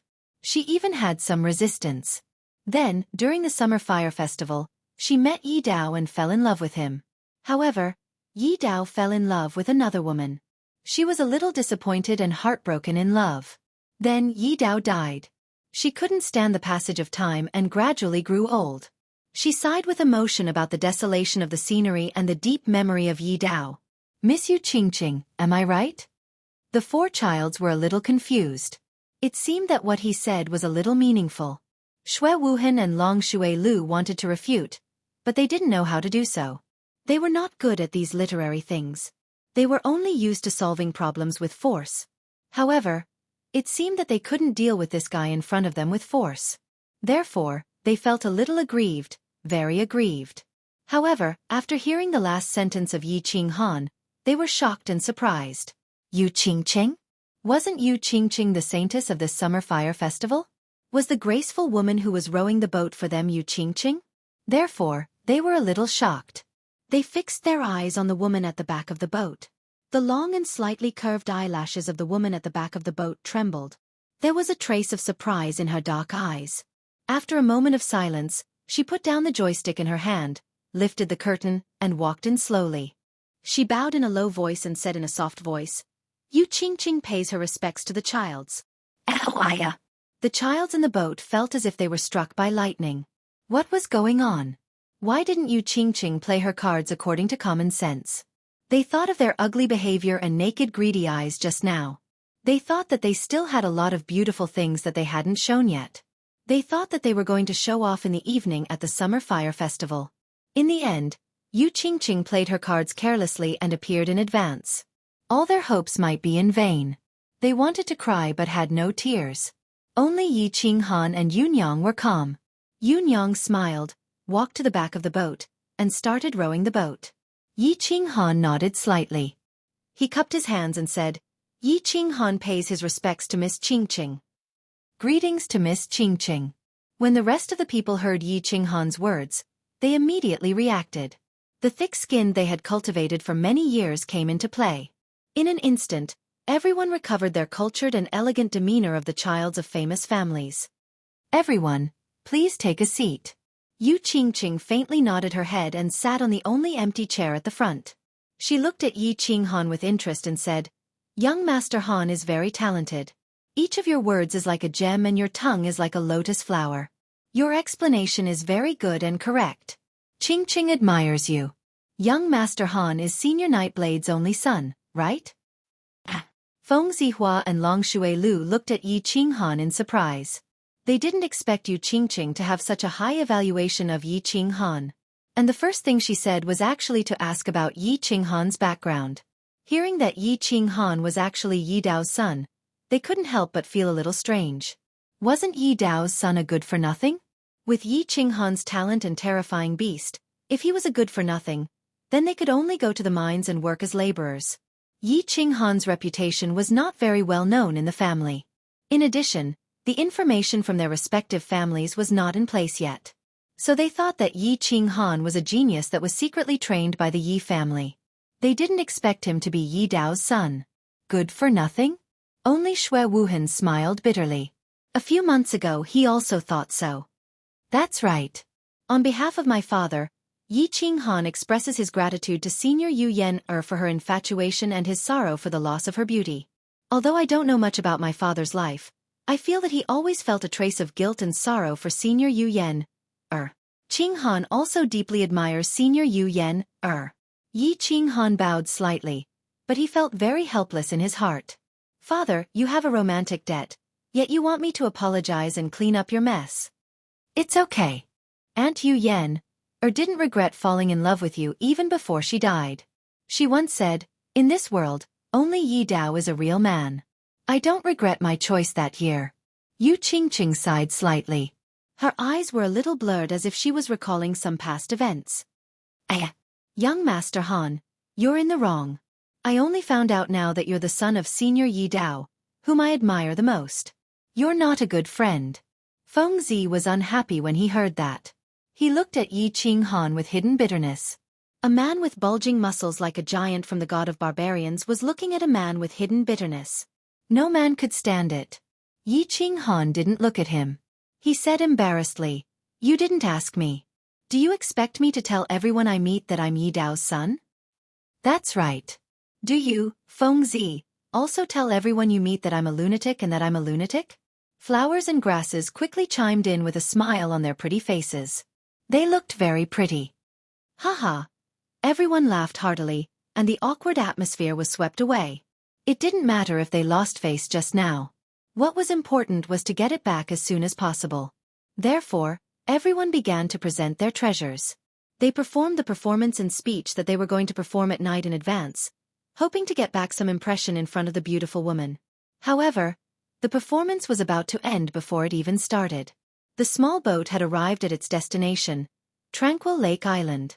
Looking at the beautiful woman drifting away, looking at the beautiful scenery in front of them, everyone's emotions were complicated for a moment. Chapter 57.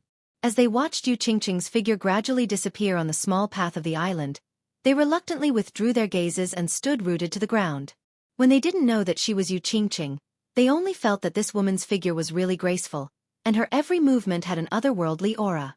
When Yi Qinghan revealed her identity, she threw down the armrest and walked over leisurely. Everyone saw the pair of black pearl-like eyes above the white silk scarf and smelled the delicate fragrance that was naturally emitted from her body. Only then did everyone realize that Yu Qingqing was actually so enchanting. Even a little enchanting.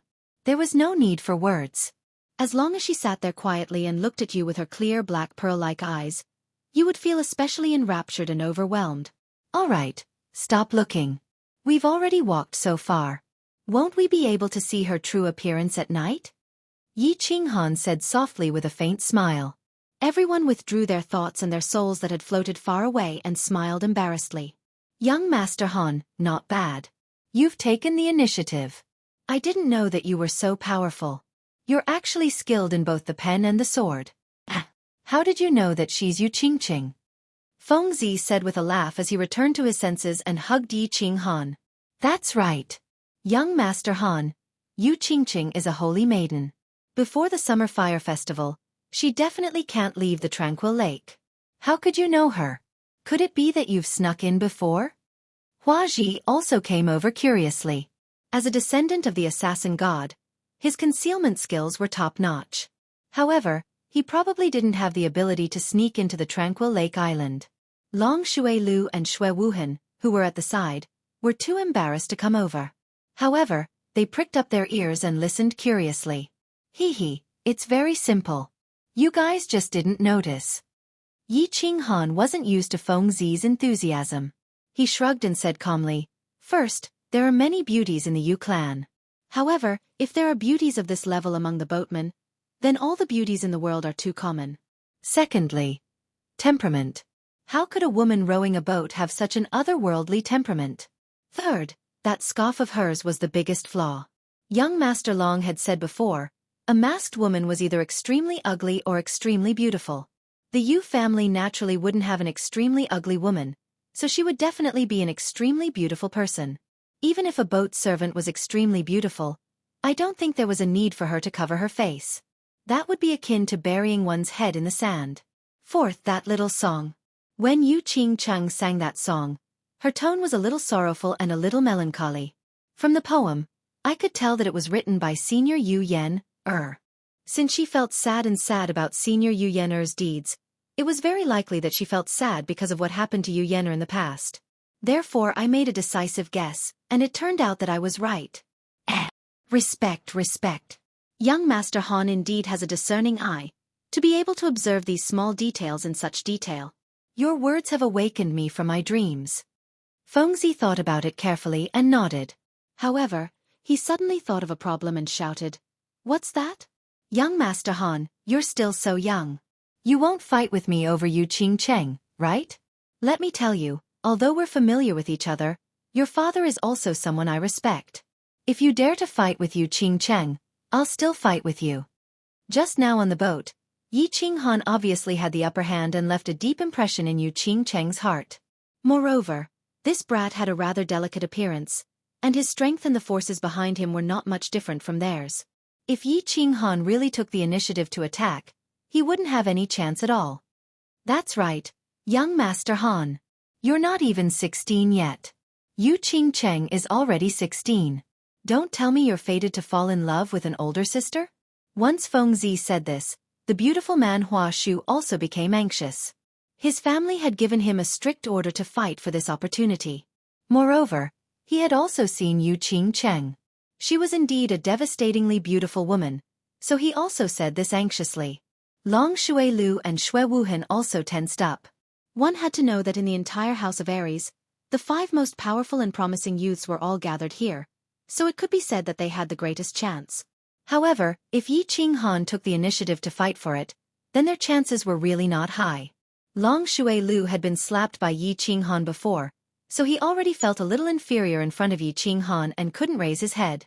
As for Xue Wuhan, because Yi Qinghan was here, he didn't dare to go against Yi Qinghan openly for fear that Yi Qinghan would flip out, so he lowered his stance. So the two of them leaned to the side nervously, silently paying attention to Yi Qinghan's words. Why not? A fair and graceful lady is a gentleman's desire. Moreover, isn't it just a few months? I don't mind. Yi Qinghan chuckled and looked at the 4 nervous people in front of him, teasing them. As expected, when he finished speaking, their faces darkened. After a moment, he nodded in satisfaction and continued. However, if the 4 of you agree to one condition of mine, I can promise you that I won't take the initiative to woo Yu Qingcheng. There's something good? Say it, say it. As long as it's not asking me to kill my father, I'll agree. When Feng Zi heard this, he immediately beamed and patted Yi Qinghan's shoulder heavily. Although he was a little surprised that Yi Qinghan would say such a thing, if there was such a good thing, he naturally wouldn't give it up. Say it, I won't hesitate if I can do it. Feng Zi expressed his attitude, a hopeful look on his face. As long as it's within my ability, no problem, Xue Wuhan said calmly. However, he was a little surprised, so he was a little reserved in his words. Long Xuelu patted his chest and smiled slightly. Young Master Han, just say it. Haha. Yi Qinghan laughed. To be honest, he admired Yu Qingcheng. But he felt that a holy maiden raised in such a way by such a clan was a little arrogant and a little cold. Moreover, he was a little male chauvinist. If he had to circle around such a girl all day like a dog around its master, he would be very uncomfortable and displeased. Moreover, he thought that because of the incident with his father, Yi Dao, Yu Qingcheng probably didn't like him. So he used this groundless attitude in exchange for a condition from everyone. Of course, the most important thing was that his younger sister was lying unconscious in the mountains behind the Yi family. Her life was hanging by a thread, so he really didn't have the mood to woo girls. Thus, he said very seriously, in the Elite Academy tournament, I want the few of you to help me get as many points as possible. Of course, you can't drag me down. Just this? Feng Zi asked in disbelief after waiting for a long time for Yi Qinghan to propose such a condition. Just this. Why don't you agree? Yi Qinghan said with certainty. This world was really not as important as saving his younger sister, and if the few people in front of him agreed, his journey to the Elite Academy tournament would be much smoother. Agree, 200% agree. Feng Zi answered quickly. Agree. No problem. Agree. The other 3 nodded quickly and agreed unanimously. Of course, they would be fools not to take such a great advantage. This condition was equivalent to no condition, and they would lose a strong opponent for nothing. Why not? Let's go, let's go. Yun Yang is waiting anxiously in front. Today, I want to drink a few barrels of good wine with young Master Han. You're such a good brother. Feng Zi laughed loudly and walked forward with his arm around Yi Qinghan. Hua Hua's beautiful eyes narrowed into slits as he followed them and said seriously, Young Master Han, you're my brother. Xue Wuhan and Long Xuelu looked at each other and felt the doubt in each other's eyes. What was Yi Qinghan up to? He actually gave up such an opportunity that all the men in the world dreamed of so easily. Could it be that there was something else going on? However, the two of them couldn't figure it out no matter how hard they thought about it, so they could only follow him embarrassedly. After they left, a green figure slowly walked out from the small forest at the side. Above the white silk scarf, there was a slight frown on her exquisite eyebrows. That pair of black pearl-like eyes also shone with an inexplicable meaning. It was a little playful, and a little curious. Chapter 58. There were many wonderful things in this world, such as friendship. Yi Qinghan promised not to pursue Yu Qingqing. As expected, Wuxia and Fangs let go of their grudges and became brothers with Yi Qinghan. Long Shuilu and Shui Wuhan didn't seem to be too intimate, but for the bonfire party tonight, Yi Qinghan wouldn't play tricks and ruin their plan. They could only pretend to be friendly and get cold feet from Yi Qinghan. Tranquil Lake Island wasn't big, but the scenery was beautiful and the air was fragrant. Most importantly, the buildings here were very unique. There weren't many houses on Tranquil Lake Island. They were divided into East Yard, West Yard, and North Yard. There weren't many houses in the East Yard. It was mainly used to receive guests, so it was usually empty. The West Yard was where the young disciples of the Yu family lived, so there were more houses. The North Yard was where the higher-ups of the Yu family lived. Ordinary people couldn't even get close. They could only look at it from afar. It was said that there were only 800 houses on Tranquil Lake Island. Compared to Yi family's castle or other families' residences, which had thousands of houses, it was pitifully small. However, these 800 houses were all made of bamboo, which was unique. On the island in the middle of the lake, there were dense trees and bamboo houses among the trees. It gave them a very special feeling. Some were elegant, some were fresh, and most of them were comfortable. No wonder all the beauties from the Yu family had such a special temperament. On such a small island, in such an environment, it would be strange if they weren't special. They were arranged to stay in a small yard in the East Yard. The yard was called Emerald Pavilion. There were 6 to 7 houses and a hall. Young masters, please rest here first. I will bring you to the bonfire party tonight. Yun Yang said respectfully after she brought Yi Qinghan and the others into the Emerald Pavilion and served them tea, wine, and cakes. Then she smiled mysteriously and clapped her hands. After a while, a few beautiful women in red entered the Emerald Pavilion. The women in red stood in front of the Emerald Pavilion and bowed, successfully attracting everyone's attention. Yun Yang smiled and said, "The bonfire party will only begin at night." Yun Yang was afraid that young masters would be bored, so she called a few outstanding disciples of the family to accompany you. You can do as you please. Yun Yang will take her leave first. See you at night. Can you do as you please? Yun Yang had already left, but her words were still echoing in their ears. This sentence was very good, very powerful. Of course, the meaning was clear. These women were sent by the Yu clan to entertain the young masters. You can do as you please, use them as you please, play with them as you please. She was a beauty, a top-grade beauty. She was a product of the Yu clan, and she was even used to entertain important guests. Of course, she was a fine product, a peerless beauty. Although these women were just standing there indifferently, their clothes were not particularly open. They wore red palace dresses, and on their exquisite facial features, there was a hint of shyness mixed with a hint of charm.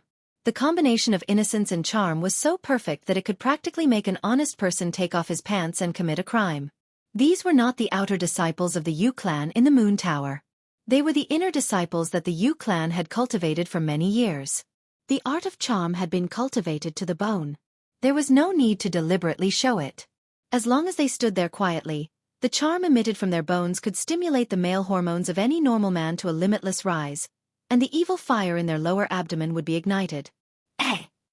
Long Shuilu was the first to react. His Adam's apple moved by accident. However, as if he had done something wrong, he quickly coughed softly and picked up the tea to cover it up. He was a regular customer of the Moon Tower. Of course, he knew the unlimited charm of the Yu clan's women. He also very much wanted to have fun with the women in front of him. Even under his white robe, the dragon root had already raised its head slightly. However, he could not move and did not dare to move.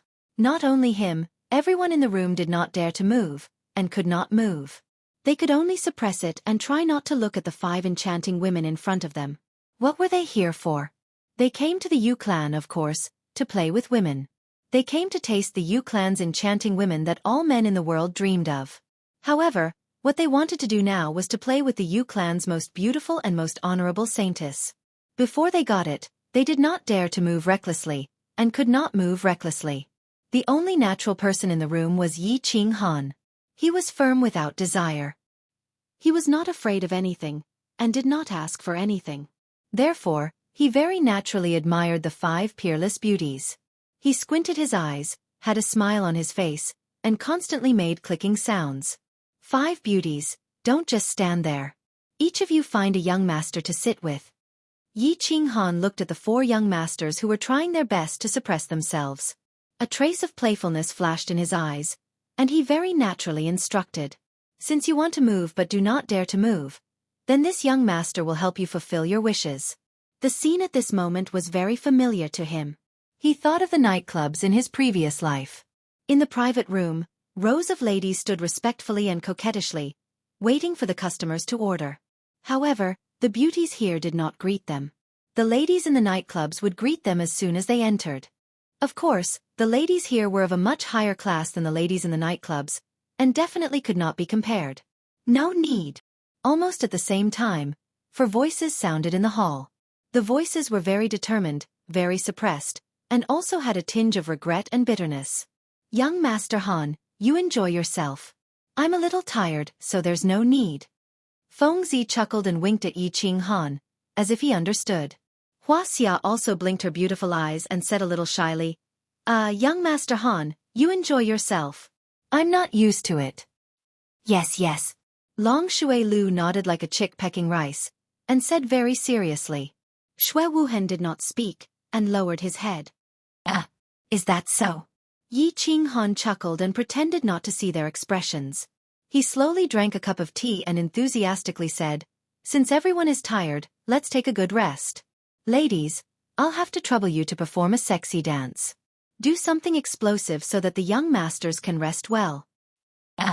The 4 of them glared at Yi Ching Han angrily, as if they wanted him to eat them, but were too embarrassed to say no. If they did that, they would really be deceiving themselves, and it would be too pretentious. However, seeing that Yi Ching Han had his head down and was fiddling with the tea leaves, completely ignoring their burning gazes, the few of them could only helplessly remain silent. Seeing that the few of them did not object, the few bewitching beauties responded softly, bowed, and retreated. Not long after, they came in again. Their clothes were still red, but they were a lot less. Only a thin tube top, a very short muslin skirt, and an almost transparent muslin were left on the outside. They nodded faintly and waved the muslin in a leisurely manner in the hall. The dance was beautiful, but the people were even more beautiful. Beauties who wore less could dance even more beautifully. The air in the hall heated up under the swaying of the white, tender flesh and the red, sexy little skirt. The sound of swallowing saliva, trembling of the Adam's apple, and coarse breathing mixed with the sound of Yi Ching Han's clicking of the tongue could be heard frequently. The air in the hall was unconsciously mixed with a scorching heat, a surging wave, and a ripple. Enough, enough. All right, ladies, thank you for your hard work. You may leave first. Shui Wuhan drank 4 cups of tea in a row, but the more he drank, the hotter his body became. When he was about to drink the 5th cup of tea, he finally suppressed the fire in his heart and said loudly, Yes. All right, why do I feel that the more I dance, the more tired I am? Fangs drank a cup of tea in one gulp, and felt that it was not enough, so she gulped down another cup and said while panting, Yes, yes. Long Shui Lu nodded again like a chick pecking rice, and his expression was even more serious than before. Hua Hua did not speak, but only nodded and lowered his head. It was as if the 5 beauties in the room were poisonous scorpions, and he did not dare to look at them again. Don't! Yi Ching Han plucked a grape from under the table and threw it into his mouth. As he chewed, he said, They dance very well. It's rare to have a chance to enjoy the super treatment of the Yu family, so we should cherish it. Why? Do you think that these beauties dance badly? They dance very well, that. Young Master Han. Fangs looked at Yi Ching Han angrily, as if he was blaming him for his prank. He deliberately emphasized the words young Master Han to show his anger, and continued, But we are not used to this. If young Master Han likes it, I can give the one who serves me to young Master Han. Yes. Young Master Han, that's enough. I'm tired too, so I'll give them to you too. Hua Hua raised his head and said sincerely. Long Shui Lu and Shui Wuhan looked at each other and said in unison, Us too. Young Master Han, you can enjoy it slowly, we are not used to it. I see. Yi Qinghan smiled mischievously, but he was laughing coldly in his heart. These animals, if they were not here at this time, they would probably rob them. After a moment of silence he said embarrassedly, "How can I accept it? It's okay, it's okay. There are plenty of rooms next door." Fangs stood up and waved his thick hands, indicating that he could do as he pleased. Hee. Then, it would be impolite of me to refuse. Yi Qinghan laughed lewdly and stretched lazily. He looked at the 5 beauties of the Yu family and said sincerely, "Since they are not used to it, why don't we go into the room together and study the art of the human body?" The beauties did not speak and only smiled shyly. They nodded slightly and surrounded Yi Qinghan as they walked out of the room. "What's that? Young masters, I'm going to rest for a while. You guys rest well too and perform well tonight. I have high hopes for you guys." Yi Qinghan did not forget to look back as he walked out of the hall and continued to tease them. Then, he laughed loudly and disappeared from everyone's sight. "Animals! Animals! Yi Qinghan, this animal, he really dared to do it. He actually did it." Fangs said angrily as he clenched his fists as he watched Yi Qinghan's figure disappear from the room. Wuxia also looked at the bamboo door of the room reluctantly and said angrily, "I hate animals like him who don't care about brotherhood and value sex over friendship the most. When you go out with him in the future, don't tell anyone that I know him. Yi Qinghan is really lewd and unruly." Shui Wuhan waved the fan in his hand quickly, as if he could blow away the restlessness and injustice in his heart. Long Shui Lu didn't say anything. He just kept pinching and pinching the grapes on the table. Chapter 59. Tranquil Lake Island, North Court. In an independent small bamboo building, a masked woman in a green palace dress was standing quietly in front of the window. She looked at the dense bamboo forest in the distance and said nothing. "Miss." After a while, a woman in white walked in softly. She bowed and called out respectfully. Then, she stood aside silently. "What's the situation at the Emerald Pavilion?" After a long time, Yu Qingqing sighed deeply and turned her head. Her black pearl-like eyes flickered as she whispered, "Miss, as you expected, after Yu Qi and the others went in, the young masters behaved themselves very well. They didn't do anything excessive, but later, young master Yi Qinghan asked Yu Qi and the others to dance, an erotic dance. Then, young master Shui Wuhan asked them not to dance. Young master Yi Qinghan then he brought Yu Qi and the others into the room." The woman in red said carefully, "This was related to the life of the Mississippi." She didn't dare to say anything that would affect the misjudgment. Yu Qingqing didn't have any expression and still stood there quietly. However, after she heard that Yi Qinghan brought Yu Qi and the others into the room, her black pearl-like eyes flashed a trace of inexplicable meaning. She asked curiously, "What did Yi Qinghan and Yu Qi do after they went in?" "Do what?" The woman in red was a little puzzled by the question. What else could a man and a woman do in a room? So she was a little shy and said shyly, "Of course they did that. The family scout said that they could hear moaning coming from that room." "Humph. Yi Dao's son isn't that lustful. Call the scout team and activate the family mechanism. Peep. Peep and report back quickly." A trace of shyness and anger appeared on Yu Qingqing's face. She didn't think that the young man on the boat with eyes like lightning, intelligence like the sea, and special temperament would be so unbearable. How could Yi Dao, who even the saintess didn't care about, give birth to such an unbearable son? She also didn't believe that with her charm, she wouldn't have a trace of attraction and love for Yi Qinghan. The Yu clan scout team moved very quickly. In less than a moment, news came back. The woman in red looked at the information in front of her inexplicably. She said in puzzlement, "Miss, there is no such thing happening in the room. Yu Qi is moaning loudly there. Yu Bao is massaging Yi Qinghan, and Yi Qinghan seems to be asleep." Yu Qingqing didn't show the slightest bit of happiness when she heard the answer that she was hoping for. The black pearl's eyes flashed with a trace of anger. She looked outside the window and said angrily, "Yi Dao's son is actually the same as Yi Dao. He doesn't even care about me, the saintess." At noon, the early summer sun was a little warm and made people sleepy. However, it seemed that the sunlight of the tranquil lake did not make people sleepy at all. Instead, it made people more and more energetic. Inside the green pavilion, the 4 young masters drank a few pots of tea, a few jars of wine, and countless plates of fruits and pastries.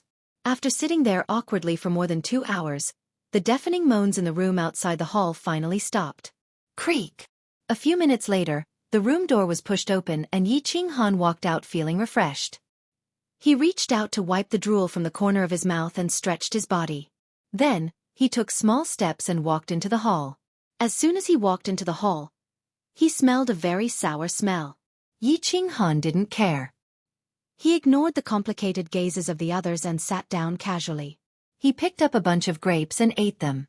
As he ate, he nodded and praised. The grapes of the Yu clan are indeed different from those of other places. They seem to be sweeter. What are you guys looking at? Eat them. Puh. Fangs, who had just drunk a mouthful of wine, spat out the wine in her mouth when she heard this. She said somewhat angrily, "Young Master Han, don't attack people like this. If you do this again, I'm going to fall out with you." Everyone's eyes bulged, as if they wanted to use their gazes to despise him. They had seen shameless people, but they had never seen such a shameless person.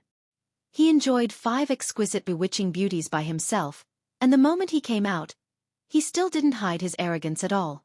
They had listened to the erotic songs for more than 2 hours, and there was already a fire in their hearts.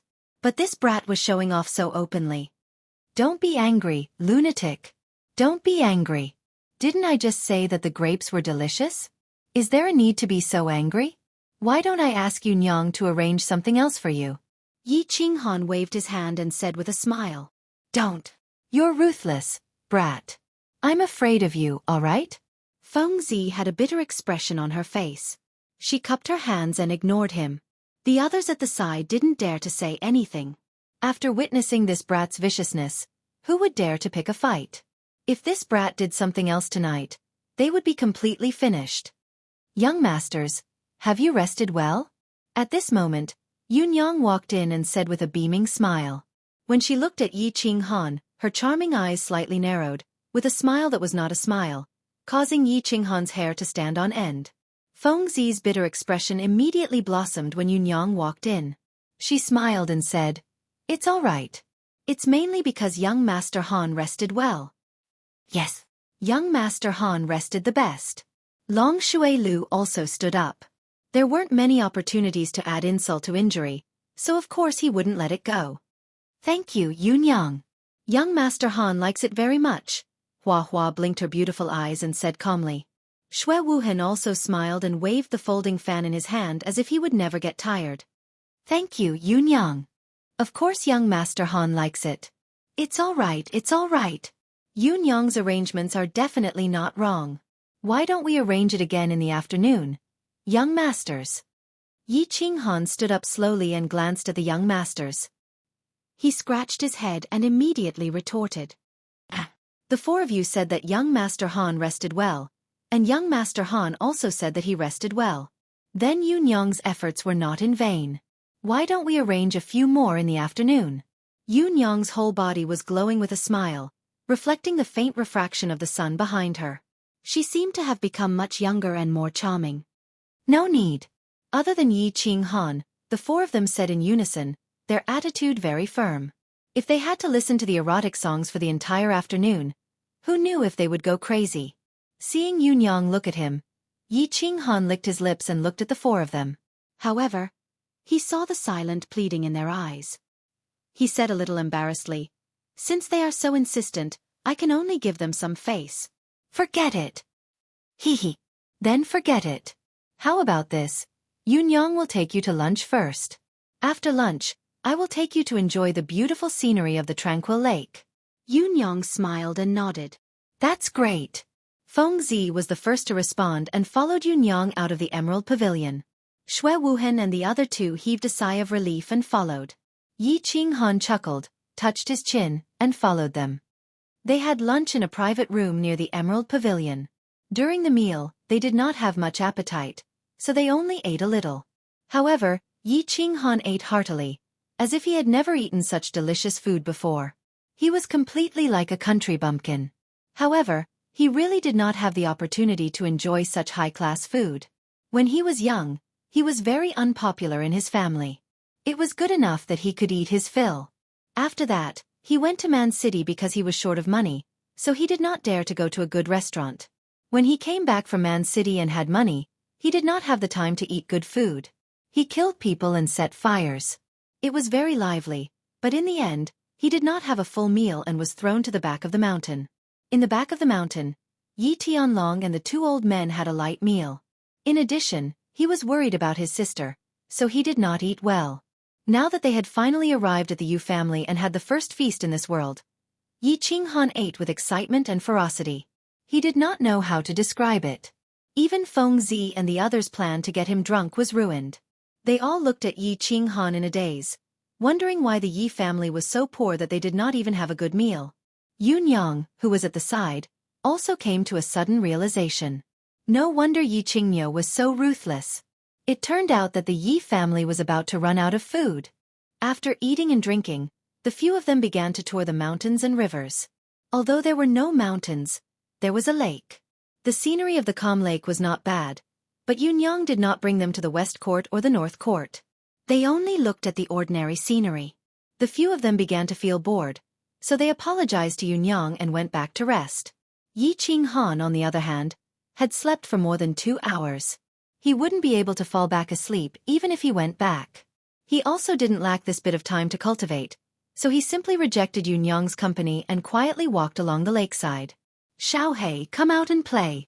Yi Qinghan felt that there was no one around. It was a good time to walk the dog, so he summoned Xiaohei. Although he had been chatting with Xiaohei in his heart, it had been a while since he had accompanied Xiaohei for a walk. Yi Qinghan kind of wanted to see this silly dog. Boss, you finally remembered me.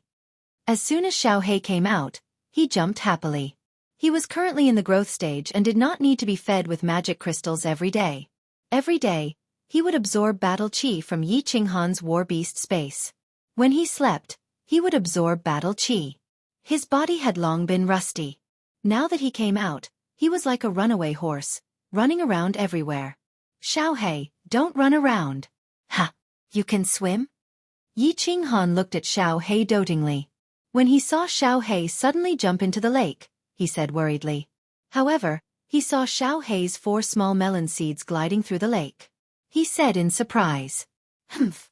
You're looking down on me, aren't you? No matter what, I'm at least a holy beast. This little thing can't stump me. I'll go catch some fish to eat. Xiaohei sent a message through his soul. A trace of pride flashed through his black eyes, and he dived into the water with a splash. This soul-devouring beast can actually speak so well? Yi Qinghan laughed and thought to himself. This little guy was indeed worthy of being a holy beast.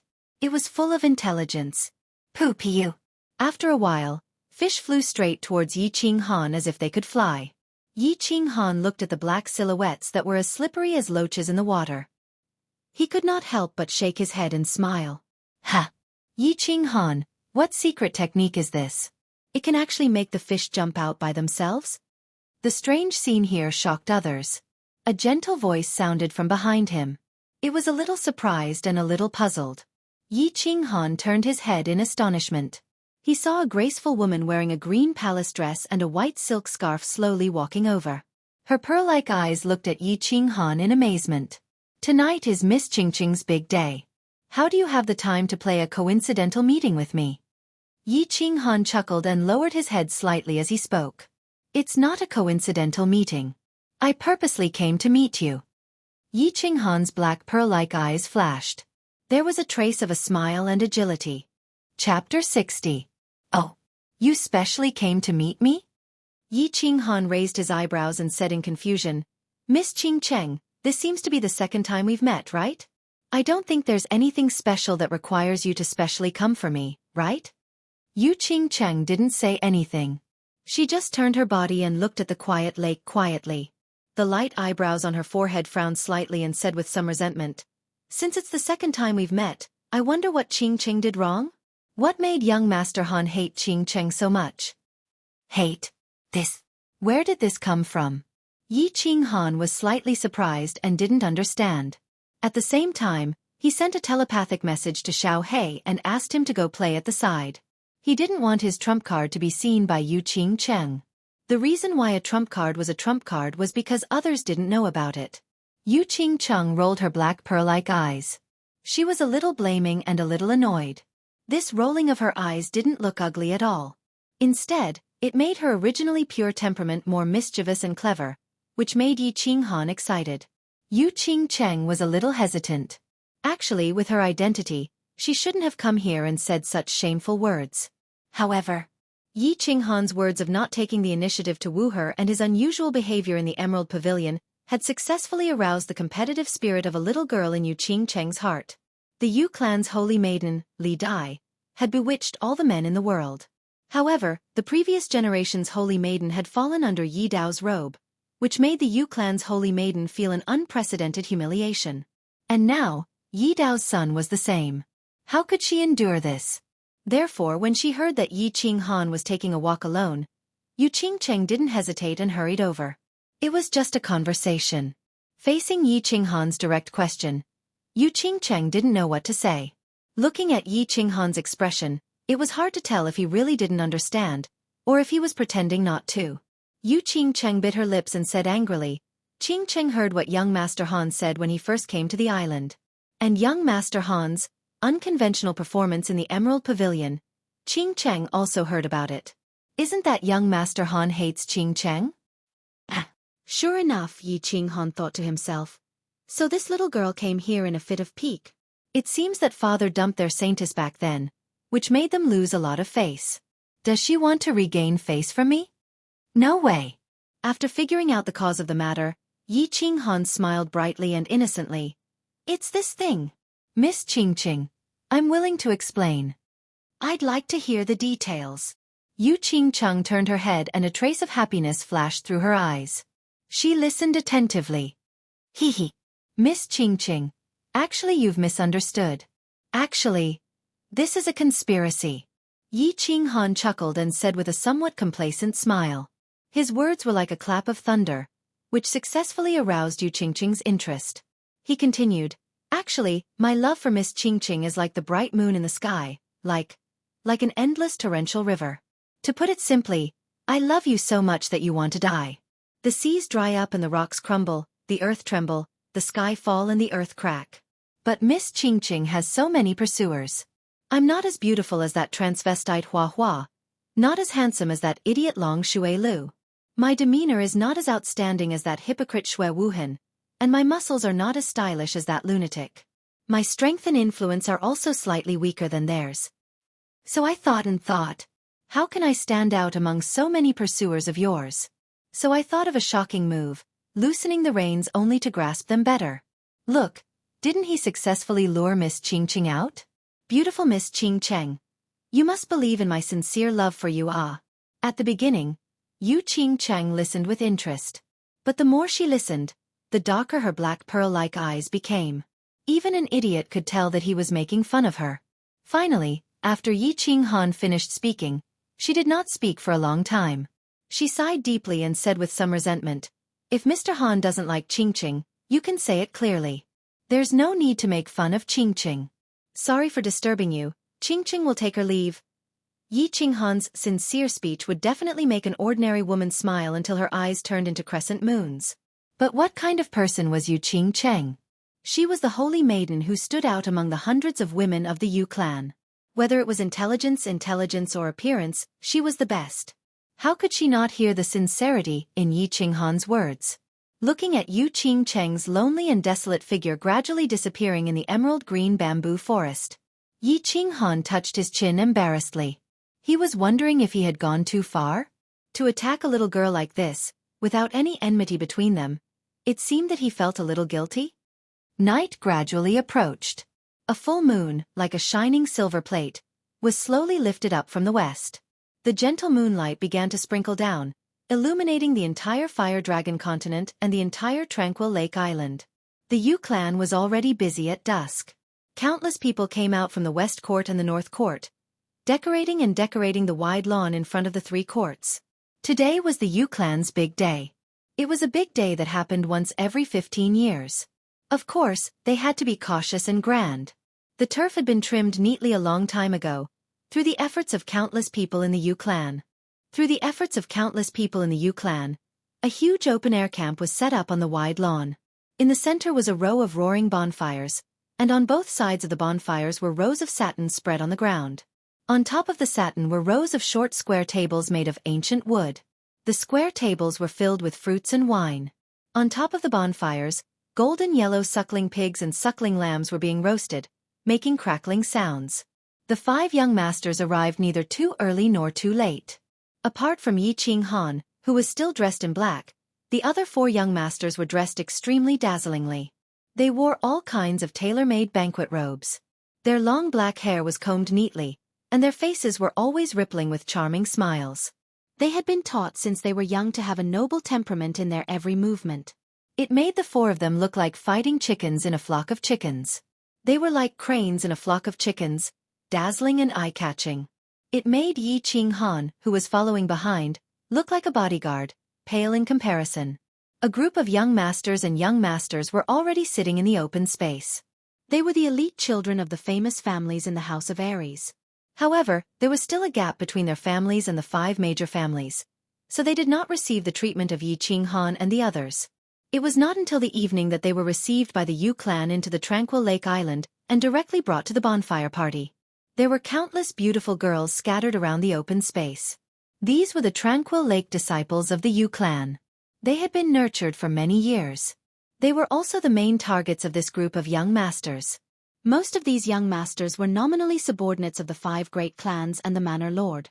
Thus, when they saw Yi Qinghan and the others walk in, they immediately stood up and rushed forward to greet them. Lu Xiao greets young Master Shui. Young Master Shui looks radiant today. You will definitely be the top courtesan. Brother Z, I'm Chao Pei. Do your best, Brother Z. Take Yu Qingqing back to West Wind City. Young Master Hua, I'm the cousin of your uncle's nephew. It's an honor to meet you. Young Master Long. Young Master Long. I've long heard of your name. Today, I can finally meet you. I'm extremely excited. The 4 young masters smiled faintly and casually responded to the young masters who came to greet them. They were somewhat proud and somewhat arrogant. They looked askance at Yi Qinghan, as if showing off their fame and status. Why should they be proud? Why should they be arrogant? Because the people who came to greet them were all heading towards the 4 of them. No one paid attention to Yi Qinghan, who was following behind them. After arriving at the Yu family, they had always been suppressed by Yi Qinghan. So today, they finally had the opportunity to suppress him. So they were very excited, very excited. Normally, they would not care about such a scene, but they were very enthusiastic. Yi Qinghan smiled faintly. He ignored them and walked to a square table alone. He poured himself a cup of tea and lowered his head to drink. Excuse me. At this moment, 5 young masters suddenly walked straight to Yi Qinghan and bowed respectfully. They seemed a little excited and a little scared as they asked politely. Yi Qinghan raised his head in astonishment and looked strangely at the unfamiliar young masters in front of him. He frowned. And the 4 people who had been chatting with the crowd were also slightly shocked. They looked over with interest and seemed to find it strange that there was someone who knew this country bumpkin. And when the young masters saw that Yi Qinghan was frowning, they bowed even lower, and their tone became more respectful. They said in a slightly trembling voice, Excuse me, are you the one who crippled Yi Qingquang, killed Yi Rong, and imprisoned Yi Jian, young Master Yi Qinghan? As soon as the words fell, the whole place fell into a dead silence. The 4 young masters opened their mouths wide, and their bodies trembled slightly. But they recovered their calmness immediately, but their hearts were in turmoil. They had received news from the Yi family some time ago. The Yi family had undergone a great change. Yi Jian was imprisoned, Yi Qingquang was crippled, and the elder of the Yi family, Yi Rong, was dead. But the reason was unknown in the news.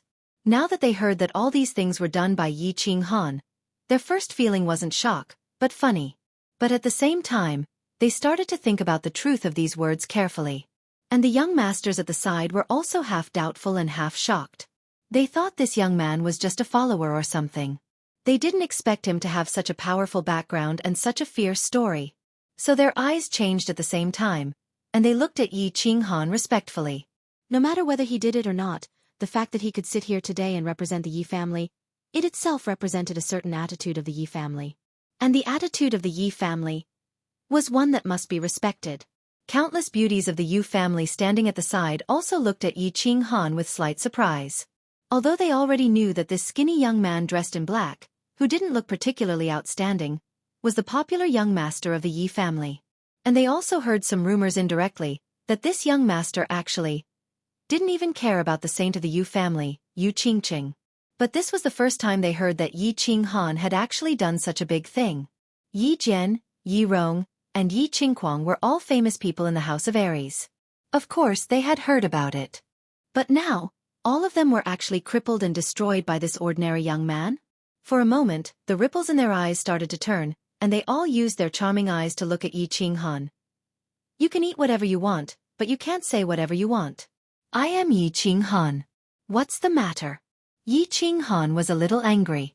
He looked at the 5 idiots in front of him with some reproach. How could these things be spoken carelessly here? Dongfeng Dao, Nangong Chong, Sima Fu, Xiahou Gong, Dugu Jian, greet young master. The 5 of them didn't say much, but they all knelt down in front of everyone. Their eyes were actually filled with hot tears, and they put on a good show of searching for their master. What are you all doing? Get up. Can you give me an explanation? Yi Qinghan was a little confused. He frowned and stood up. The 4 young masters were dumbfounded. This Yi Qinghan actually did something like this. Wasn't he stealing their limelight?